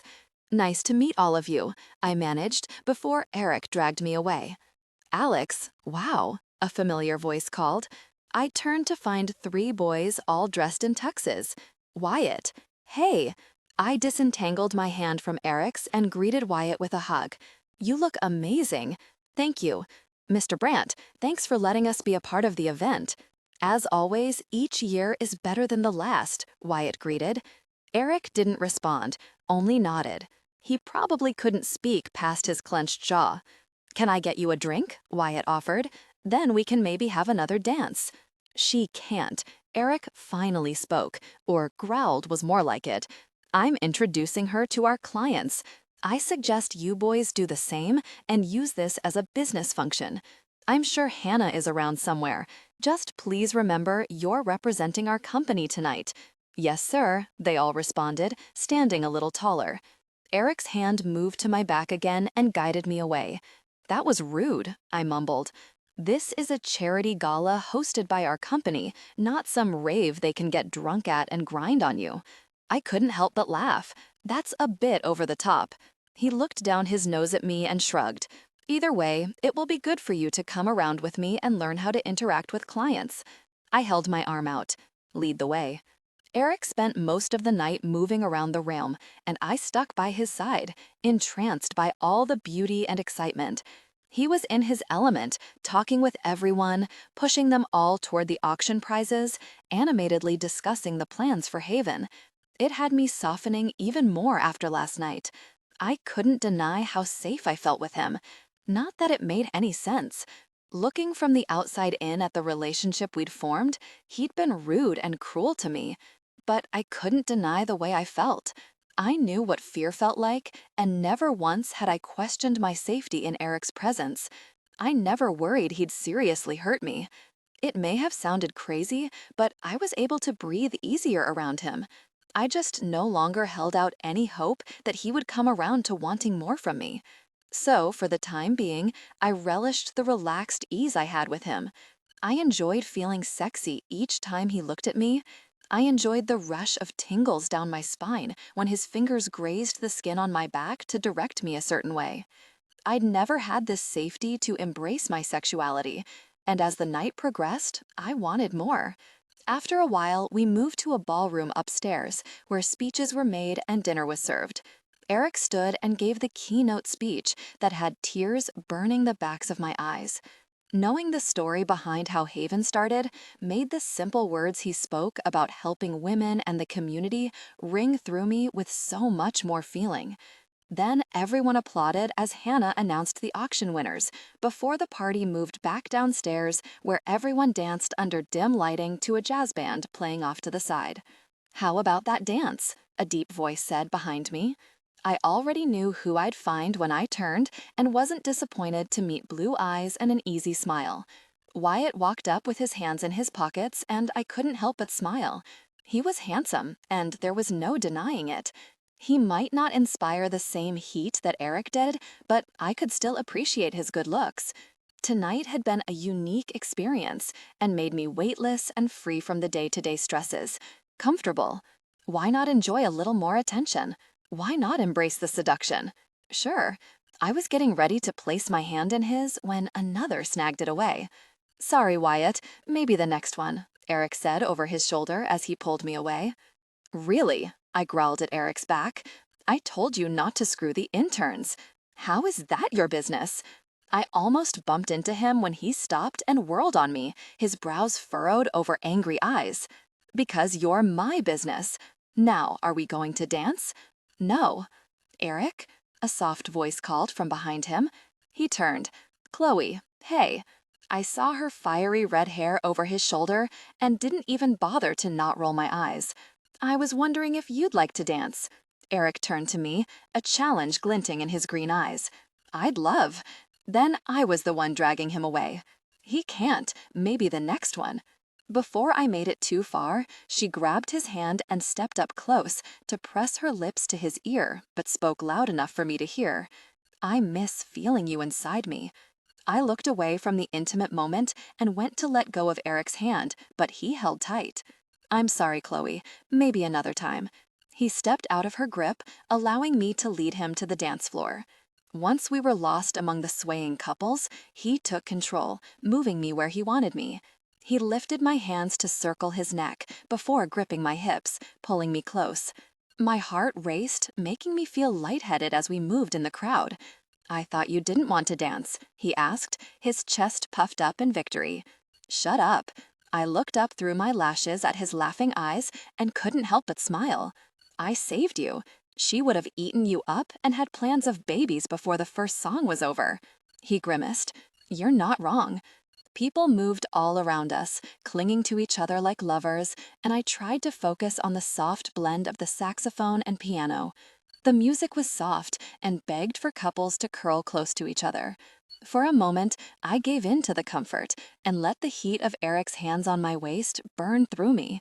The fire snaked around my hips and dug in deep to my stomach before dropping between my thighs.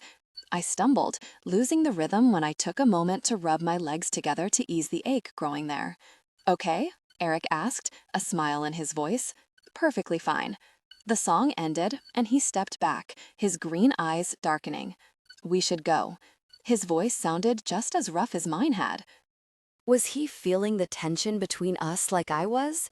He held the door open and led me to the car. There were seats across from me, but when he followed me in, he chose the one right beside me. Soft jazz filled the small space, like we hadn't left the gala at all. We were now just in our own bubble, without the hum of the crowd around us. Chloe's words kept rolling through my head. They bothered me, but they mostly had me curious. Each mile that passed, the curiosity about sex built and built until it slipped from my lips. What does it feel like? He shifted from looking out the window to locking his eyes on mine. What? Sex. One eyebrow slowly rose. What? I barely held back my irritated sigh. She said she misses feeling you inside her. I can't help but wonder what it feels like to get naked with someone. His pupils dilated, almost swallowing the deep green. What does it feel like to be bare against someone and let them inside you? Erik swallowed, his hand forming a fist and relaxing against the cream leather, but he didn't look away from me. "You've let me inside your body." Just hearing him say it had me squirming in my seat. That was different. I was dressed. It can be fast and with clothes on. I rolled my eyes. I know that, but what's it like when it's not? Please, I added softly. The longer he went without answering, the more I needed to know. It thrummed through me and had me holding my breath. His chest rose and fell on a deep breath. "It's warm," he finally said, before clearing his throat. It did nothing to ease the deep gravel as he answered. "Wet. It can be hard and fast, or slow and sensual, making you feel every inch inside you. Every part of you is touching, your skin hot and sweating. Then you get to the finish, and it's like electricity shooting down your spine, all your nerves centering on the center of your body as you come.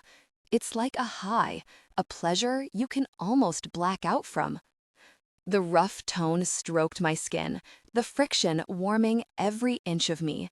"I want to know," I breathed, almost pleading. "I want to feel that high." His jaw clenched, but I couldn't miss the long bulge in his slacks.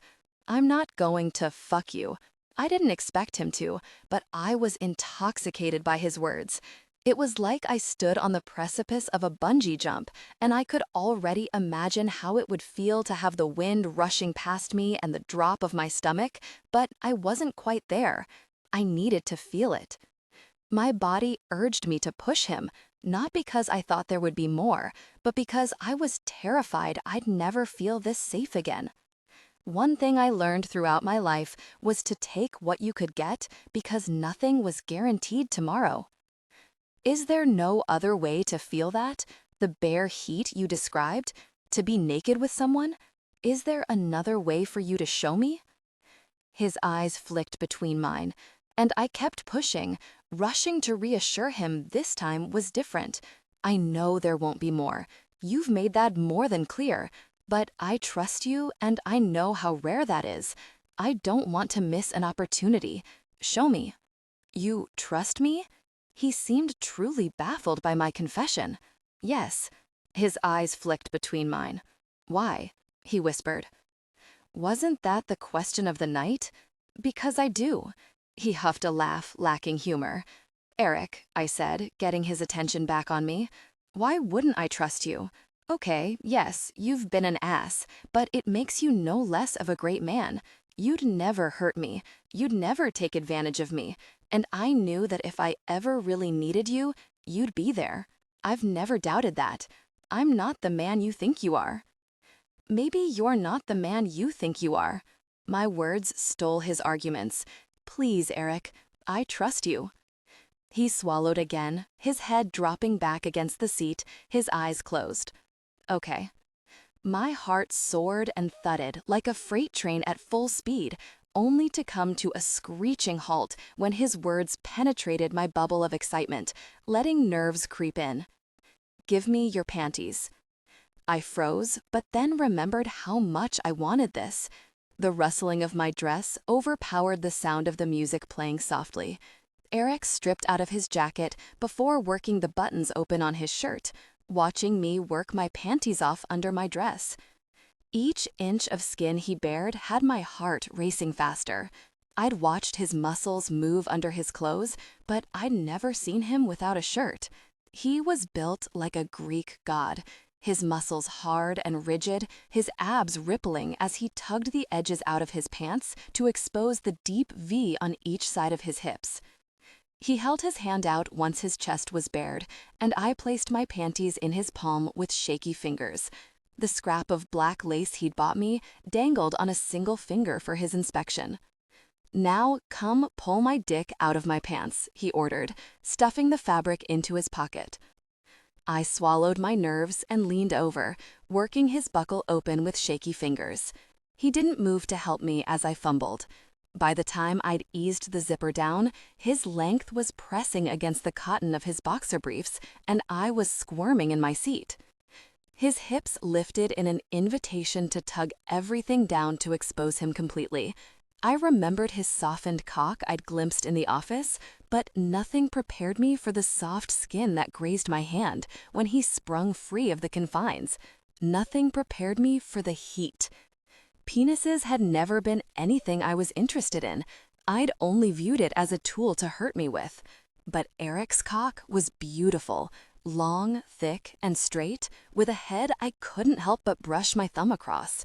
He groaned, and I pulled back, because that wasn't what he'd asked me to do, and I wasn't taking more than he was offering. That was the mistake I'd made last time. Straddle me.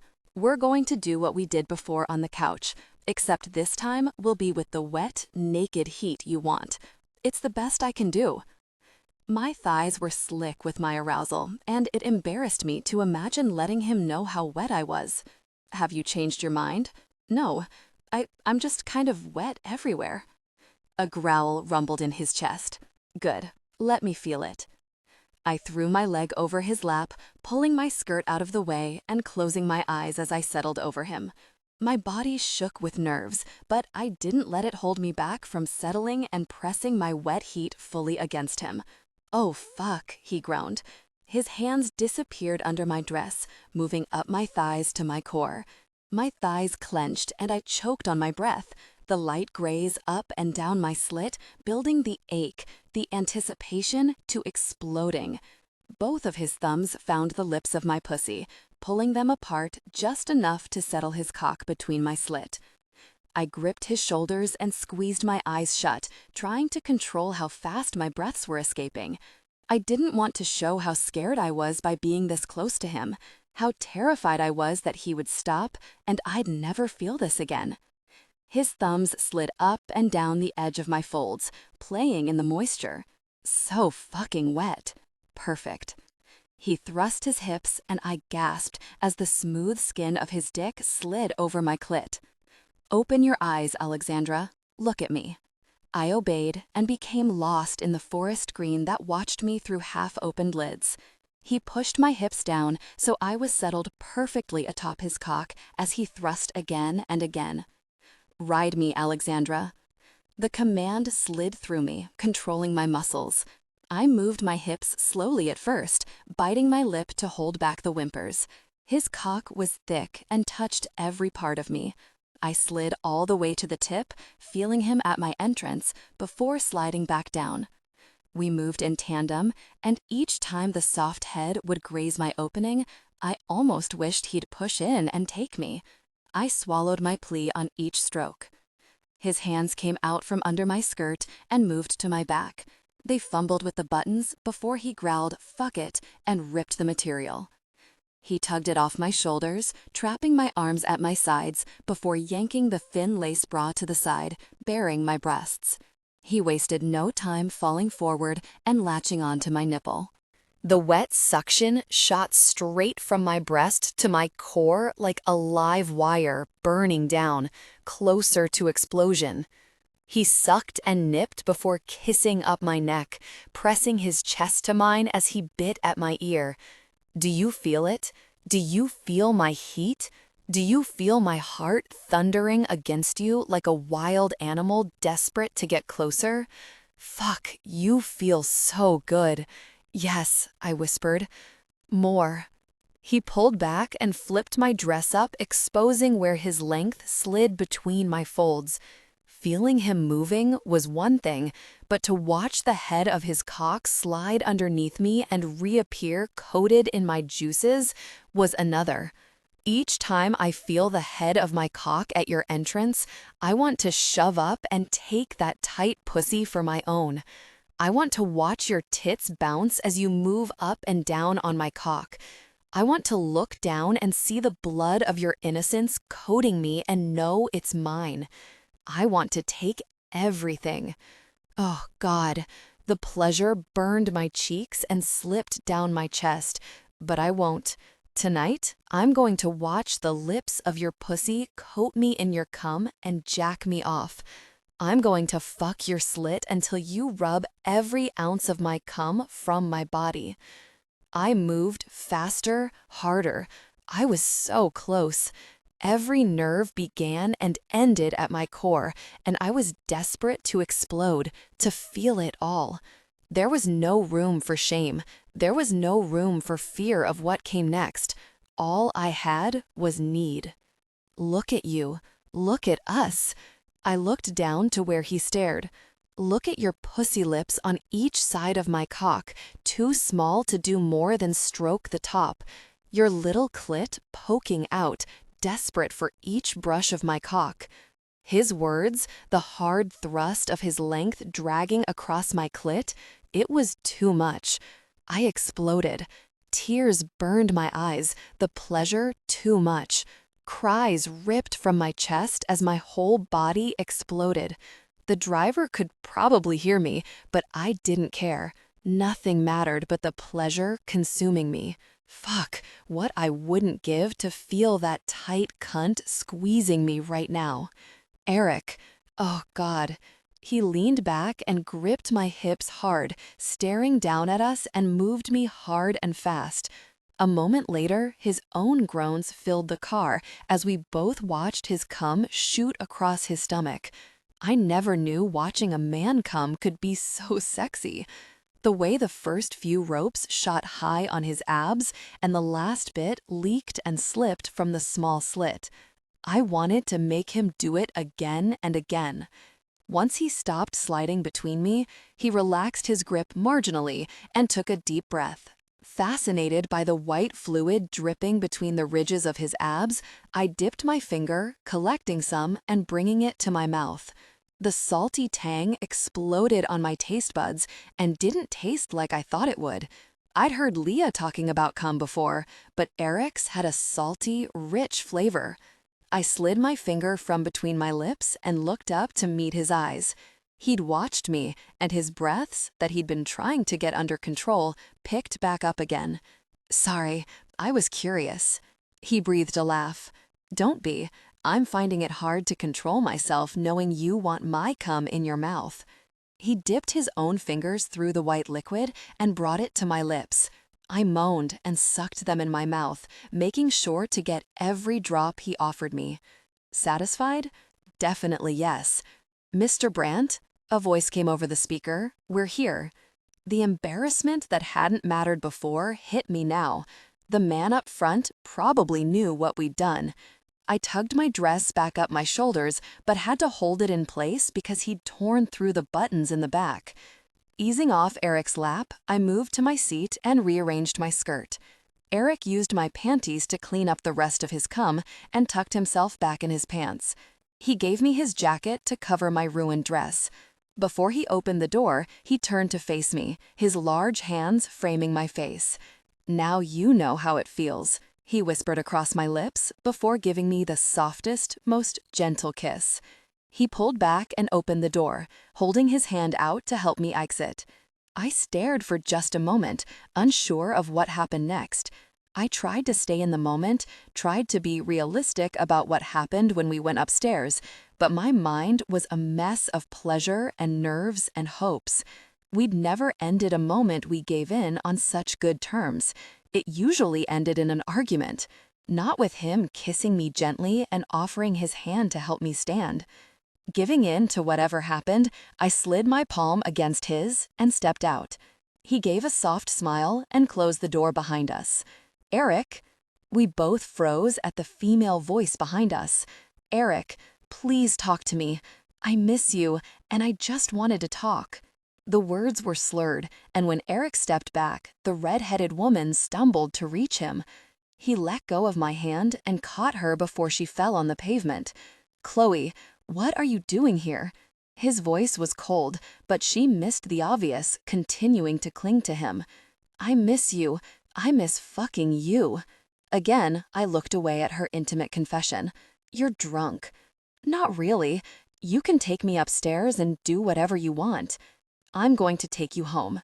She perked up and gave him a lazy smile, her eyes half shut in what she probably was hoping was seduction, but really just looked like she was about to pass out. Me, on the other hand, my heart shriveled in on itself. "I'll just head up," I muttered, trying to move past without looking at him. "Alexandra," he called, halting my progress. "I'll be back." I nodded without turning to meet his eyes and kept going.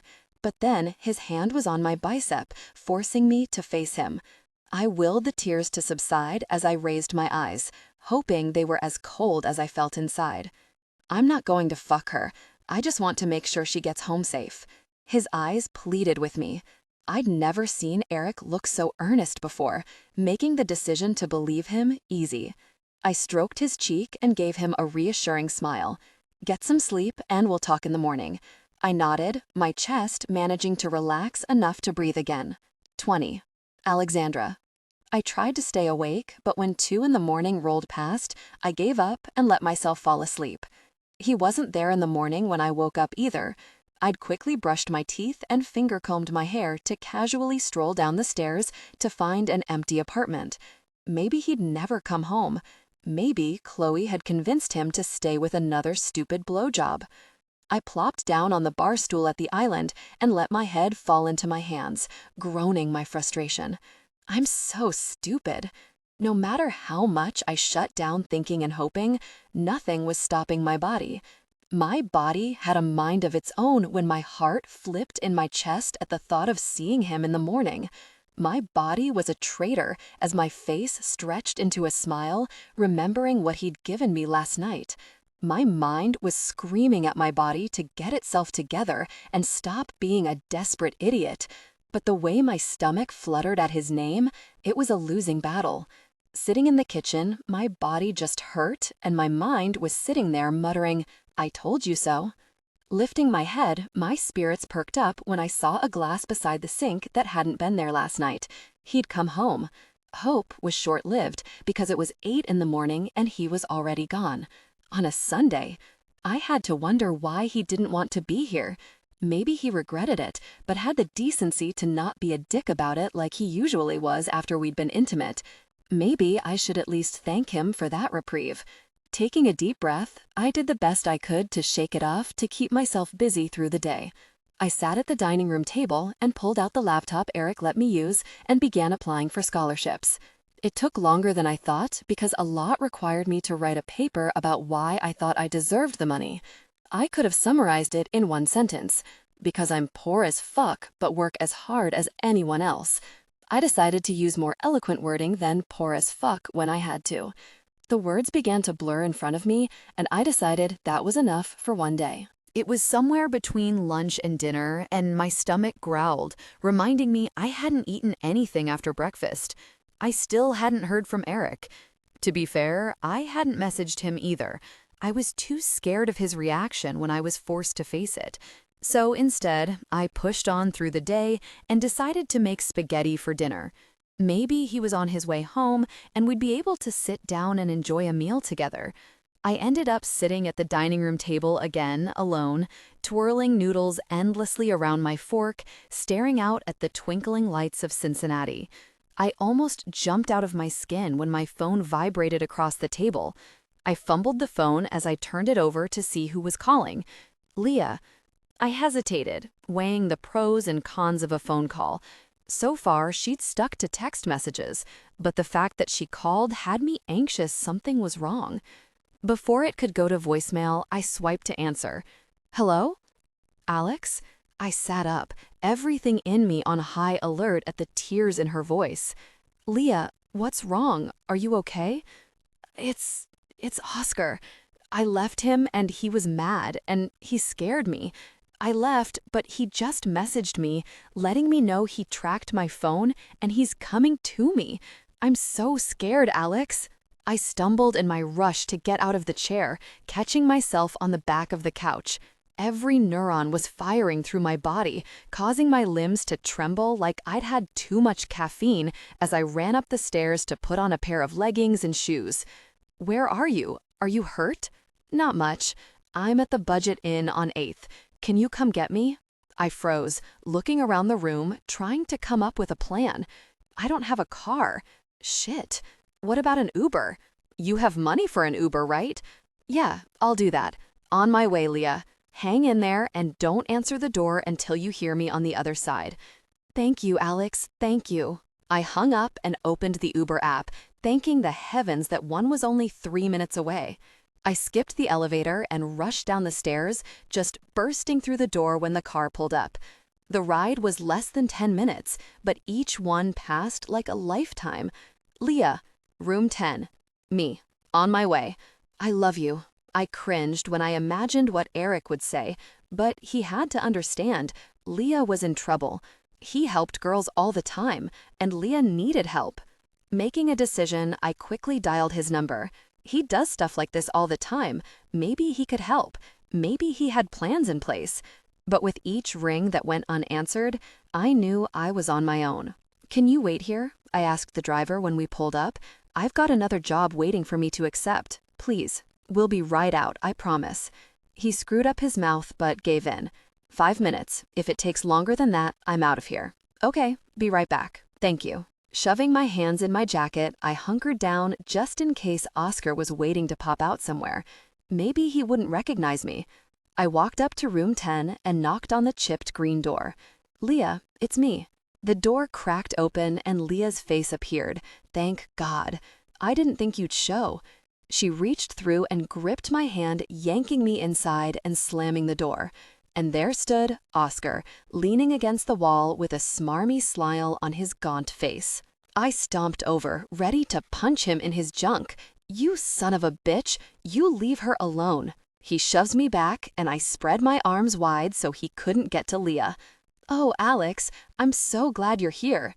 He reached his hand out. "Come here, Leah."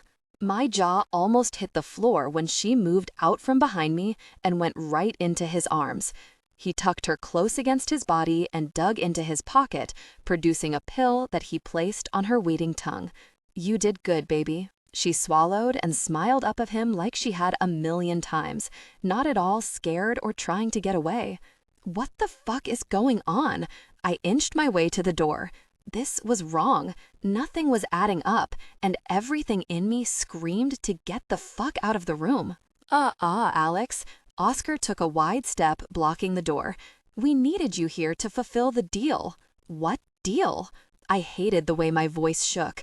I needed to portray a strength I didn't feel. He reached into his back pocket. "Your sister found this in your room one day. $10,000 for a night with a virgin." My stomach dropped and the world spun, but I couldn't pass out. I had to focus. "I'm not willing to spend $10K to fuck a virgin," a deep voice came from the bathroom, before a tall guy walked out. He looked normal enough with dark jeans and a plain t-shirt covering a lean, muscular body. But his eyes were hollow and dark and leering at me like I was an animal about to be eaten. But 1,000 seemed like a good deal. "Leah?" I breathed her name. It escaped like a plea, wanting her to tell me this was all a horrible joke. "Yeah?" "Leah showed me, and we decided you most likely hadn't fucked that guy from what you'd told Leah about him. But Bill said it didn't matter. He'd pay either way. I would just owe him about $250 back if you don't bleed when he fucks you." Taking a few steps back, I shook my head. This couldn't be real. This couldn't be happening. I almost collapsed. Everything was shaking so hard, but I had to get out of here. I had to run. Eyeing Oscar, I figured I could slam past him and knock him off balance enough to get to the door. He had my sister's swaying body in his arms. He wouldn't be able to move as fast. I pushed off, ready to flee, but only made it a couple steps before 2 strong bands wrapped around my body, lifting me off my feet.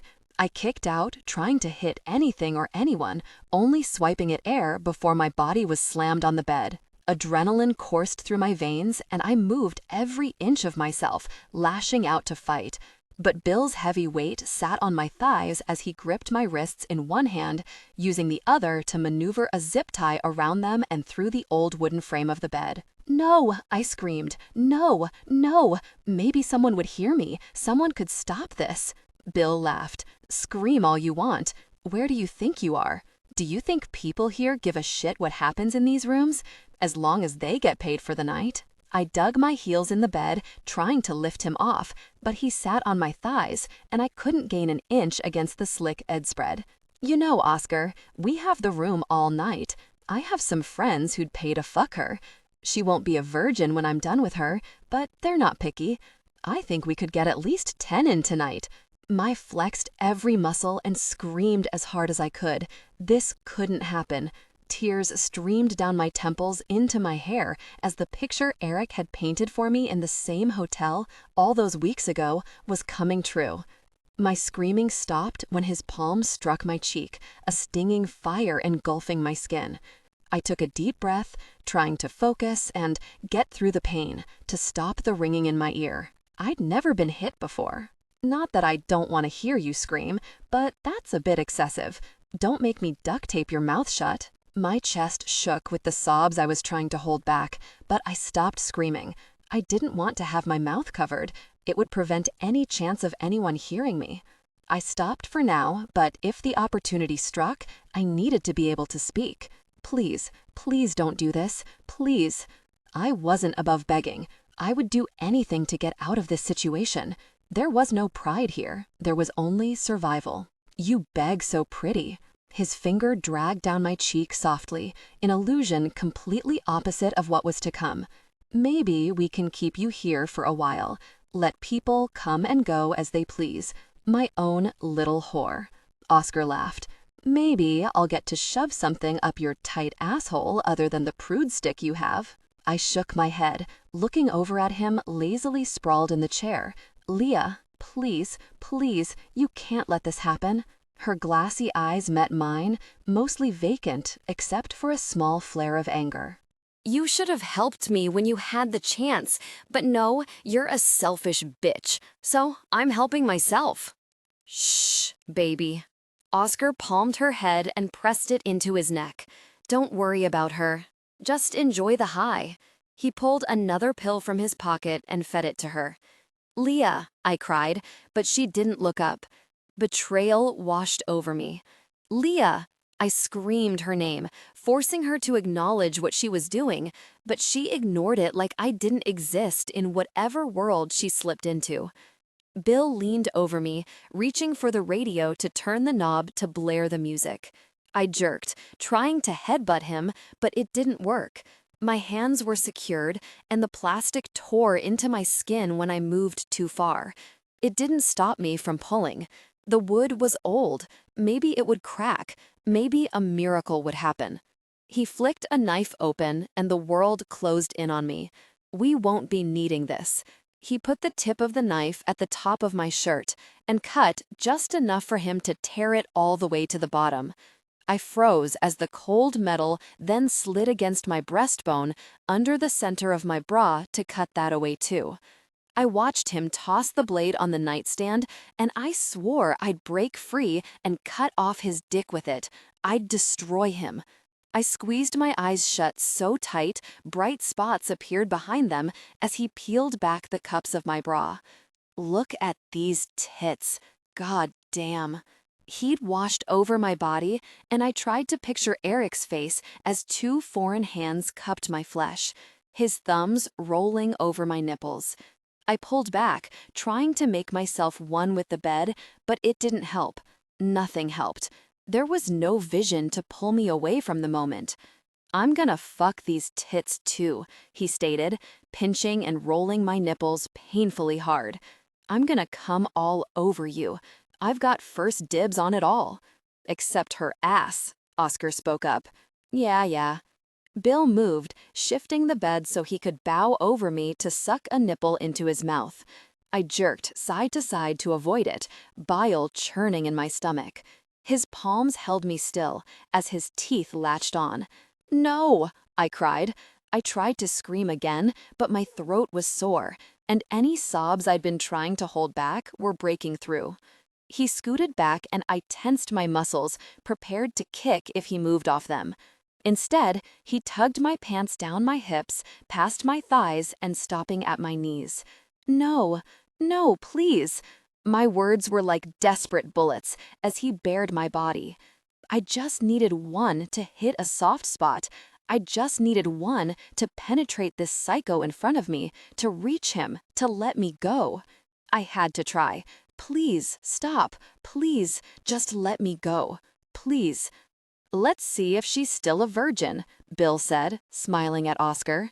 He moved his hands between my legs and I fought, thrusting up and down and any way I could move to dislodge his fingers, but nothing worked. His fingers slid through my slit and pushed up inside me. I cringed and cried out at the burn just his one finger caused. He pushed in and out a few times, and my world fell in on itself. I'd never be the same after this. My chest ached and crumbled. Fuck, she's so tight. He pulled his finger out and moved them to his belt buckle.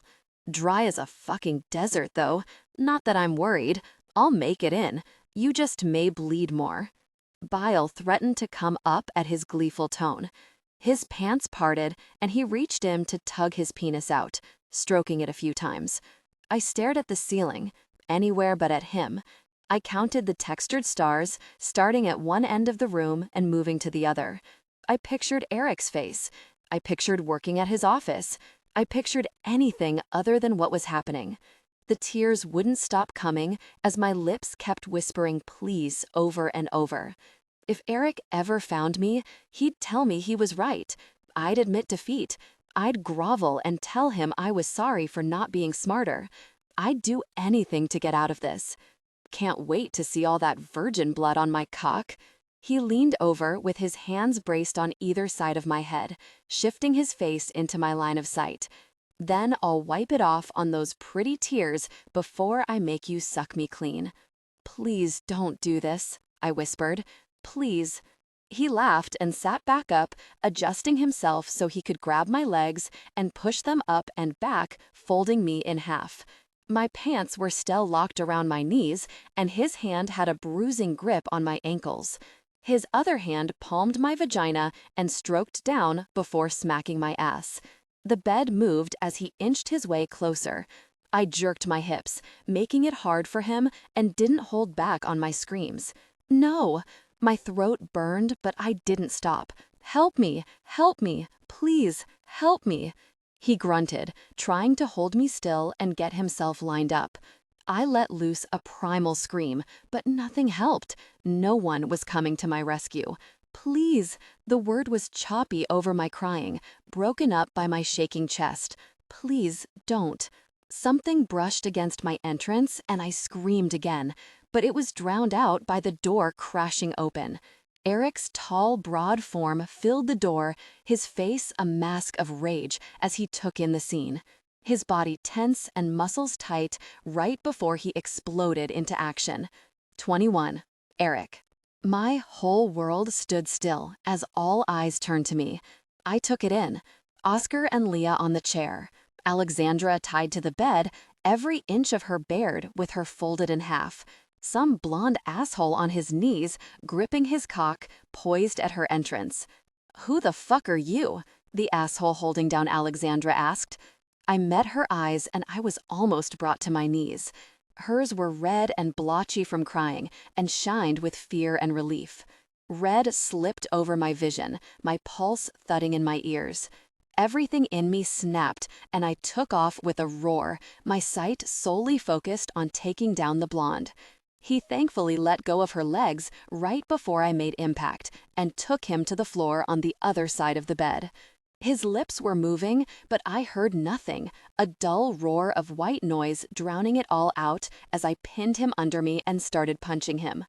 His fist clipped my jaw when another body collided against my back. Oscar jerked me back, and I shook him off before turning to uppercut him, knocking him back on the floor. Then the other one was back, laying punches at my kidneys. I swung my arm wide, backhanding him. He stumbled, and I took my chance, grabbing his neck and pinning him to the wall, lifting him until his toes barely scraped the floor. "Do you know who I am?" I yelled, spit flying from my mouth, hitting him in his bloody cheek. He shook his head, tears leaking from his eyes, his face red as his fingers scraped at my hands. "I find sick fucks like you and ruin your whole world, your whole operation." I pulled him away from the wall an inch just to slam him back in again. But you? I'd rather not waste my time. I'll just fucking end you here. But please, he stuttered. I leaned in and whispered, "Did you stop when she said please?" More tears leaked down his face. "Did you?" I thundered inches from his face. Tires screeched outside before a car door slammed, and then Jared stood at the door. Erik saw the animal inside me and spoke softly. "You can't kill him. Come on, cops are coming and you know you can't be here." Hearing his voice penetrated the fog of rage that had swallowed me once I opened the door. Someone whimpered behind me, and I looked to find Leah bent over Oscar, crying. And on the bed was Alexandra, her eyes pinched shut tight, her body doing its best to curl in on itself. I can't leave without her. Then we'll file a report later. Jared rushed to her side and cut her free, helping her right her clothes. He didn't touch her, because we'd been in this position before. We didn't initiate touch with someone who had been assaulted. If they needed comfort, they came to you. Alexandra jerked away from Jared as soon as she was free, still curling into herself. I slammed the blonde against the wall again. Jared stood, preparing to take me down if necessary. "Mr. E," he barked my code name, "we need to go." He was right. I'd done many things not approved by the law in my ventures to rescue women, and getting this kind of publicity would limit what I could do in the future. We needed to leave. The asshole against the wall gasped when I let his feet touch the floor and eased my grip. He fell forward, but I got in one last punch before turning to kick Oscar. Then I shed my jacket and held it open to wrap Alexandra in. She didn't shy from my touch. She stepped over Oscar, burrowing in my jacket and pushing against me. My head swam with relief, feeling her come to me, and I needed to be closer. I lifted her in my arms, sighing when she buried her head in my neck and carried her out of this shithole nightmare. I was opening the door for her when 2 black SUVs pulled up and 5 men piled out dressed in black, guns ready. "McCabe," I greeted. "Mr. E." The tall man nodded his head before moving past us and into the room. I breathed a sigh of relief, knowing Oscar and everyone else would pay one way or another for what they'd done. After gently putting Alexandra in the car, I went to my side and started the trip home. "Alexandra," I started, after only a few minutes. She'd barely made a sound since we pulled out of the lot, and I was worried about her stoicism. "She called me," she said defensively. "She called me crying. She said she was leaving Oscar, and he threatened her. She said he was coming for her and asked me to get her. I believed her, and I wanted to help her." Tears filled her voice as her tone turned self-deprecating. I know, I was stupid and naive to believe her. "No, you're not." She jerked her head in my direction at my denial of what she'd heard me call her over and over again. "Do you want to go to the police station and file a report? If you don't, that's fine. We're taking care of this one way or another, but I don't want to make that decision for you." She sighed, sinking even further into the leather seat. "I just want to go home." "Okay, then that's where we'll go." I parked the car in the garage and was about to get out when her voice stopped me. "He didn't rape me. You got there before it happened. I'm sorry I wasn't there sooner. If I could have physically hurt myself for not being there for her, I would. But no, I was avoiding the fact that I couldn't push Alexandra away again. I'd woken up that morning and immediately wanted to go to her and slide between her sheets, but I'd needed to think, to process what had happened last night. So I'd bolted, going to the gym, the office, back to the gym, anywhere to not be alone in the apartment with her. Then I'd gotten the call from Jared about the post selling Alex, and my whole world collapsed around me. I'd listened to him tell me about when and where, all while my lungs worked overtime to compensate for the way my blood thundered through me. Terror of losing her had swamped me, almost making me collapse. Fuck. Jared, why? I almost pleaded with him. Why would she do this? I don't think it was her. I tracked it to the same library, but it was last night when she was at the gala. She couldn't have posted it herself. You want me to get McCabe on this?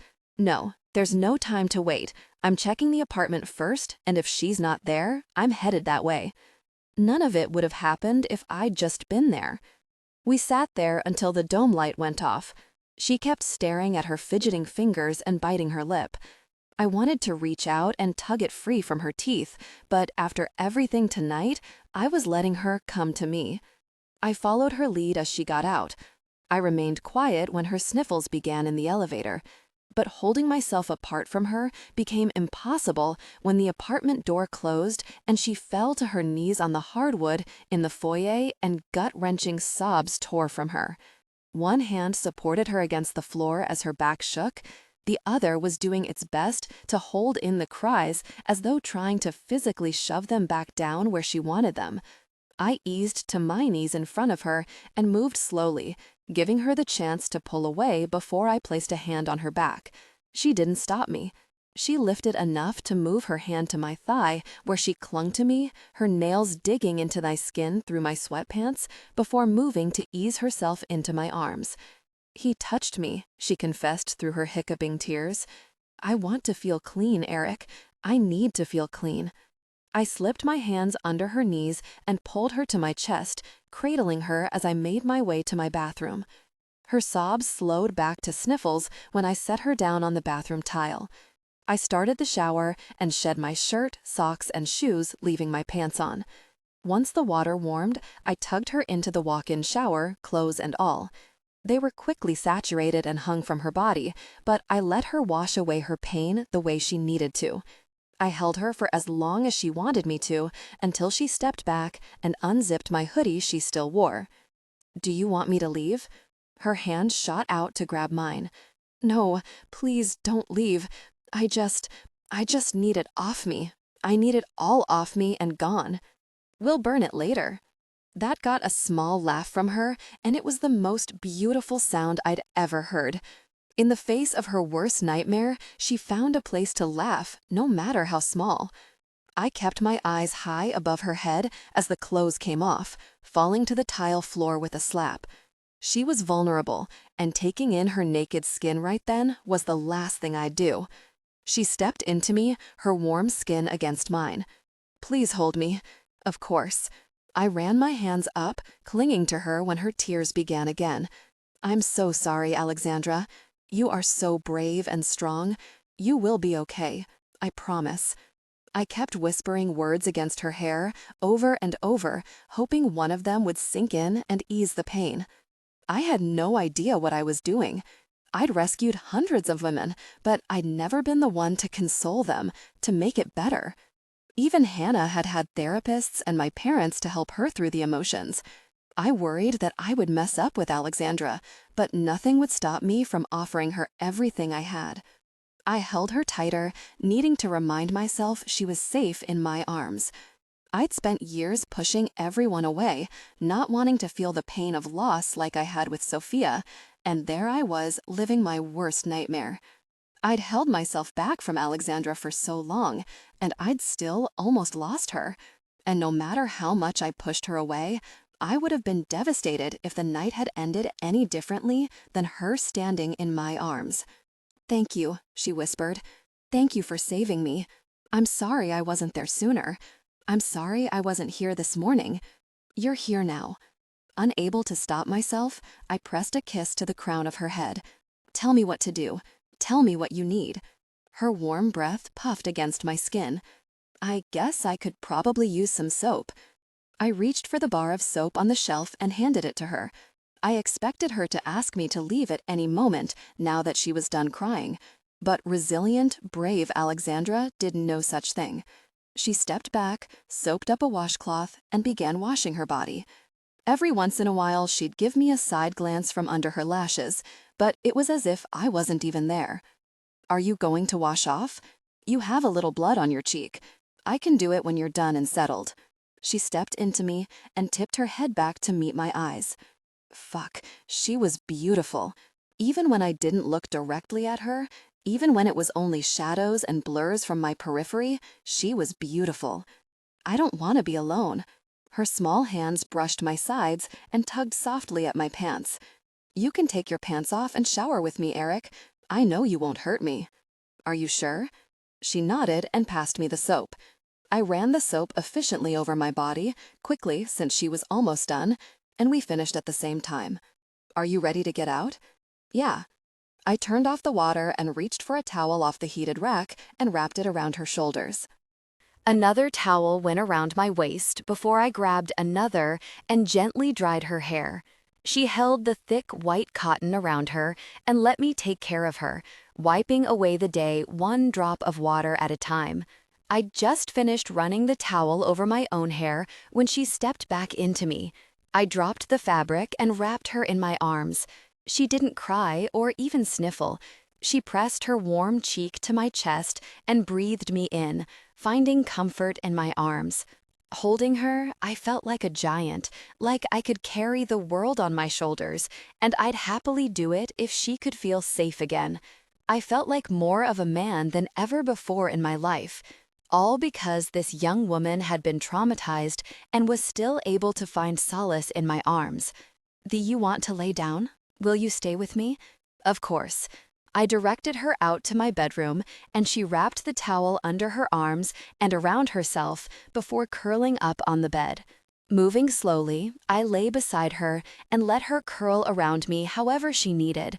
I didn't know how long we laid there, but after only a few minutes, she fell asleep. Her soft, even puffs of air against my chest lulled me into my own sleep. Sometime in the middle of the night, she jerked awake with a cry. I rested my hand on her arm, letting her know I was there, but not trying to trap her against me. Shh, Alexandra, I'm right here. When she curled into my side, I wrapped my arms around her body, holding her close. Erik, I'm right here. You're home. You're safe. I murmured the words into her hair over and over until her breaths slowed. My muscles tensed when her warm lips pressed to my chest. I hadn't been sure at first, but she repeated the process, moving across to the other side before working her way up my neck. Alexandra, I moaned. Fuck, I didn't want to take advantage of her, and no matter how much I told my cock it was wrong, I couldn't stop it. She felt it and didn't hesitate. She continued to kiss and press her hips against me. Touch me, Erik. Wipe it away. Replace it with yours. Alexandra, I tried again, but she knew she had me. She could hear the desire coloring my voice. Please. Another kiss to my neck, except she opened her lips and slicked her tongue across my skin. I choose this. I want this. A puff of air hit my neck with a small laugh. I've wanted this for so long. You make me feel safe. You take the women you rescue to haven, but you're my haven. She pulled back and looked up at me, letting me see the earnest need blazing from her eyes. Take me there. I could give her something. I could give her pleasure. Keeping my eyes on hers, I moved to my knees between her legs. Her lips rolled between her teeth, and I waited for her to pull back in regret. Instead, she parted the towel and exposed every inch of her beautiful skin. God, her breasts were beautiful, full and just as pale as the rest of her. I lowered to press a single kiss to her mound to let her know what I planned to do, needing to give her every opportunity to stop if she wanted. She whimpered, and her legs tensed before relaxing, falling further apart. Is this okay? I growled, like a barely restrained animal. Please, she whimpered. I slipped my thumb between her folds and rubbed her clit, loving the way her hips jerked forward and she gasped. Holding her open, I leaned in and licked her from her opening all the way to her clit. Oh, God, she moaned, her hand moving to burrow in my hair. That's it, baby. Use me. I gripped a thigh and pushed it up, exposing more. I wanted it all. My lips trailed from her knee, down her thigh, before I dove back in, tasting her. I pushed my tongue as deep inside her as I could before pulling back out to play at her bundle of nerves. She tugged at my hair and moved me how she wanted, her hips thrusting up to ride my face. I hummed when I sucked the bud into my mouth. I flicked my tongue hard and fast, listening to what turned her on. It only took a couple of minutes before she was gasping and crying out, her pussy fluttering around my tongue as I thumbed her clit. Erik, oh God, yes, God, yes, please. She rambled words, lost in her haze of pleasure. I softened the pressure and eased back, bringing her down from her high slowly. She finally stopped panting and opened her eyes. Looking down at me, she stroked my face, a flood of tenderness pouring off a woman who should be hiding under her covers. I want more, she stated. I said I wouldn't ask for more. But Erik, I want it. It had been a joke to try and hold off. This woman was strong and beautiful, and I'd do anything to keep her whole. Anything, I breathed. She looked so innocent, staring down at me, her eyes wide and pleading. Her lips rolled between her teeth, and I acted. I shifted up the bed, holding myself above her and kissing her lips free until I was the one nibbling at the soft flesh. If she said she wanted all of me, then I would give her every bit. I couldn't pretend to hold back and give her bits and pieces like I'd done since meeting her. She deserved more than that. She deserved everything, and I was going to do my damnedest to give it to her. 22. Alexandra. I was naked in a naked man's arms who had just put his mouth on me. It had been amazing and more intimate than anything I could have imagined. A giggle almost bubbled up just thinking about it. Realistically, I knew I should be pulling away from every touch after what happened tonight. I should be cowering in a corner after watching him become an animal. He almost killed a man, and in the moment, still tied to the bed, I wanted him to do it. Now, as Erik's big body hovered over mine, I was in control. I was choosing to be skin to skin with this man, to have his lips feasting on mine. I chose this sexuality and wouldn't let anyone take it from me. His tongue tangled with mine, and I could taste myself on his lips. It should have been weird, but instead, all I felt was heat building from my core, an inferno consuming me. You taste so fucking good, he whispered against my skin, working his way down my neck. His hand found my thigh and pulled it up on his hip. I used my foot to work the towel off his hips, needing him as naked as I was. He tossed the towel away before situating his length at my opening and thrusting up and down my slit, like we'd done last night. Is this okay? Yes, I moaned. More. God, Alexandra, you're going to kill me. He didn't seem to mind, because as soon as the words left his mouth, his lips latched onto my nipple and sucked. I cried out and arched my back, offering myself to him. My hands gripped his arms before roaming down his back so I could grip his ass in my palms. His muscles flexed when he thrust against me again, and I dug my fingers in. Erik came off my breast with a pop and lifted up enough for me to see his chest. I took the opportunity to let my hands explore each groove and bump. You are so hot. He laughed, which made the muscles move more, and I could have gotten lost in staring at them. My eyes drifted lower to where his cock was pressing against me, the head standing proud from between my legs.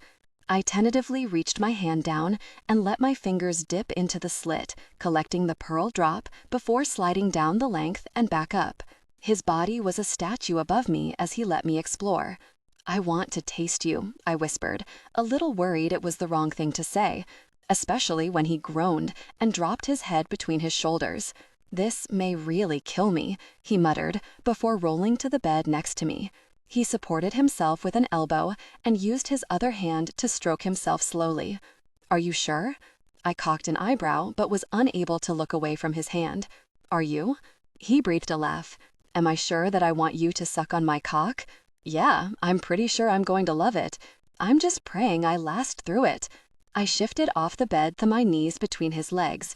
Pushing his hand away, I replaced it with my own and held it tall before bringing my mouth to the tip. My tongue dipped inside the slit and I pressed my lips to the top. I've never done this before, I confessed, even though it was no secret. It may make me a caveman, but I can't tell you how much it pleases me to be the first dick you suck on. It does something to me to know I'll be the first one inside that pretty mouth of yours. I held him still and slid down his length as much as I could before sucking hard and pulling back. Is that okay? Hell yes. More, Alexandra. I smiled at his pained tone before returning to his cock and repeating the process. I used my hand to stroke where my mouth couldn't reach and stopped every once in a while to roll my tongue around the head. He tasted salty, and I became fascinated with how hard his length was and how soft the head felt when I pressed my lips to it. He groaned the most when I rolled my tongue along the back, so I did that more. Oh, God, stop, please. Scared I'd done something wrong, I pulled back. Maybe I'd read his sounds wrong, and they were actually pain instead of pleasure. Alexandra, I'm going to come in your mouth if you keep going, and I'd really like to be inside you when I do that. Oh. He stroked my cheek and smiled. Yeah, oh, you're really fucking good at sucking on my cock. Now come here. He helped me stand and pulled me on the bed so my head rested on the pillows. We still hadn't pulled back the covers, and I laid there completely exposed. He reached in the drawer to pull out a small bottle and a condom, but froze when he turned back to the bed. You are so fucking gorgeous. My skin flushed hot at his praise, and I fought to not squirm and cover myself. The way his pupils dilated, almost swallowing all the green, made it easy.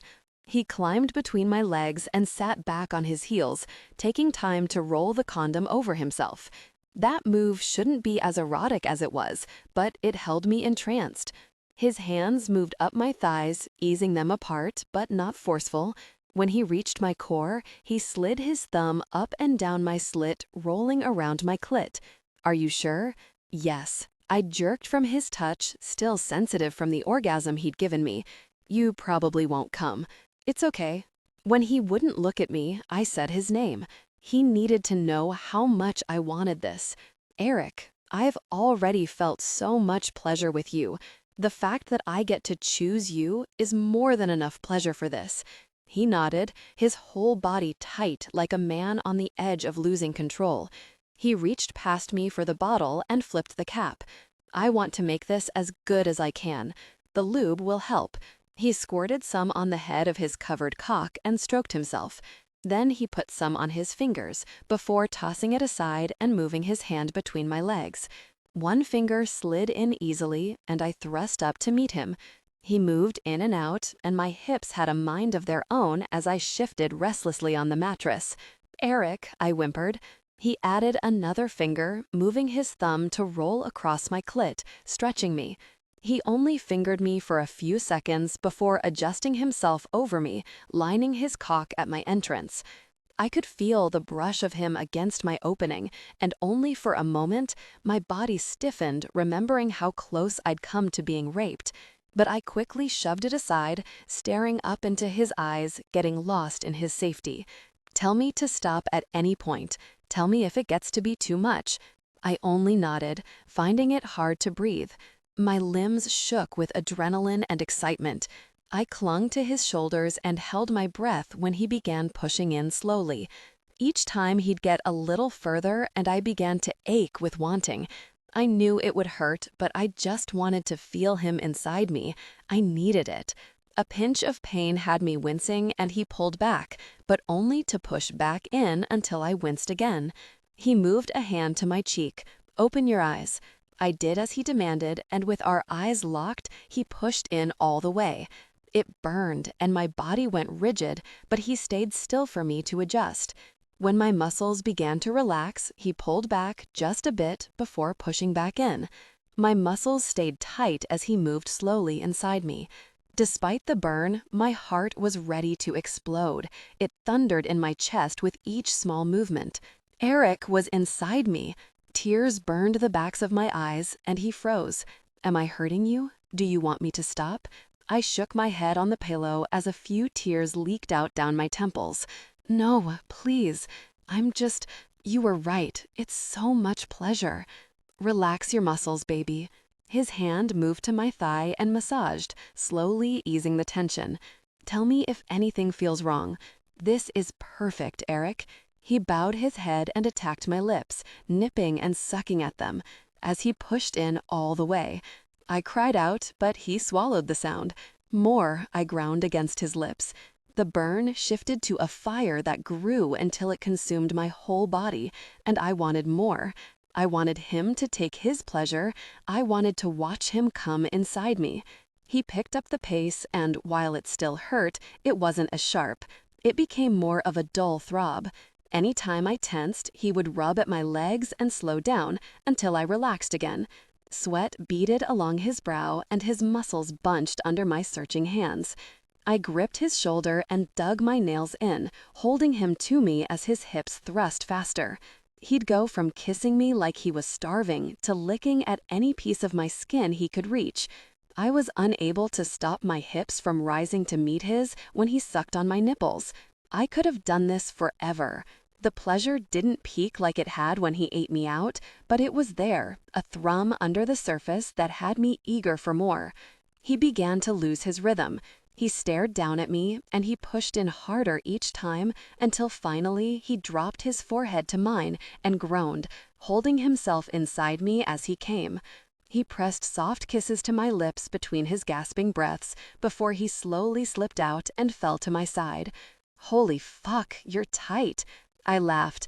It started small and then grew until my whole body was shaking and he was laughing too. He rolled over to wrap his arms around me and kiss me. "Let me clean up." He stood and went to the bathroom while I shamelessly ogled his backside. I heard the water running before he came back out.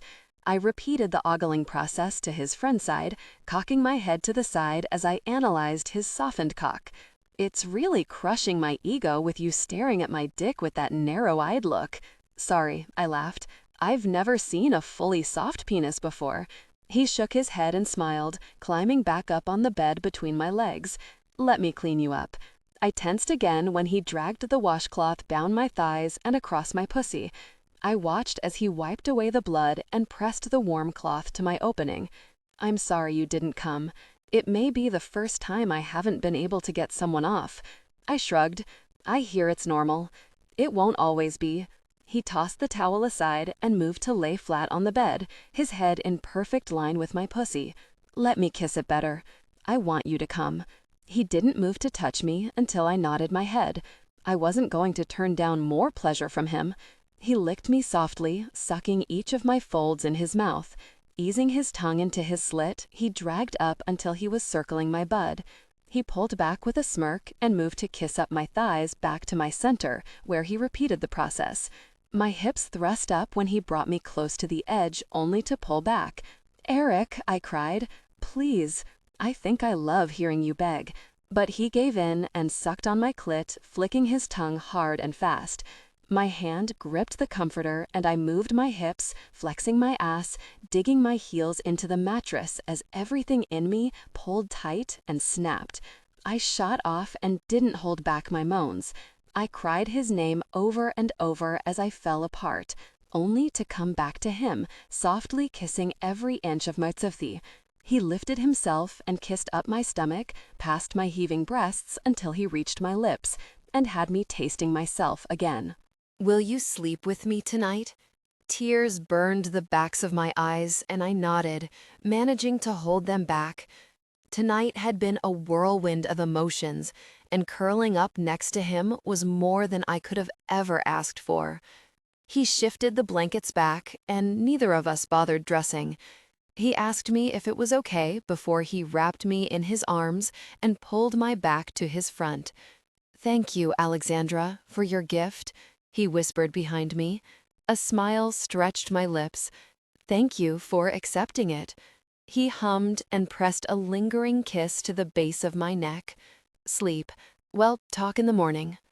My mind whirled with the possibilities of what he could say when the sun rose and shined a light on what we'd done. I was sure I wouldn't be able to sleep, but in the warmth and safety of Erik's arms, I passed out in an instant. 23. Erik. For the first time in my life, I woke up with a woman in my arms. 31 years, and I'd never stayed the night. My initial thought had been that I had been missing out because Alexandra felt damn good in my arms. But then I figured no one would have felt as good as she did. She shifted in my arms and I waited for her to open her eyes, but instead she rolled to her back and threw her arm above her head. The move dislodged the blanket, and the way she stretched exposed one beautiful breast. I wanted to lean over and suck on the pale pink nipple. I wanted to drag my finger around the bud before rolling her nipple between my thumb and forefinger. I wanted her to wake up so she would want me again. I managed to hold back, barely. Last night had been a nightmare, followed by one of the best experiences of my life. She'd been so tight, so responsive, so beautiful. She'd been everything I thought she would be, which was why I held back. She deserved more than the man who was 31 and never stayed the night with a woman. She deserved more than a workaholic. She deserved more than a man who purposefully provoked criminals. I was careful, but had a reputation from years of working. And in the beginning, I'd been less than cautious. I'd been loud and angry and wanted everyone to know I was coming for them. But screaming in people's faces tended to get you punched in your own. And I'd been a hell of a lot more than punched when I boisterously went after too much. They'd set me up. I went in and almost died. I probably would have if Jared hadn't been around, ready to call the cops. After that, I didn't go out anymore. I hired McCabe and funded the rescue, but it didn't make me completely safe from people finding out. I stared down at her. Her almost black hair stark against the white sheets, her face soft and serene, even after the trauma she faced. She was a light that still managed to shine through whatever darkness she faced. She was smart and tenacious, and I was done pushing her away. I wouldn't repeat yesterday, leaving to hide, leaving her to fend for herself when I should have been there. It all felt inevitable, like I'd be fighting a lost cause if I tried to get out of bed and act like last night had meant nothing. It would only serve to hurt us both. At least, with her by my side, I could keep her safe, protect her from any more harm. I eased my arm out from under her and went to the restroom. When I came out, she was sitting up, the sheet clutched to her breasts. Her shoulders were slouched as she stared at the bed, looking defeated. "Alexandra, are you okay?" Her head jerked up, and she took me in, her eyes dropping to my cock. I hadn't bothered to put pants on, and the more she stared, the harder I got. "I thought you left," she answered, still watching. "No, not leaving. Just had to answer nature's call." She breathed a soft laugh and finally raised her gaze to mine. "Come on, I'll make us some breakfast.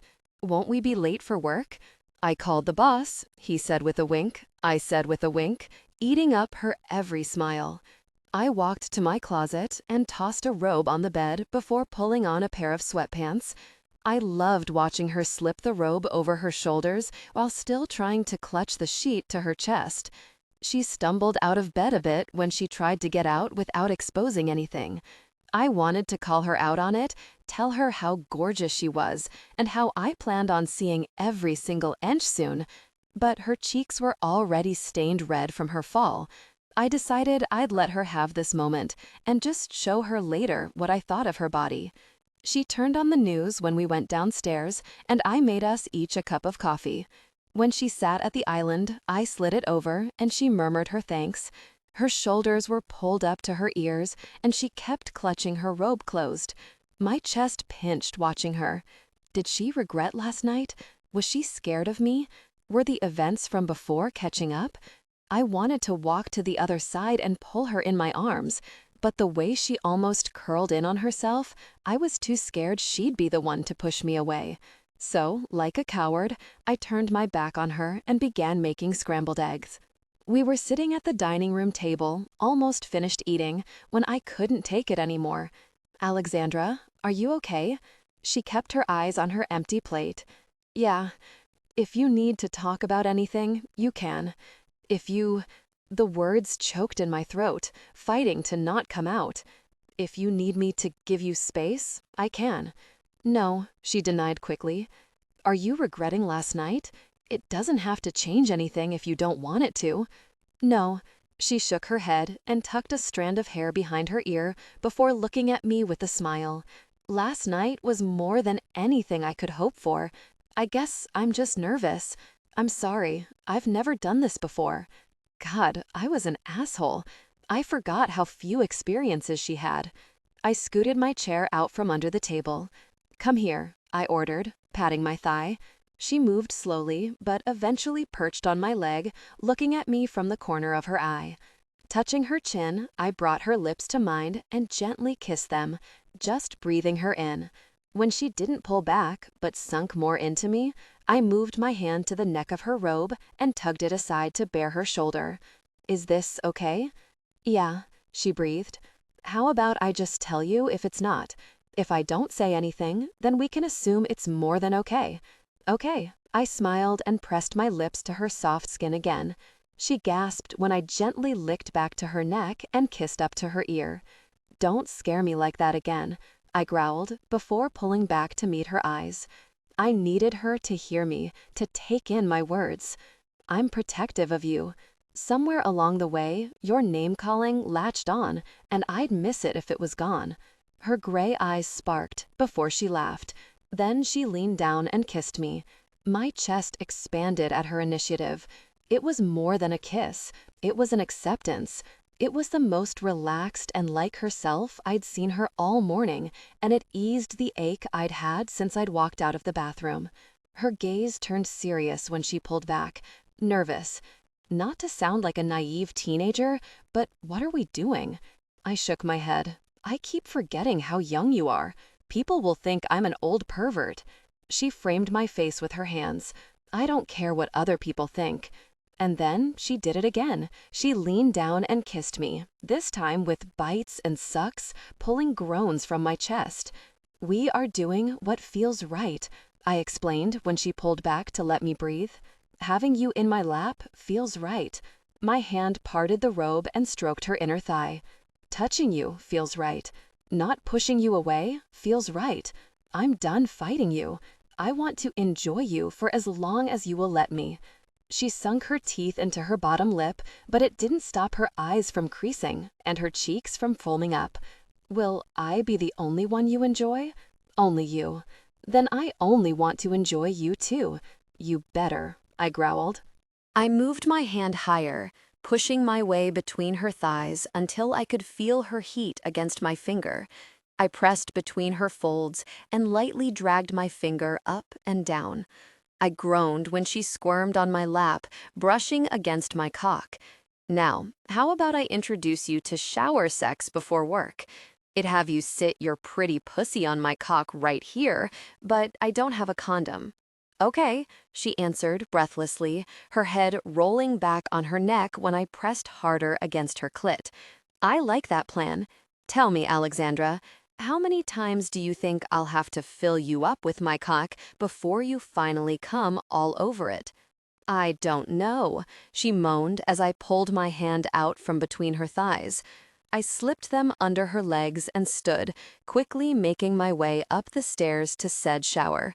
Let's go find out. 24. Alexandra. My sister had sold me for sex.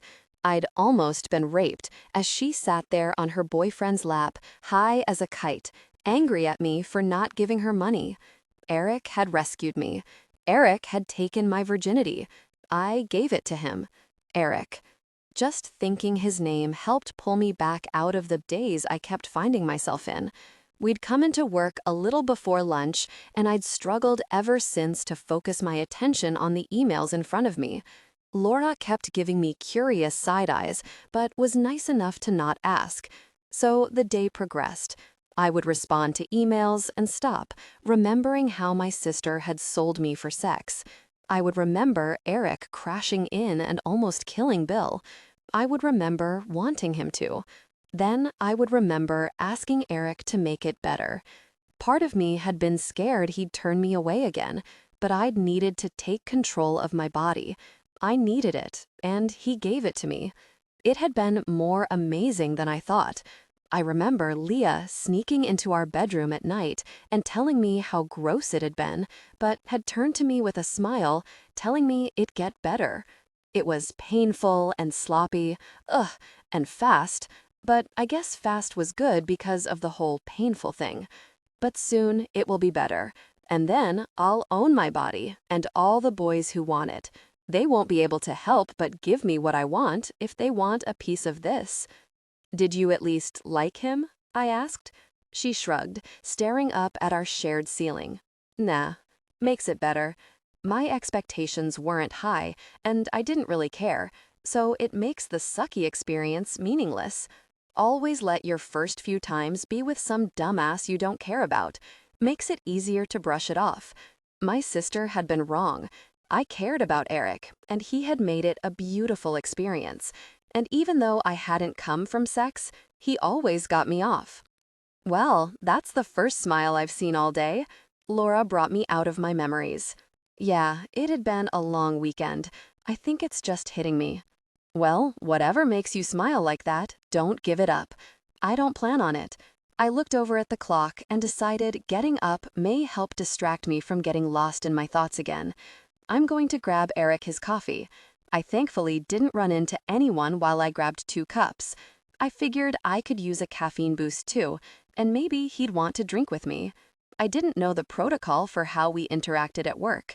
He'd said he wanted to enjoy me as long as I let him, but what did that mean? What did enjoy entail? I knocked softly on his door. "Come in." I eased the door open and froze when my eyes landed on Jared.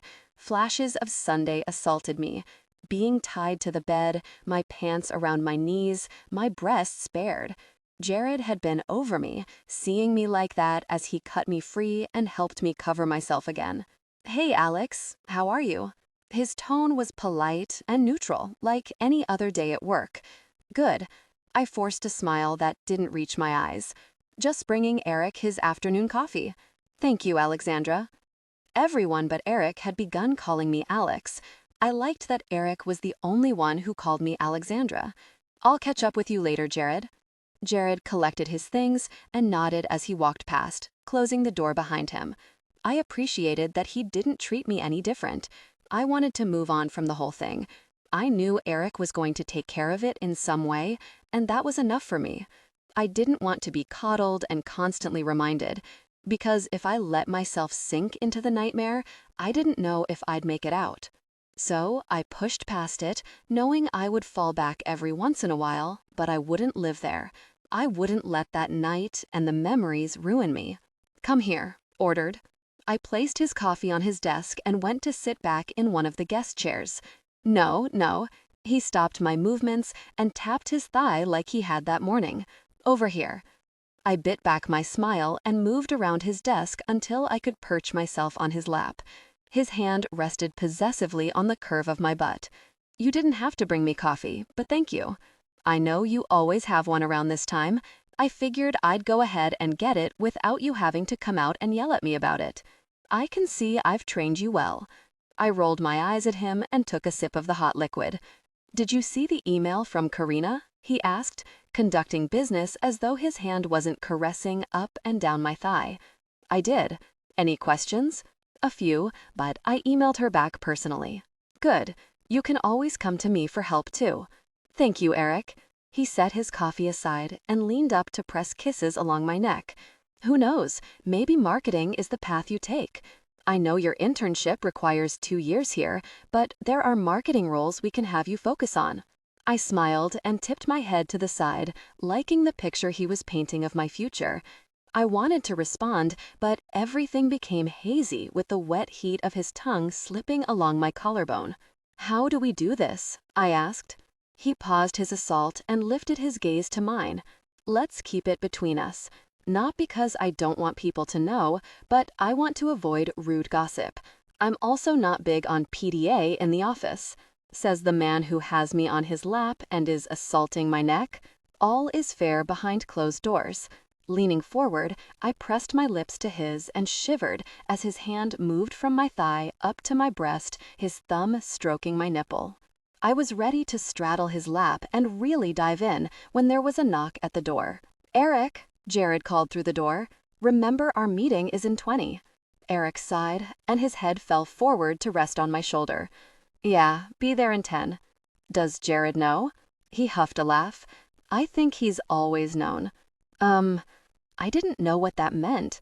He and Ian gave me shit from the first moment they saw the way I looked at you. Heat burned my cheeks. Oh, do they think... No, they don't think that's the only reason you're here. I breathed a sigh of relief. Okay, that's good. I have no doubt you'll prove your worth, Alexandra. Thank you. I leaned in as he stroked his thumb across my cheek. Is the meeting with Jared about your other activities? He smiled. No, this meeting is just a boring analysis of a new program. Can I ask a question? I don't want to keep you. I can make a little more time for a pretty girl on my lap. I pressed a quick peck to his lips, basking in his praise. You mentioned before that you made enemies when you first started. What did you mean? His eyes dropped and his chest rose with a deep breath, pressing against my arm. You don't have to tell me. I was just curious, and I worry about you. There's no need to worry. He brushed hair back from my face. I don't go on extractions anymore. But you did. He swallowed. I did. Why don't you anymore? He held my stare, and the longer he went without saying anything, the more nervous I got. Tell me, I whispered. I was loud my first year, calling myself Robin Hood, and, like I said, I made enemies. One time, about a year into it, one of my enemies caught up with me. I went into his trap, and let's just say I almost didn't come out. Erik, I gasped, my hand covering my mouth. A few of his guys remained behind to rough me up. I probably would have died if Jared hadn't found me. He was looking into the same sale. Tears burned my eyes. Did they catch him? He winced. No. Erik, oh my God, and you still do this? He could come after you. Baby, relax. He pulled me close and kissed my forehead. I don't go under the same name anymore. I buried Robin Hood after that, and I don't go out anymore. A security firm handles it all. We just track the sales. Besides, for all they know, they think I'm dead. I took in his words. They eased the pressure his confession had caused in my chest. Then I thought about how he'd shown up at the hotel the first night. But you came for me. His eyes softened, warming to a deep green. Of course I did. Erik, I wiped my eyes. Promise me you won't put yourself in danger again. Please. Don't worry, Alexandra. I already promised my mom. And your case was different. I wouldn't have gone otherwise. And when you came for me again, when my sister tried to sell me, his tone turned hard. Don't ask me to not come save you. I can't ever promise that. He narrowed his eyes. But of course, we won't have that issue if you don't go off on your own either. I lifted my pinky.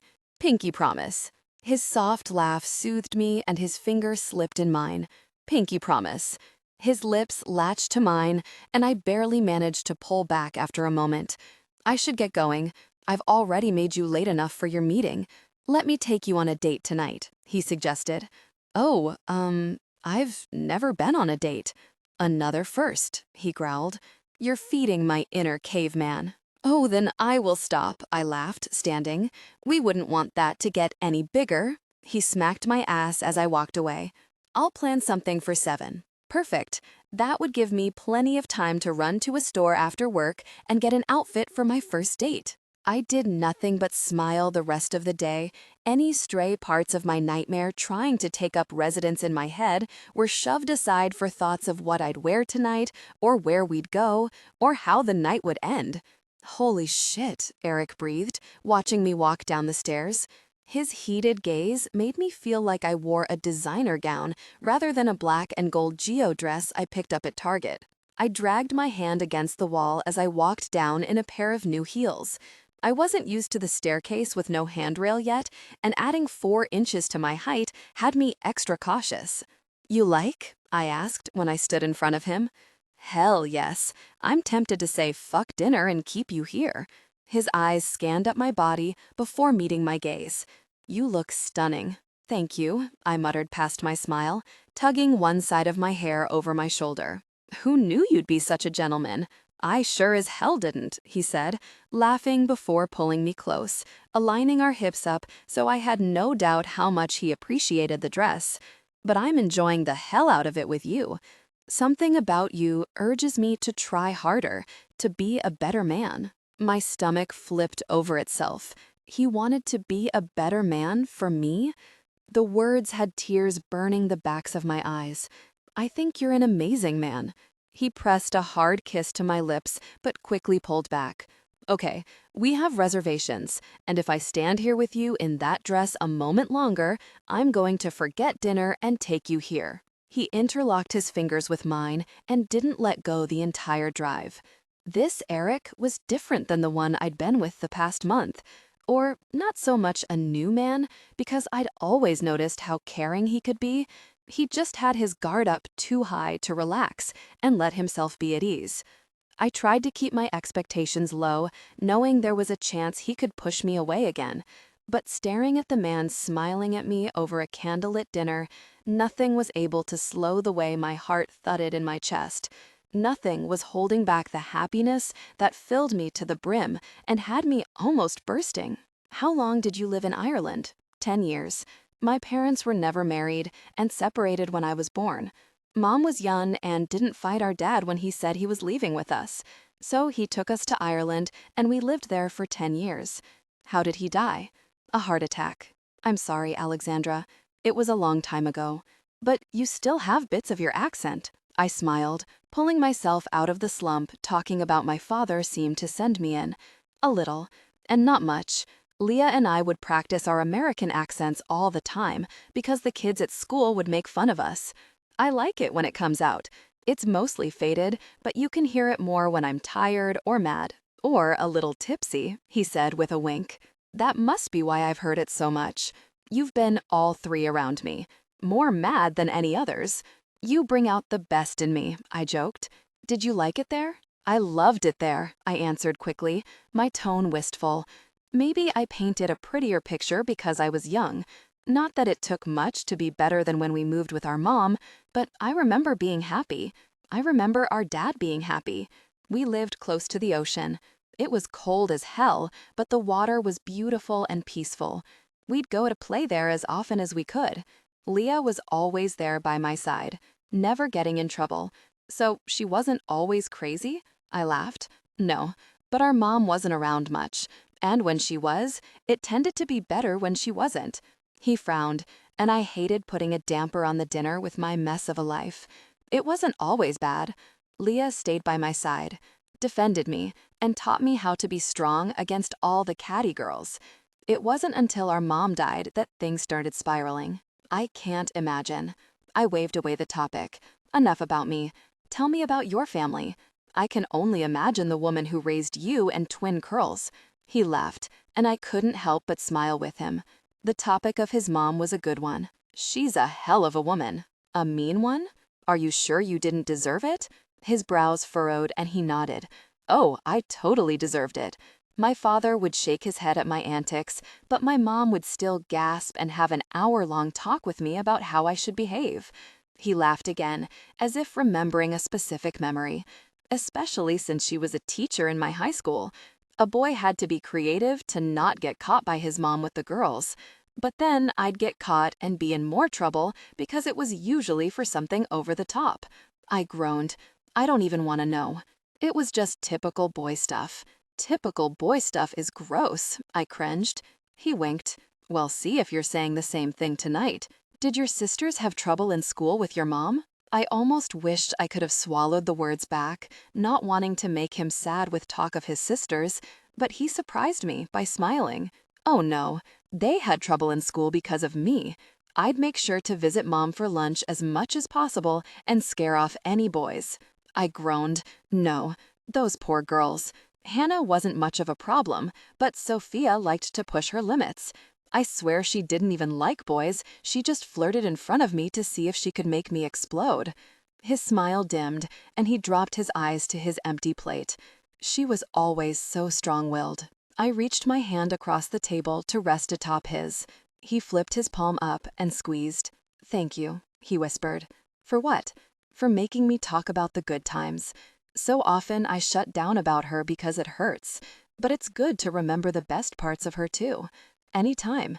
Besides, maybe I can take notes and come up with my own antics. He pretended to growl and bare his teeth. I don't think so. The waiter came to clear the table and bring the check. So I was thinking, Maybe I could tour some apartments soon.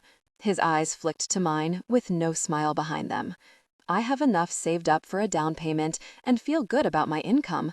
I don't know exactly which school I'm going to, but as long as I stay close to the bus line, I should be fine. He swallowed and looked down at the table. You know there's no rush, right? Yeah, I figured that was the plan. Speaking of plans, I owe you $10,000. If someone told me a month ago I'd forget about $10,000, I'd laugh in their face. But I hadn't even considered it when I thought of apartments and moving out. I think I'd rather keep it in savings. Hell, I can open a savings bank account now, I said, giddy at the thought. I'll use it for school supplies and my new addiction to pizza. I didn't want to move out. Who would when you lived in a place like his, with a man like Erik? But I couldn't stay there forever. The plan had always been for me to get on my feet. But the way he looked at me now, he looked like he liked the idea of my leaving as much as I did. We were saved from more conversation when the waiter came back and we signed the bill. "Let's go home, baby," he whispered in my ear. "I'm ready for dessert." 25. Erik Jared. I answered the phone. "What's up, man?" "Hey, Erik. Sorry to bother you on Saturday, but I figure I'll keep you up to date on things." I froze outside my apartment door. If Jared called on the weekend, it wasn't for work at Bergamo and Brandt. "Talk to me." "It's not a sale or anything. I haven't seen anything local since the last extraction we did. But I've seen the name Mr. E brought up a few times." My muscles tensed, locking the air in my chest. I can't figure out where it's coming from, and it's pretty vague right now, but it's looking like someone is asking questions about who Mr. E might be. Like I said, very sparse chatter. "And you can't track it?" "No, it hasn't popped up long enough, and as soon as I start getting a trace on it, it vanishes. Like they're fishing, and when no one bites, they reel it back in." Shit. Closing my eyes, I breathed as deep as my lungs would allow, holding it for 5 seconds and slowly letting it out. No one had ever asked about Mr. E. Jared and I worked hard to keep it out of the work we did. I had no doubt people could connect the dots. I just tried to be subtle enough to not make waves when we did our work. Should we be concerned? Let McCabe know? No, I don't think we have any concern yet, but I will notify McCabe for when the next extraction happens. Okay, thanks for letting me know and keep me up to date on this. I don't want it getting too far. Will do, Erik. Enjoy your weekend. I intended to.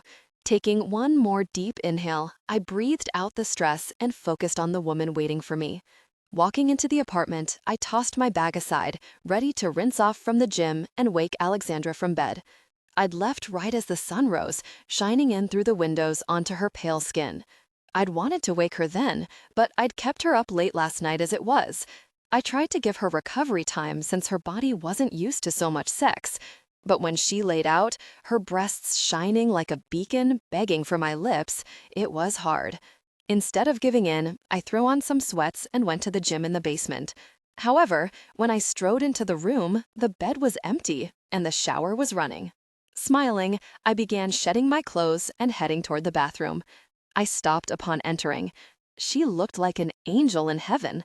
The bathroom was all white, with a wall of windows to shine light for the glass shower. The way she carelessly stood under the water, her face turned up and her eyes closed as droplets caressed her skin like I was so desperate to do. She was an angel. She gasped when I finally made noise opening the shower door. "Good morning," she said, smiling. Her eyes shined like silver with the light cascading around her. I didn't say anything. Instead, stalked toward her until she was backed against the wall. Her smile didn't slip, but the silver of her eyes darkened to a gray, desire glinting in them. "All for me. Erik," she breathed. I ate it from her lips. I devoured every word she let slip from her mouth that spoke of the desire I gave her. I fed off it. My hands dug into the curve of her hips, and I dipped low to rub my cock against the apex of her thighs. Another gasp, where I took advantage and shoved my tongue inside. She met me halfway and tasted me the same as I did her. Her nails dug into my shoulders, scouring their way up my neck into my hair, holding me tight. I needed her. My body heated beyond the steam of the shower, my want burning me from the inside out until I was sure I'd explode. One of her legs hiked up to my hip so she could rub herself against me. If I thought I was hot before, it was nothing compared to when her cunt met my cock. Can't fucking wait, I growled into her skin. Leaning down, I sucked at her breast like a savage whose sole purpose was to have every inch of her in my mouth. I bit her, and her cries sank into my skin like a plea for more. I hoisted her up, and she wrapped her other leg around my hip, lining herself up perfectly. Gripping her ass, I eased her down my length, slowly easing in and out until I was all the way and the soft curve of her ass was pressed to my balls. "Move," she whimpered. "Please." "Move how? Like this?" I asked into her neck, moving my lips up and down. "No," she groaned in frustration. Tell me what you want. Move inside me." I pressed my lips to hers and dipped my tongue inside. She quickly pulled away and nipped my bottom lip and pouted at my smirk. "Fuck me, Erik, please. God, I love when you talk dirty." And I did, without any more waiting. I thrust my hips hard over and over. I pressed her back to the wall and used one hand to support her so I could move my other to the front and press my thumb to her clit. She arched her back and I almost lost it then and there. I love watching these tits bounce for me. So fucking sexy. Suck on them. "Yes, ma'am." I flicked my tongue against the tip before biting it softly between my teeth, rolling side to side. Her pussy squeezed me, and her moan echoed against the tiles and glass. What if someone is watching me fuck you against this shower wall? What if they're watching how much you like a bit of pain while I fuck you? "They can't," she breathed. "They couldn't." The bathroom was a wall of floor-to-ceiling windows that were 100% reflective, but I liked to play the game. I liked the way her eyes widened at the thought. Show them how you come. Show them how pretty you are when your whole body flushes and your pussy milks my cock. I pressed on her clit again and didn't hold back. I fucked her hard, racing to my own finish, praying she beat me there. Her head fell back against the wall, and her mouth dropped open, the sweetest, sexiest moans lighting me on fire. The heat raced down my spine, and my balls pulled up tight, and I pushed in hard, emptying myself. I latched onto her shoulder as I rode the waves of my orgasm, only coming back when her nails dragged across my scalp, sending shivers down my body. I slipped out of her without letting go, and moisture followed. "Fuck," I breathed, my lungs still working overtime. Even more so when I realized what I'd done. Yeah, that about sums it up. Her soft laugh puffed against my forehead. I didn't use a condom. Her body stiffened, her hands no longer moving through my hair when she finally caught on. "Erik," I could feel her throat move up and down against my head. "I'm so sorry, Alexandra. I didn't think. We should be okay. I should be starting soon, so we should be okay." I nodded, not super confident in her words, no matter how many times she repeated them. I lifted my forehead and cradled her face in my palm. "No matter what happens, I'll take care of you. You know that, right?" Her eyes were wide and she managed a jerky nod. I placed a soft kiss against her lips, offering her comfort. Guilt hit me more than fear. I was 31. A baby wouldn't do damage to my life. It wasn't planned, but it wouldn't hold me back from what I was doing. But Alexandra was only 19, getting ready to start her future. I'd played a gamble with her life more than my own. One more kiss, and I eased her down to the floor. "Let me clean you, and we can go do breakfast." "I was already clean before you came in," she said, a small smile tipping her lips. The stress of the moment slipped away, if only a little. "What can I say? I like making you dirty. In fact, after breakfast, I'll do it again." I grabbed the soap and began running it over her skin. As much as I'd love that, I have 4 apartments to look at today, and my first appointment is in an hour. My hands froze on her skin, but I kept my eyes down, pushing through it and continued washing her. I didn't want her to leave. I liked having her with me. I liked waking up to her every day. I never knew I'd so easily fall into a relationship, but I loved it. Somehow, I knew it wouldn't feel as easy if it had been with anyone else. Only Alexandra. I couldn't be the guy to hold her back, not when her eyes lit up the way they did when she talked about being on her own. I didn't have to like it, though. Okay, I'll drive you. You don't have to do that. Shut up, Alexandra. I'm taking you. When I looked up, she was making a face and mocking me. I gave a glare that softened into a laugh. Don't make me spank you, although you may like it. She made the move of zipping her lips but laughed with me. The first apartment we didn't even stop at. We drove past. When she argued, I said I was too scared to leave my car for more than a minute in fear it would get stolen. The neighborhood was horrible.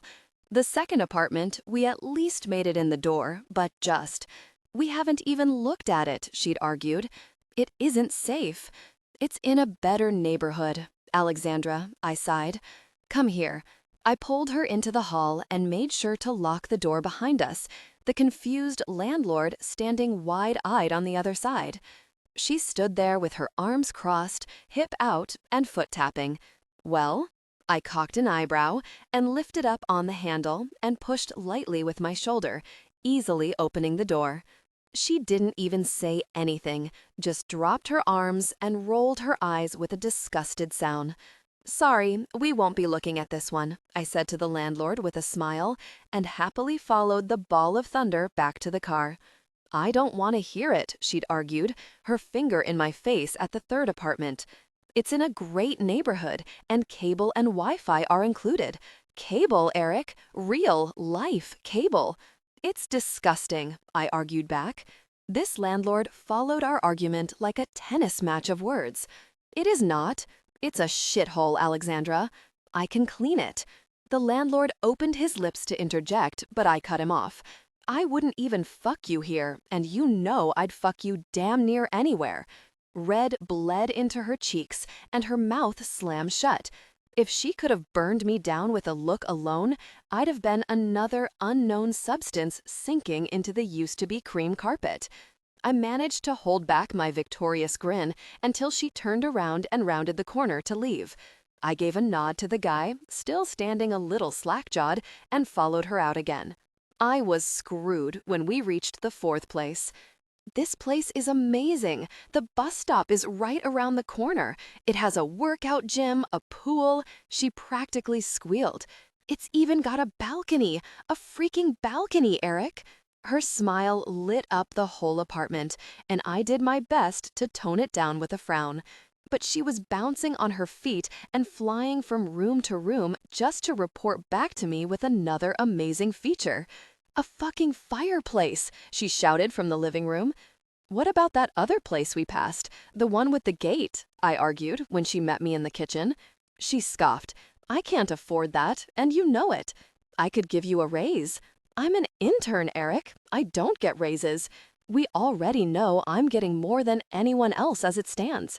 Stop being difficult. Her eyebrows rose and she gave me a dubious look. Me? Because I won't take your money? Stepping close, I spoke softly to avoid being overheard by the landlord, trying to look busy and give us time to talk, but was really trying to eavesdrop. From what I remember, you wanting my money is what got us here. She didn't respond. Instead, pursed her lips and narrowed her eyes, raising her middle finger for good measure. But she softened quickly and stepped into me, pressing her breasts to my chest. Think about it. These counters are the perfect height for you to screw me on. We would enjoy every moment christening it. I guess it's not that bad. She beamed up at me. Okay then, the decision is made. We both turned to talk to the landlord at once. I'll take it. Well, think about it. 26. Erik, Laura, can you please send Alexandra in? I released the button from my speaker and sat back in my chair, waiting for her to come strolling in. Even though it had been a couple months since she'd first strolled in, she still had my heart stopping in my chest each time she cleared the door. Her clear eyes wide and questioning, a little nervous. At least they used to be a little nervous. Now when she entered, they'd softened to a warm heat that had my dick twitching behind my pants and my heart pounding a little harder. I'd never felt this way for anyone, and I didn't hate it like I thought I would. I'd always associated caring for someone with being vulnerable, setting yourself up to be hurt. But that happiness that filled me to bursting upon just thinking about Alexandra made it all worth it. I just had to make sure I held on to her tight and didn't let any more harm come her way. She was making it hard with the whole moving out thing. It had been 2 weeks since we viewed the apartment, and each time she brought it up, I diverted the conversation to something else. She hadn't taken me to view any others and only talked about that last one, so I know she had her heart set on it. A part of me held out hope that something would happen to force her hand and make her stay. Pregnancy would not be one of those reasons. She'd finished her period last week, and we'd both breathed a sigh of relief when it came. The door creaked open, and my predictable heart thundered at her heated gaze and seductive smile. "Lock the door, Alexandra." Her eyes widened. "Erik, just do it." She obeyed and then made her way to my side of the desk, coming to sit on my lap. It was where she always sat when we were alone. After asking her to do it only twice, she didn't hesitate to make it a habit. I wrapped my arms around her and pulled her down for a kiss. "I have something for you. I found it in the mail this morning." Watching her face for her reaction, I handed her the envelope. She gasped and reached out slowly with shaking hands. Her fingers stroked across the University of Cincinnati logo before flipping it over and tearing it open. "No matter what, you're going to be great," I reassured her when she froze, her hand around the paper but not tugging it free. She pulled the sheet out and unfolded it. I didn't read it with her, just watched her face. A slow smile pulled at her cheeks as tears glazed over her eyes. Pride inflated my chest. She bit her lip and squeezed her eyes closed tight, like when she opened them, something else would be there. I brushed my fingers along her cheeks, wiping away the tears that broke free. "I always knew you could do it." "Thank you," she whispered. "I just gave you the possibility. You did this all on your own." She shook her head and took a shuddering breath, smile still stretching her mouth wider than I'd ever seen. "I'm going to the University of Cincinnati." I laughed when she bounced in my lap. "I'm going to college," she said a little louder. "How about we celebrate?" I suggested, my hand traveling from her knee up her thigh. She set aside the letter and faced me, her expression changing from euphoria to a soft heat that shot straight to my cock. "What are you thinking?" I tapped her bottom. "Stand up and put your hands on the desk." She complied, and I took my time running my palms up the outside of her thighs, lifting her skirt along the way. I tugged her ass back closer to me, making her bend at the waist and began tugging her panties down her legs. The office was silent except for the sound of her heavy breathing. I knew she was nervous about being caught in the office. I knew she was excited by it too. She stepped out of her panties and I balled them up, inhaling her sweet scent before stuffing them in my pocket. Such a pretty pussy. She jerked when I finally touched her, slipping my finger between her folds and sliding up and down her slit. I repeated the movement, collecting more moisture on each pass, pressing in a little harder each time. She moaned beautifully when I dipped a second finger inside her opening, only to pull back out and circle her clit. And already so wet. "Do you know what I'm going to do to you, Alexandra?" She shook her head, but I wanted her words. "Make a guess." "Have sex with me?" Her voice was breathy and soft and stroked across my skin like a lover. "Oh yes, but first, I'm going to eat your cunt. I'm going to taste every inch of you, and you're going to stand there and take it for however long I want. Yes." Gripping her hips, I rolled my chair forward until I could bury my mouth between her thighs. I'd teased her with my fingers enough. I shoved my tongue inside, swirling to collect every drop. She pushed back against me and tried to muffle her moans. I dipped lower and flicked across her clit before sucking it in my mouth. She rose up and down on her toes, grinding on my face to get more friction. I moved back to her opening, swirling my tongue around and around as I moved my fingers to brush her clit. "Erik, oh God, more, please, harder." I laughed softly because I knew I was teasing her with soft strokes, but I loved hearing her beg. I rubbed a little harder and moved my tongue from her pussy to her tight little asshole, circling it. She squealed and would have pulled away if I hadn't had a tight grip on her hips. What? Oh, God. I circled it a few more times before pulling back. I'm going to teach you to take me everywhere. I wanted to play with her more there, but I was ready to fuck her, and I needed her to come first. Shoving 2 fingers deep, I hooked them and stroked inside her. My lips latched onto her swollen bundle of nerves and sucked. She thrust back and must have covered her mouth with her hand to try and hide the way she moaned, and cried out through her orgasm. Before she was done pulsing hard around my fingers, I tugged out and wiped my chin, quickly undoing my pants and grabbing a condom. In the next instant, I was inside her. This wasn't soft lovemaking. This wasn't a tease like I'd done with my hands and mouth. This was me claiming her, fucking her so hard and deep she never forgot me. Even when she moved out, she would feel me inside her and know she was mine. Leaning over, I pressed my front to her back and gripped her breasts in my palm, frustrated that they were covered by her blouse and bra. I wanted to rip the damn fabric from her body, but we had the rest of the day at work. I made a mental note to keep extra shirts for her here. Our skin smacked together each time I thrust inside her. Her wet cunt was loud and mixed with our heavy pants. I'm going to take you to dinner tonight to celebrate, I whispered in her ear.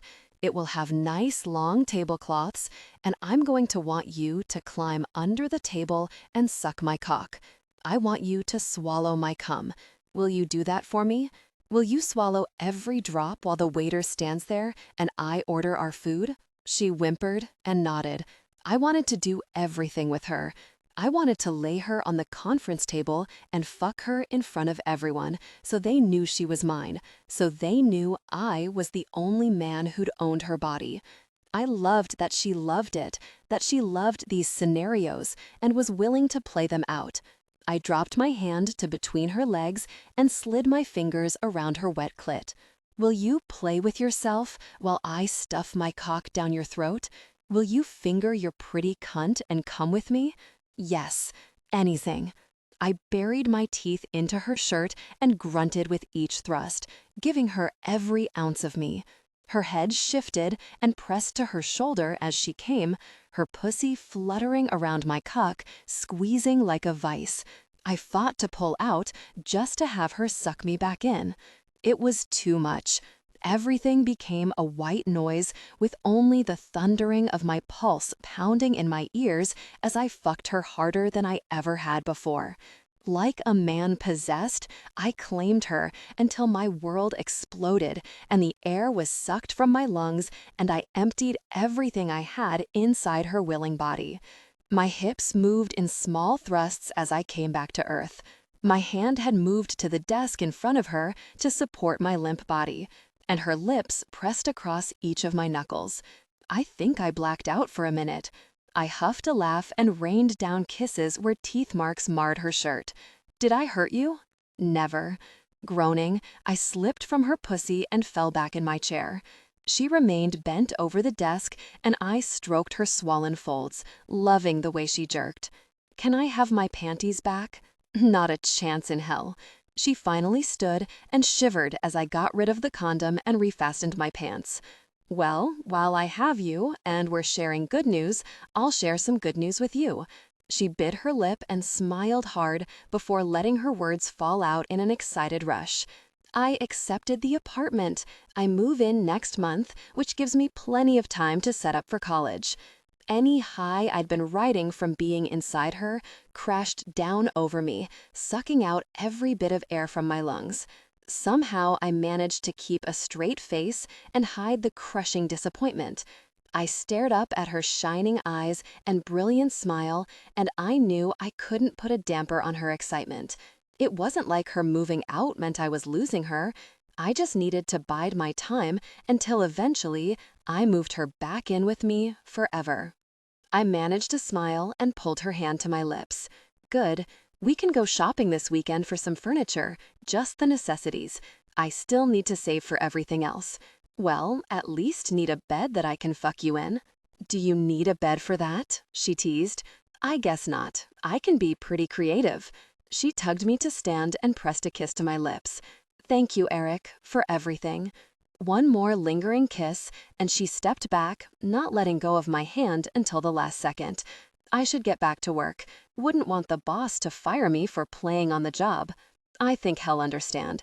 She opened the door and jerked back when she found Jared there with his hand raised to knock. Oh, hey, Alexandra. Alexandra dropped her eyes to the floor and tried to run her hair through her rumpled hair. She looked adorable with the blush staining her cheeks. She mumbled a quick hello and bolted. Jared let the door close and cocked an eyebrow my way. I merely shrugged back down. What can I do for you? The chatter about Mr. E has increased, still elusive but appears more often. I jerked my eyes to his, my mind quickly running through the implication of people talking specifically about me and what it meant.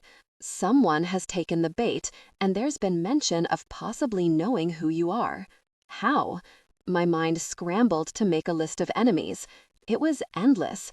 I never targeted anyone specifically. We just went after whoever we found. Anyone could be behind this. My first instinct is Alex's sister. I didn't want to use your real name with them around, and I called you E. Shit. Now that they are appearing more often, I think I can stomp out any fires and delete any traces. Sighing, I ran my hand through my hair. I needed this taken care of. I didn't want any of it to blow back for a multitude of reasons. One, it would inhibit my ability to continue my work, and another was Alexandra. I couldn't risk her getting hurt. Keep me updated. Jared simply nodded and left. I closed my eyes and prayed none of this blew back on Alexandra. 27. Alexandra. Nothing is catching my eye. Shouldn't furniture shopping be easier than this?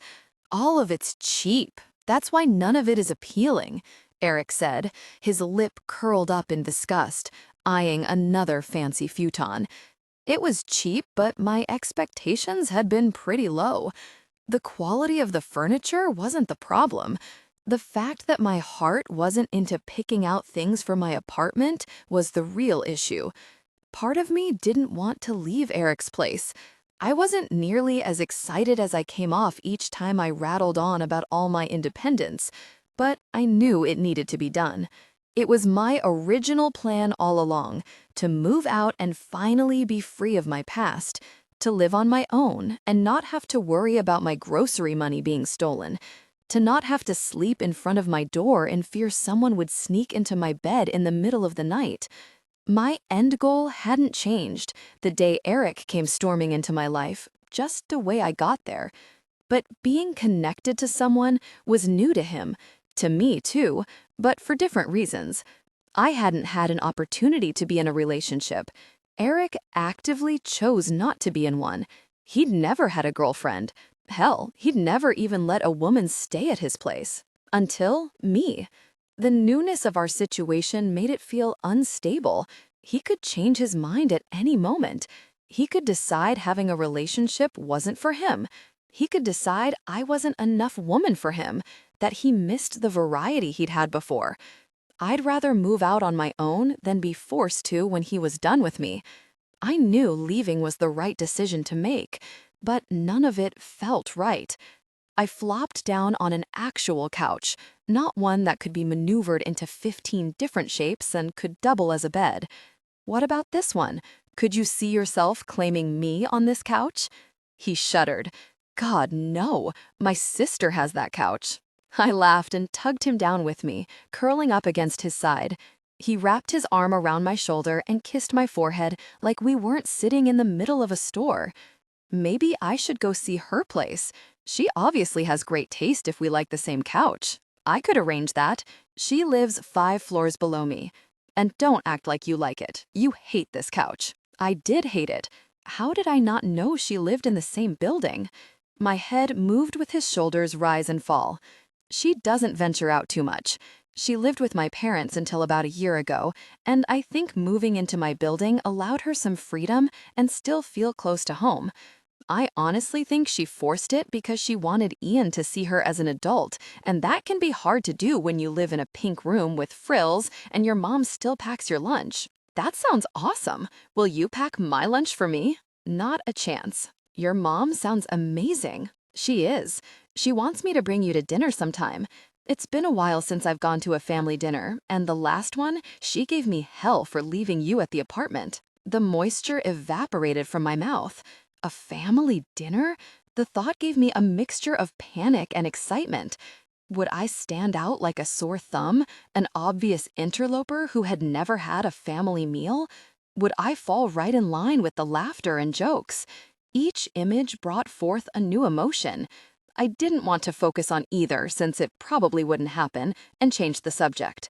How does it feel to have your little sister crushing on your friend? He huffed a laugh. It's fine. I know nothing will happen because she isn't right for Ian, and, while she won't admit it, Ian isn't right for her. But he makes her smile, so I never say anything. You're a good big brother.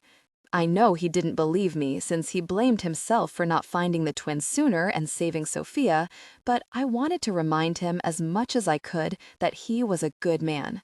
Speaking of siblings, he segued. I stiffened in his arms, and he rubbed his hand along my shoulder to comfort me. He knew I didn't like talking about it, so it must be important if he's bringing it up. Have you heard from Leah at all? No. He gave a single nod and left it at that. Part of me wanted to ask more, wanted to ask why he brought it up, but was happy enough to let it go when he stood and clapped his hands. Okay, so no furniture today. I guess another day. I stood and walked into his waiting arms, losing myself in his warmth wrapped around me. How about we head home? We can order dinner in, you can strip down naked, and I can feed you before we watch a movie. I need to be naked for this? There may be some sex in between each event. I am okay with that plan. Will you be naked too? Definitely. Then what are we waiting for? I grabbed his hand and started dragging him behind me until we were jogging and laughing the whole way. We talked about our night on the drive home, and by the time we were parked in the garage, I was ready to run upstairs and pounce on him as soon as we were alone. And then my phone rang. I pulled it out and my stomach churned at the name on the screen. Unknown. No one had my number except Erik and Leah. Erik saw and a muscle twitched in his jaw. I hit the side button to mute the ringing and was about to shove it in my pocket when he demanded, "Answer it." My eyebrows shot to my hairline, and I hesitated, but he gestured for me to hurry up, and I swiped to answer. Hello? Deja vu hit me when I heard her crying over the line. Unlike last time when I received the call, I didn't immediately panic. It didn't mean that my body didn't seize up and my heart didn't thunder, but there was a veil of doubt covering my reactions, dulling them. Alex, I'm sorry. So... She faded off with tears. What, Leah? I didn't hide the annoyance in my tone. I need your help. Looking over at Erik, I rolled my eyes, expecting him to sympathize, but his face was hard and focused on hearing what he could of the conversation. When Oscar couldn't sell you, he decided to sell me. I tried to fight, but Bill kidnapped me and sold me. I've been locked in this warehouse for a week, and I'm scared. It's by the river, just outside the west side of the city. I think it's an abandoned beer factory. God, Alex, I'm scared. I could imagine how scared she was all too well, and I hated the sympathy that plagued me. I hated that part of me urged to go help her. I hated the voice in my head that reminded me it could all be a setup too. This Kai, he just raped me and passed out. I managed to grab his phone and sneak off to make a phone call. Leah. My voice cracked on her name, and I hated the weakness. I don't know what you want me to do. That guy, the one who rescued you, you said he saved girls, right? He could save me, can't he? I wasn't sure it was possible, but Erik's body hardened more, and his usually warm eyes had gone blank and cold. Leah, I sighed. What the hell is going on? A man's voice grumbled over the line. You dumb bitch. No, Leah cried out, piercing the veil and hitting my heart. Please. The line went dead, and I wanted to smash the phone into dust. Tears burned the backs of my eyes, and I avoided Erik's gaze, not wanting him to see how stupid I was for being upset for her. His hand came into view to hold mine. "Don't panic yet." His tone was soft and calm. "There are things going on in the background that I haven't talked to you about because I wasn't sure about any of them. But this solidifies a few things. Let me call Jared." Wiping my tears, I nodded and pulled myself together. He placed the call on speakerphone so I could hear everything going on. "Erik, I was just getting ready to call you. What's up? There's been more chatter about Mr. E. These guys have to be amateurs because they're laying everything online like it's a fucking frat party.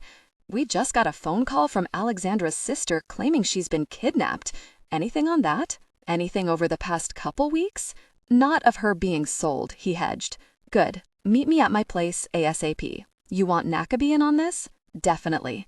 Tell him I'll pay extra if he can make it tonight." 2 hours later, I sat on the couch with a hardened heart. I was surprised my molars hadn't cracked with how much grinding I'd done as I listened to Jared lay out what had been planned. Apparently, Bill had heard of Mr. E and had a plan to take him down. Of course, not on his own.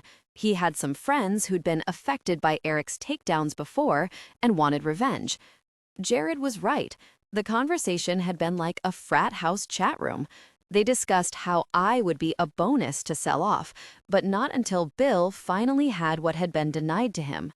If I ever came face to face with that asshole again, I was going to deny his right to have a dick. I'd rip it off and make him choke on it. I imagined the scenario, clutching a couch pillow to my chest and watching the crowd of giants in Erik's dining room hover over their plans on the table. Jack McCabe ran a security company and had signed up to help Erik pro bono with all these cases. He was a ridiculously sexy man with ridiculously sexy men that worked for him. Even as Erik stood next to me, I struggled not to stare. All of them were tall and muscular under their black pants and shirts, guns strapped to their sides. I wouldn't have assumed that appealed to me, but I guess I was wrong. Erik had cocked a brow and told me to go sit on the couch, but not until he laid a hard and fast kiss on my lips, like he was claiming me. "We're all married, dude. Calm down," the tall, blonde giant said from the corner with a smirk. "I'm not." One raised his hand with a smile. "Shut up, Aarons," Jack said, slapping the young one on the head. I lifted on my toes and gave Erik another kiss, pulling back to whisper in his ear. "You know I only want you, but I like the caveman act." "I'll show you more caveman later," he'd growled, slapping my ass. It turned out it was going to be much later.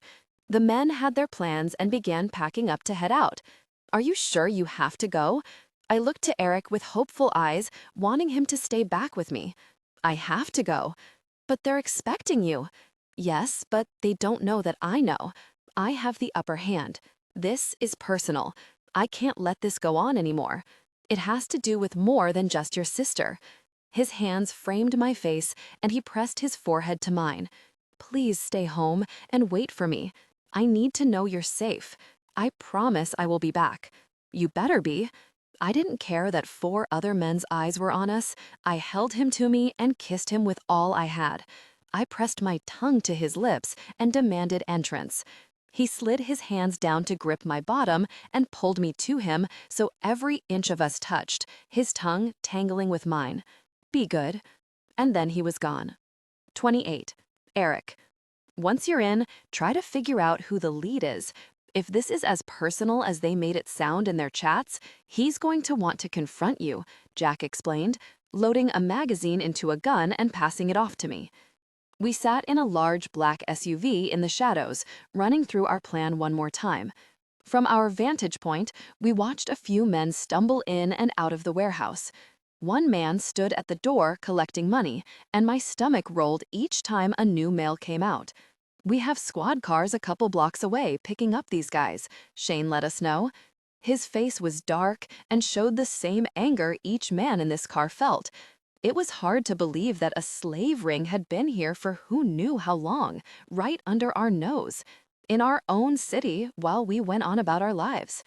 "You don't have to do this," Jack reminded me. "I do. They're expecting me." He sighed in resignation and nodded. Emma's crew is already in the back setting up. We'll be planted in the front and trap them in. We have a few men watching any other possible exits, but the main ones are guarded.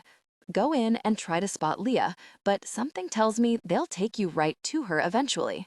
I'd had no doubt, but we were going to run this the same we would if it was a rescue.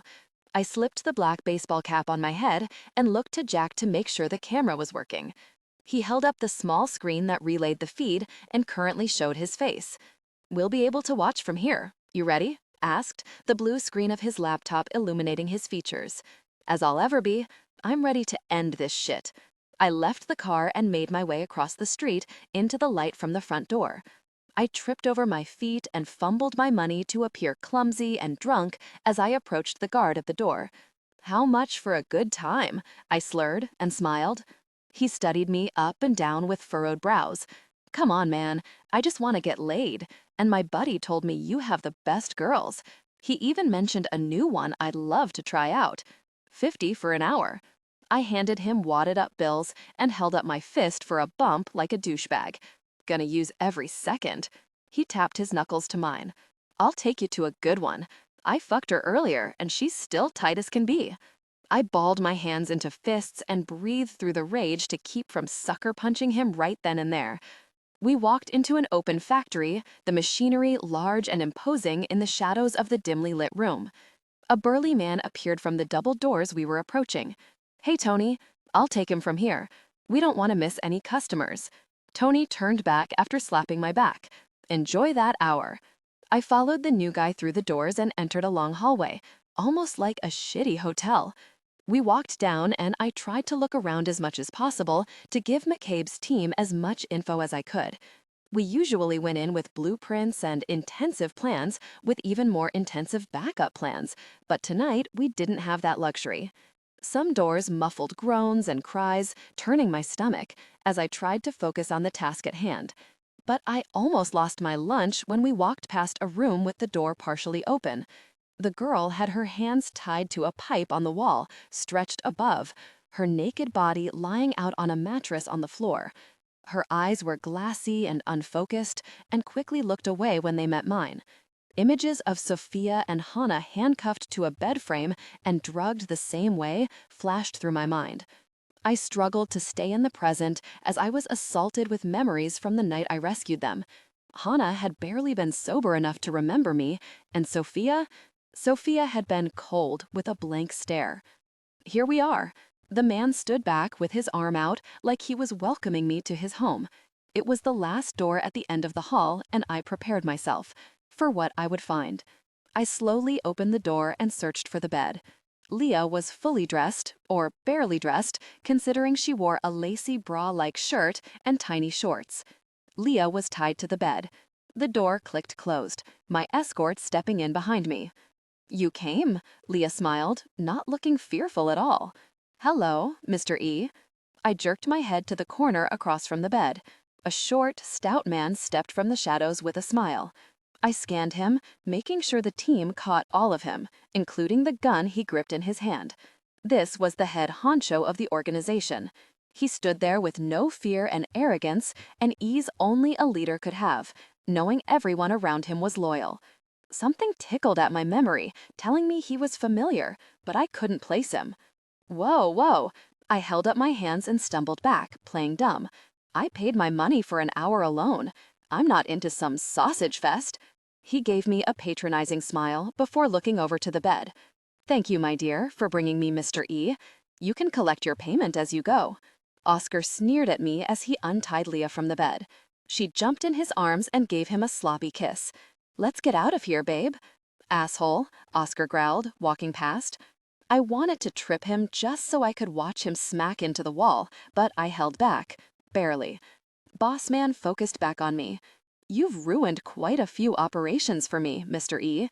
So, when a man came to me with such information, I gladly took my chance for some payback. I kept up my heavy-lidded stare, moving toward the wall to support myself. I wanted to appear too drunk to stand, but really, I needed to get my escort from behind my back. "I don't know who you are or who Mr. E is. I just wanted to get laid." You're very funny, Mr. E. Bossman took a few more steps into the room. Maybe if he got close enough, I could wrestle the gun from him. I didn't know how long I'd have until McCabe and his team came in, or if I'd have time to avoid his bullets when they did get here. I know who you are, Erik, or should I call you Robin Hood? My heart dropped to the floor. My stomach rolled, nausea threatening to take over. I hadn't been Robin Hood in years, and not many people had figured it out before I burned it to the ground and created the persona Mr. E. Only one man had known what I looked like, and that I'd been called Robin Hood, Marco de Vries. I thought I'd taken care of you that night. Sure, my men had beaten you sufficiently that you wouldn't make it through the night. Yet here you stand, only because Jared had found me with enough time to get me to the hospital. I swallowed the bile threatening to rise up my throat. The past was the past. I'd been alone then, and I wasn't now. I was trained now. I had more to fight for now. Thinking of Alexandra helped slow my heart and keep me focused. When Mr. E appeared, I assumed it was just another do-gooder I'd squash beneath my shoe. De Vries stuffed one hand in his pocket and paced leisurely across from me. I've thought of this moment since I knew I'd meet the man who cost me millions of dollars.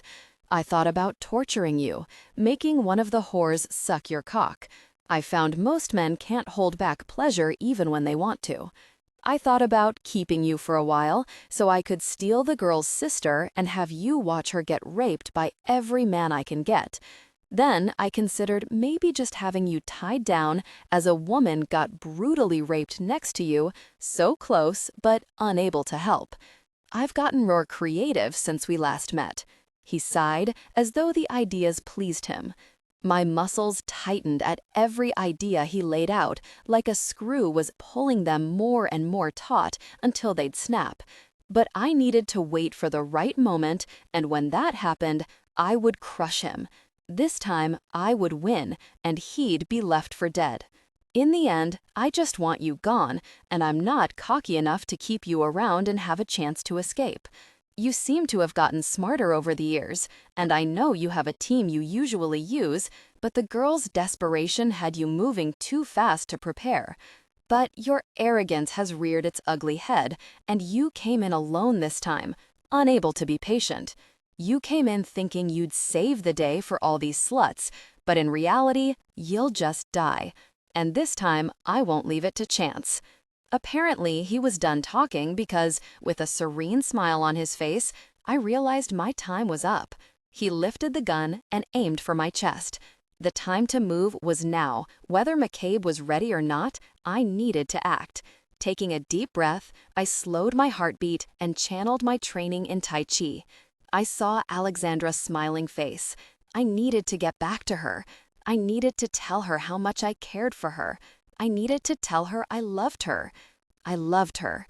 All the tension that had been building in my muscles snapped into action. I lunged and shoved my hand out, knocking the gun off track just as it fired. My escort groaned behind me and fell to the floor, but I didn't have to focus on him. De Vries was coming at me, his aim realigning for another shot. I reached out and gripped the pistol and twisted, but he kicked out and I took us both down. My bones rattled when we crashed to the floor. I pinned his arm and reared back to land a punch, hoping to knock him out. He turned his head back with a laugh, blood coating his teeth like a maniacal fucking clown. I went to punch him again, but he thrust up and threw me off balance. He pinned me before landing his own punch and bringing the gun back between us.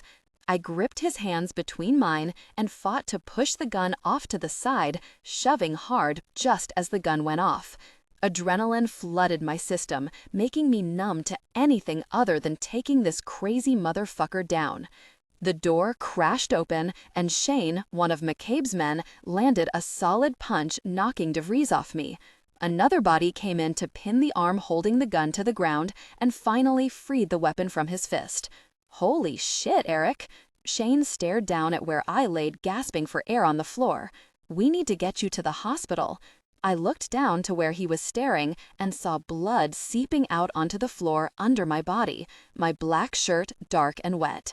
Oh fuck, look at that. The world got a little fuzzy as I realized the bullet had hit me. Too many chemicals flooded my system from the adrenaline rush, allowing me to only feel a light burning pain radiating from my side. The blonde giant of a man leaned down and pulled me upright. I groaned out my pain, the movement causing a raging fire to throb through my body. Let's get out of here, we need to get that checked. He grabbed a sheet and had me press it to my side before wrapping my arm around his shoulder and moving back to the hall where cops were flooding the scene. People were in handcuffs against the wall and medics rushed to the rooms to help the girls. When we exited, I saw Oscar and Leah in the back of a cop car and, despite being shot, the night was a win. "Is he okay?" one of the medics asked. "He's smiling like he isn't shot." Shane shook his head. "Yeah, he's fine. Get him taken care of and then bring him to the station." He patted me on the back. "I'll see you later. Good job tonight." Yeah, it had been a good job. Now I just needed to get back to Alexandra. 29. Alexandra. Rattling at the front door had me jerking up from the couch. I looked around the apartment trying to figure out what time it was. The city lights sparkled in the dark sky, so it was still night. The last time I remembered looking at the clock, it had been a little after 3 in the morning. Squinting my eyes, I focused on the stove. 4:17. The door opened, and I jumped up and rounded the corner to the foyer. Erik had his back to me as he tried to close the door without making a sound. When he turned, I was already jogging toward him, surprising him when I jumped in his arms. He still managed to catch me with a pained grunt. "Oh my God, you're back. It's so late. What happened? Is everything okay? Why did it take so long? I've been so worried." He buried his head against my neck and huffed a laugh against my skin. He groaned and released me, letting my feet hit the floor. He didn't let me get far, moving his hands to frame my face and held me close to kiss me. "I missed you," he growled against my lips. "I missed you too." I returned his kiss like it hadn't been less than 12 hours since I'd seen him, but more like 12 months. I ran my hands over his face, his shoulders and arms. I touched as much as I could reach. When I skimmed his sides, desperate to get under his shirt to his skin, he hissed and jerked back. "What?" I stepped back and scanned him. "Nothing, baby. It's nothing." I crossed my arms, giving him my most intimidating stare. "Show me." "A bullet?" I screeched, lifting up his shirt on my own. A white square was taped to his side, covering his injury. Holy shit, Erik. Tears burned my eyes. Oh my God. "Shh, baby, it's okay. It was just a graze and I already got stitches. Barely anything. I'm fine, I promise." "Erik, you could have..." I didn't even finish the sentence, not wanting to voice it. I wasn't. "Now come sit with me on the couch. I'll tell you what happened." I led him to the living room, but left to get a glass of bourbon for the both of us. I knew I could use one, and I hadn't even been shot.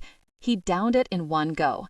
"This should mix well with the meds." He laughed and tugged me down until I was curled under his arm.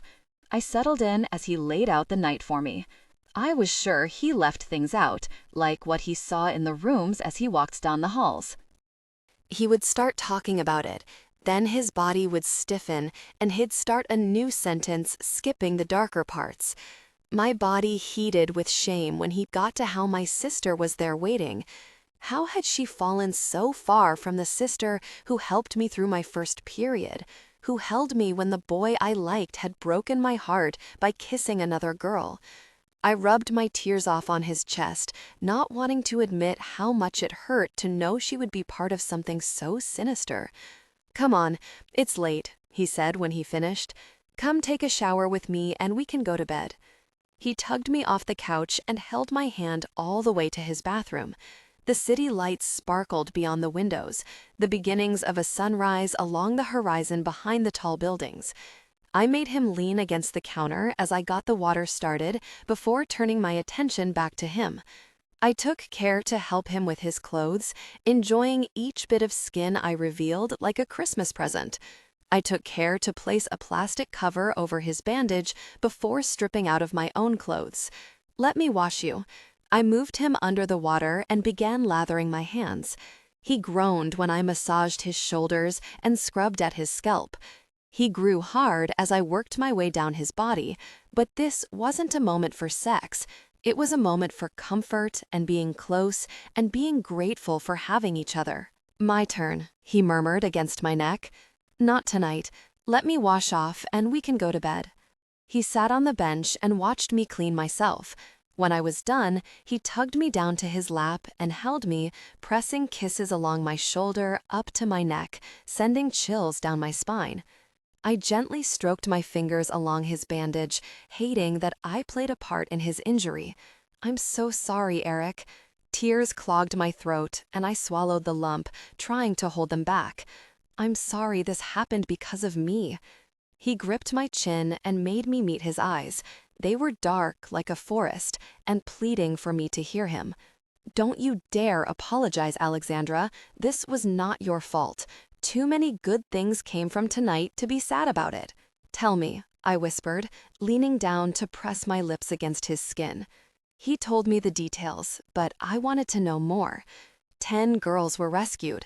The trafficker was a powerful one, and once the cops are able to question him, more women will be saved. Wet, sucking kisses worked up my neck to my ear, where he gently bit. His hand smoothed up the outside of my thigh until he cupped my ass. And one shining realization hit me when he had that gun pointed at me. He whispered the words in my ear, and I held still, waiting, needing to know. "I needed to tell you how much I love you. Erik," I breathed his name, scared to break the moment between us. "I've been a stubborn ass and don't deserve you after the way I treated you, but I'm saying it anyway. I love you, Alexandra." Tears leaked from my eyes, mixing with the water from the shower. I couldn't wait a second longer. I pressed my lips to his and held him to me like I could make us one. "I love you too, Erik, so much. You saved me. You're my savior." "I think it's the other way around. You saved me by showing me how good it feels to love." Dipping my tongue in his mouth, I brushed my tongue against his. He groaned into my lips, but didn't move it any further than making out. We stayed that way until the water ran cold and we were forced to get up. He dried me off and wrapped me in a robe. "Come sleep with me. I need to hold you and rest." I couldn't imagine a better way to end the last 24 hours. Erik loved me, and I wanted to be nowhere else but in his arms. "Oh God," I groaned, my eyes still closed. My legs were spread wide around shoulders as a mouth moved from my knee down my thigh to my core. I gasped and arched, his fingers pulling my lips apart and his tongue swiping me from my entrance to my clit. "Erik, good morning, baby." The breath from his words brushed against my wet pussy before his mouth went back to work, waking me up. 2 fingers rimmed my opening, playing in my wetness before slowly pushing in, his thumb coming up to replace his mouth. "Play with your tits, baby. Show me how much you want it." I finally opened my eyes, the morning light barely making it through the curtains, illuminating the room just enough for me to see Erik between my spread legs, staring up at me as I moved my nipples and twisted them. "When I'm done eating all the sweet cream from this pretty cunt, I'm going to suck on your nipples and fuck you. Please, you beg so pretty." He latched onto my clit, fucking me hard with his fingers. I cried out and thrust my hips up against his mouth, clinging to the sheets. My whole body pulled tight, and everything started and ended at my core. I twisted my nipples hard just as he pushed in roughly, and I came. I cried out, not holding anything back from him. He gave me so much pleasure, and I wanted him to know what he did to me. His fingers slipped from my pussy, and he adjusted up the bed, stopping to suck on my pebbled tips as promised. "Look how red you made these pretty pink tits. I love how much you like a little bite with your kisses." He emphasized his point by nipping at my tender breasts. "Fuck me, Erik. I need you. I need you too, baby. So fucking bad." He grabbed a condom and sheathed himself before rolling to his back and tugging me atop him. "Fuck me, Alexandra. Straddle my cock and take me in that tight little cunt." I held his cock up and positioned myself over him, teasing him with small slides up and down, but not taking him all the way. His hands moved to my thighs and gripped hard. He was right. I did like a little pain with my pleasure, and the way his fingers dug into my skin had me sinking all the way down. We both groaned, enjoying each other. I was so full with him, being stretched to the max. "Move, god damn it," he growled. Laughing, I rolled my hips, sliding up and down his length, watching the muscles in his body tense and relax. The pressure built again, and my body flushed hot, like a fire burning me from the inside out. My body almost became possessed as I rode him harder and faster. "Yes, baby, take my cock, ride me." He sat up, his lips a breath from mine. "I love you. I love you too." His hands controlled my hips, moving me how he wanted me. "Look at you, my little virgin, riding my cock like you were made for me. I'm going to fuck you morning, noon, and night. Take every hole you have until it's all mine." One hand moved up to cut my breast, bringing the rosy tip to his lips. "I'll squeeze these tits together and fuck them. Your pretty little lips can suck on the head while your beautiful breasts jack me off. Anything. Anything you want." I wanted to do it all with him. Oh, God, I'm gonna come. "Yeah, baby, squeeze my dick, use me." Sweat dripped down my temples, and I held on tight, rocking harder and harder. His thumb slipped between us, rubbing my clit, and I exploded. I wrapped my arm around his neck and dug my fingers into his hair, holding tight as wave after wave of pleasure consumed me. His head pressed between my breasts, and he moaned, releasing inside me just as I was floating back to earth. Love you so much," he murmured between kisses. We rolled to our sides, and he slipped out of me, taking a moment to get rid of the condom before sliding right behind me again, his arm pulling me close. "You wore me out," he mumbled. "Sleep with me until I'm ready to go again. Anything for you. Anything. You know I'd give you anything. Stay with me." "What?" "Stay with me. Don't move out." "Erik." "Don't answer yet. Just think about it. It's what I want from you." I swallowed, not sure how to decipher the mix of feelings going through me. I wanted to shout yes without even doubting it, but the fear of it all held me back. "Stop thinking. Just sleep in my arms and we'll top later. Okay. I love you, Alexandra. I love you too." 30. I woke up deliciously sore and twisted side to side just to feel the ache of the muscles between my legs. The events of last night came rushing back, and I almost burrowed under the covers in shame that my sister had set such a dangerous trap. But then I remembered Erik's words. He loved me. Erik Brandt loved me. Erik Brandt wanted me to stay. I hadn't thought I'd be able to fall asleep last night with the way my mind swirled with the possibilities, but wrapped in his arms, fighting sleep was a losing battle. Stretching my arm across the bed, my hand encountered cold sheets. I finally opened my eyes and looked around the dark room. The curtains were still closed, but no light tried to peek through. When I looked at the alarm clock, I was surprised to find it was already after 6. No wonder the bed was empty. I sat up, but didn't rush to turn on the lights just yet. My mind had one thought after another, chasing the next, and most of them weren't making me eager to rush downstairs to face Erik, if he was even still here. Life tended to teach me not to trust in a good thing because it will all be pulled out from under you eventually. What if he changed his mind about me staying, and now he was gone again, instead of telling him he was wrong? What if he changed his mind later? What if he was high from the pain meds they put him on, and he doesn't remember any of it? Sure, he hadn't seemed the slightest bit woozy, but still. What if he did want me to stay, but changed his mind next week, or next month? What would happen to me? Would it be a big fight, and he'd kick me out that day? I dropped my head to my knees and groaned. I was making a mountain out of a molehill, and it wasn't me. I had been dealt a shit hand, but I faced every day the best I could, and now here I was curled up, hiding on a man's bed who told me he loved me, thinking of all the ways it could fall apart. Finding my resolve, I shook off the doubts and reached over to flick on the lamp and froze. Rose petals. There were rose petals all over the sheets, a mixture of reds, pinks, yellows, and oranges. It looked like a sunset had exploded. Warmth radiated through my body, pushing out any negative questions I'd formed. I leaned over and fisted a handful of petals, bringing them to my nose and breathing in the spicy and fruity aroma. I eased out of bed, happiness making me feel light as a feather as I tiptoed around the petals, making a path to the bathroom. Flicking on the light, I looked around at the small notes taped to all the surfaces. I walked to the bathtub first and tugged off the taped piece of taper. If you stayed, we could fill this with hot water and bubbles and bathe together. I'd hold you in my arms. We'd probably make a mess with all the water we'd splash everywhere when I made love to you. But it would be worth it. On the shower was another note. The shower in that apartment wouldn't even be able to hold both of us. How am I supposed to wash you when I stay with you? I laughed when I turned to look at the mirror.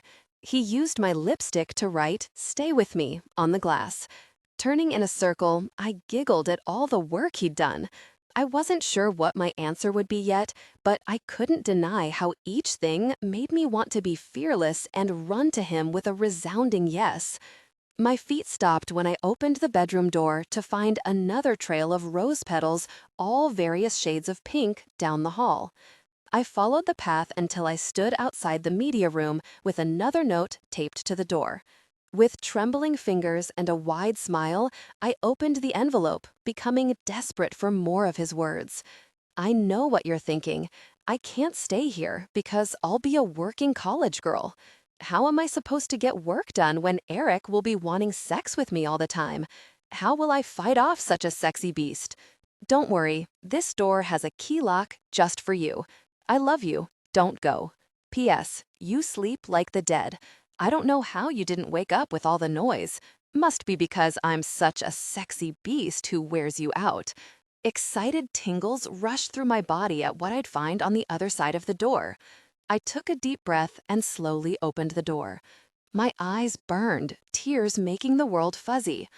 "Oh my God," I whispered, my hand moving to my lips. Everything from the media room was gone. No more gaming systems, an extra-large couch with an oversized recliner. Instead, there sat a simple white desk and matching white bookshelves on the wall. My laptop was on the desk next to a vase of roses and a picture of Erik and I from the charity gala. On the wall behind the desk was a collage of sayings in frames. "Though she be but little, she is fierce. I am powerful, beautiful, brilliant, and brave. Don't be afraid to give up the good to be great." My eyes moved from one to the next. He chose them all for me. Before I crumbled there on the floor in a mess of happy tears, I turned and followed the path of petals to the stairs, noticing a note taped to the wall before going down. "If you stay, I will add a railing. I know you hate how open they are, but I will miss watching you walk down the steps, pressing your side against the wall." I laughed and did exactly as he said I did. I pressed my side to the wall and followed the petals down the stairs. But my eyes were glued to the path that led to the kitchen island covered in candles. It was beautiful. My eyes scanned the room but couldn't find him, meaning he must be waiting for me in the dining room. It was the only place I couldn't see from the stairs. I wanted to run to him and throw myself in his arms, but I could see another note taped to the edge of the island, and I needed more of his words.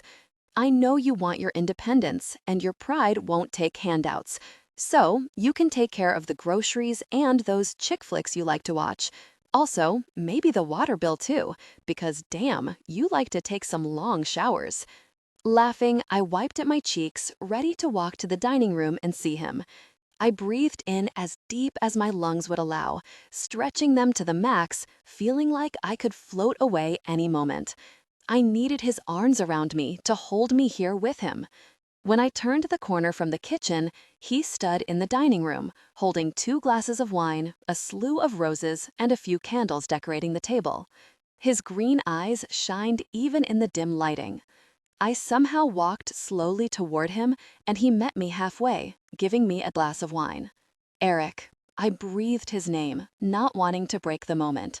We stood there with dopey smiles on our faces, silence surrounding us like we were our own little bubble the world couldn't touch. He lifted his glass and waited for me to tap mine before taking a drink. I went to speak when he held up a hand and began talking, his deep voice washing over me. I know you think I'm not a sure thing, but Alexandra, I've never been so sure in my life. He laughed and shook his head, which is funny because I started all of this the most unsure I'd ever been about anything. You are my greatest risk. He set our glasses aside and stepped close, framing my face with his strong hands. You are my light at the end of the tunnel. I love you, and no matter what happens, even if you dump my ass, I will always make sure you're okay. I will keep you safe. I will make sure you never know hunger or unnecessary pain. He pressed a soft kiss to my mouth and whispered his plea against my lips. Stay with me, Alexandra. I love you.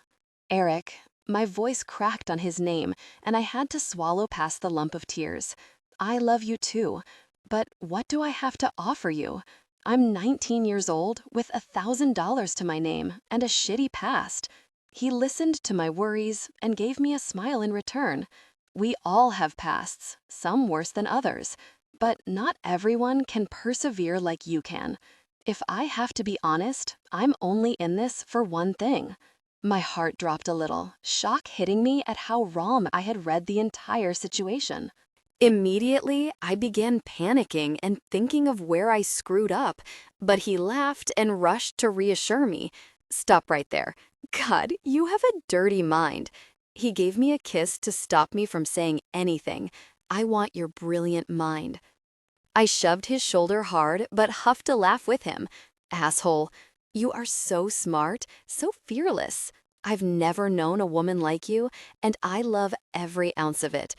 No one had ever called me smart.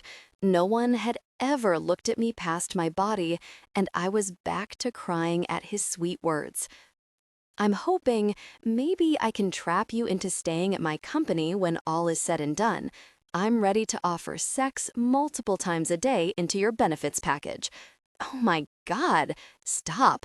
I hit his shoulder again, laughing. I was a mess of emotions, with tears slipping down my cheeks, but laughing at the same time. I'm hoping you don't leave me to run off with Karina. She is pretty amazing and hot.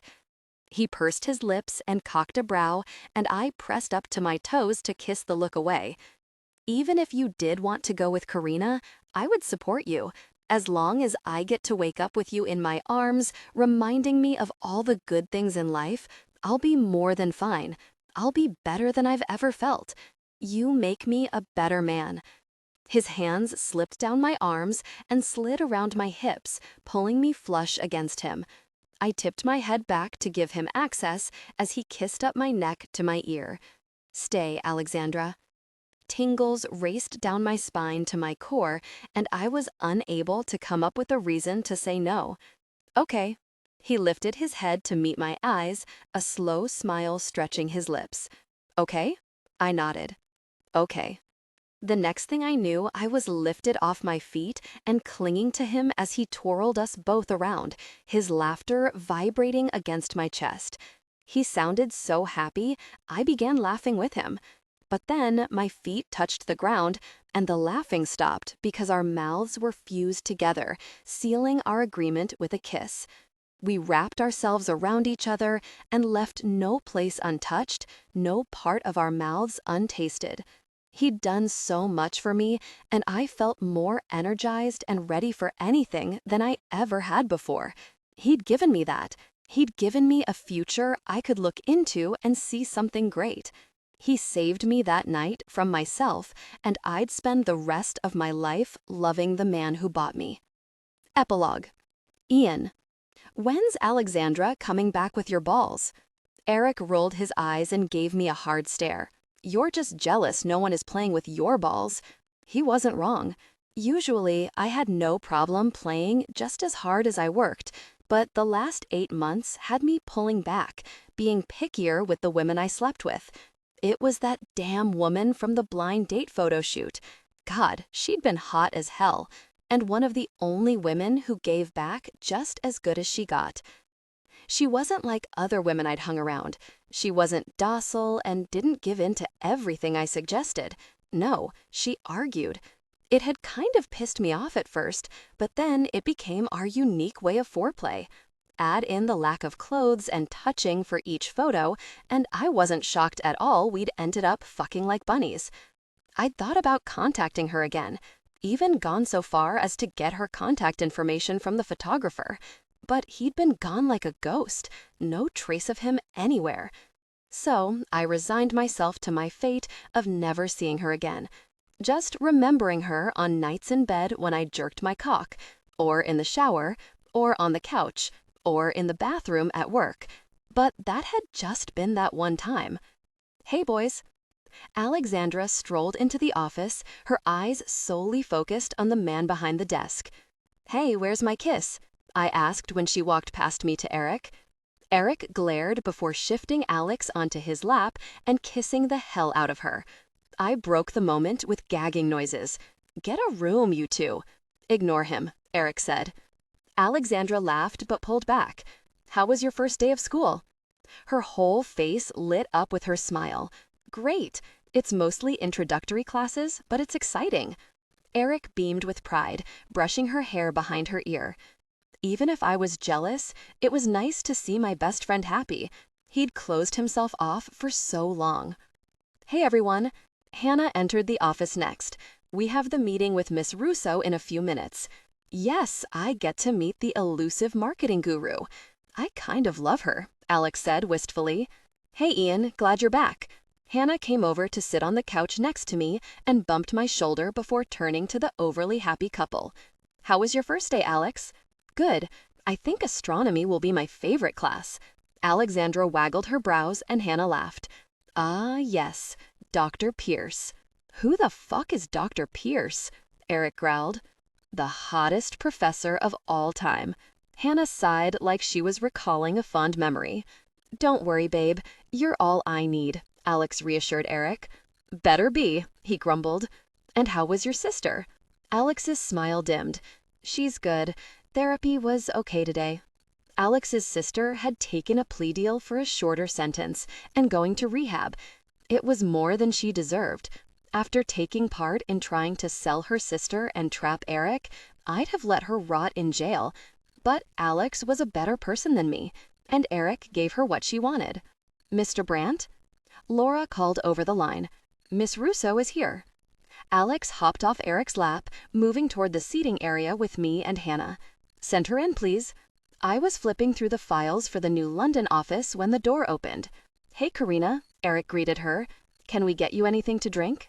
Every muscle in my body froze. I would look up, and I wouldn't recognize the woman. She would be an old spinster who didn't give me the best sex of my life. There was more than one Karina in Cincinnati. Maybe if I said it enough, it would be true. It had to be true. I slowly looked up, and the air was knocked out of me. Karina? Her name escaped on a broken breath, cracking like a boy going through puberty. Not like the man who'd fucked her against a wall and whispered filthy things to her while doing it. Her eyes snapped to mine and widened. The color drained from her face, and I was worried that she was about to collapse. Ian? You two know each other? Hannah asked hesitantly beside me, but I didn't answer. I took in the tall brunette standing in the middle of the office, looking as shocked as I felt. She looked almost exactly the same as she had that day, except now she had a round belly stretching her fitted dress. I pointed an accusing finger like she had an alien growing inside her. If I had to guess, an 8-month-along alien. What the hell is that? Add Karina and Ian's book to your Goodreads TBR, coming fall 2019. The end. Want to read more in the Voyeur series? You can meet Callum and Oakland in Voyeur. You can meet Jake, Jackson, and Karina in Lovers. Each book is a standalone with its own adventure. Free on Kindle Unlimited. Review. If you loved, hated, or felt mediocre about Savior, please leave a review. They are so valuable, and I cherish every single one, big or small. Thank you so much. Acknowledgements. First and foremost, thank you to my family. You support me when I'm stressed and are more understanding than I deserve. Thank you. Carla, you save me on a daily basis. You talk me down and talk me up. I honestly don't quite know what I'd do without you. Serena, you work so hard and I'm so grateful to have you as my PA. You're a group and page queen and kick ass at all things, so I can focus on writing. Thank you to all my beta readers, Michelle Clay, Monica, Graves Herdorf, Julia Hudorf, and Carrie Graves. You ladies gave me the sweetest words and the tough love when I needed it. This story wouldn't be what it was without you. Virginia, thank you for taking the time to run multiple edits and working with my crazy schedule. To my proofreaders, Kelly Allenby and Michelle Clay, thank you for catching all the things I never could. Linda at Forward PR, thank you for always holding my hand and offering a virtual cheers when times are rough. You do amazing work, and I'm grateful I was lucky enough to find you. To all the beautiful authors in this community, your words and talent always inspire me. The way you take time to offer a kind word and support always blows my mind and makes me giddy to be a part of this community. To all the bloggers and the beautiful ladies on my ARC team, thank you for taking time out of your busy schedules to help me achieve my dreams. I couldn't do it without you. To all the readers and the awesome, dirty, funny ones in my reader group, thank you from the bottom of my heart. There are endless books to choose from, and I don't have words for how much it means that you took a chance on mine. Liar Liar is a free newsletter story about Olivia and Kent. Every month in 2019, 2 chapters of their story will be sent out. Sign up here to not miss a thing about this age gap romance. Newsletter sign up. He was my uncle's friend, and I was too young for him. But in the heat of the moment, against the wall in a darkened hallway of an illicit club, none of those things mattered. It was just one night of giving in to what we both wanted. I never expected to see him 2 years later, sitting across me during a family dinner, encouraging me to shadow his business for my college project. On day 1, we both agree that repeating that night would be a mistake. But it's a mistake we can't help but make again and again. The rules are simple. We can't tell my uncle. We have to be content with our hotel rendezvous. And we won't fall in love. But we both know we're liars. About Fiona Cole. Fiona Cole is a military wife and a stay-at-home mom with degrees in biology and chemistry. As much as she loved science, she decided to postpone her career to stay at home with her 2 little girls and immersed herself in the world of books until finally deciding to write her own. Fiona loves hearing from her readers, so be sure to follow her on social media. Email authorfionacole@gmail.com. Newsletter http://epurl.com evhtl. Reader group Books, Wine, and Music with Fiona Cole. https://right/groups/2549196816479995. Facebook, Twitter, Instagram, Goodreads, Pinterest, Amazon, BookBub, also by Fiona Cole. Where you can find me, http://amazon.to/2rz8xi. Deny me, http://amazon.to/2sysw. Imagine me, http://mybook.to/imagine-me. Shame, http://mybook.to/shame-kindle. Make it to the altar. Shame 1.5. http://mybook.to/make it to the altar. Voyeur. http://mybook.to/voyeur Kindle. Lovers, Cards of Love. http://mybook.to/the Lovers Kindle.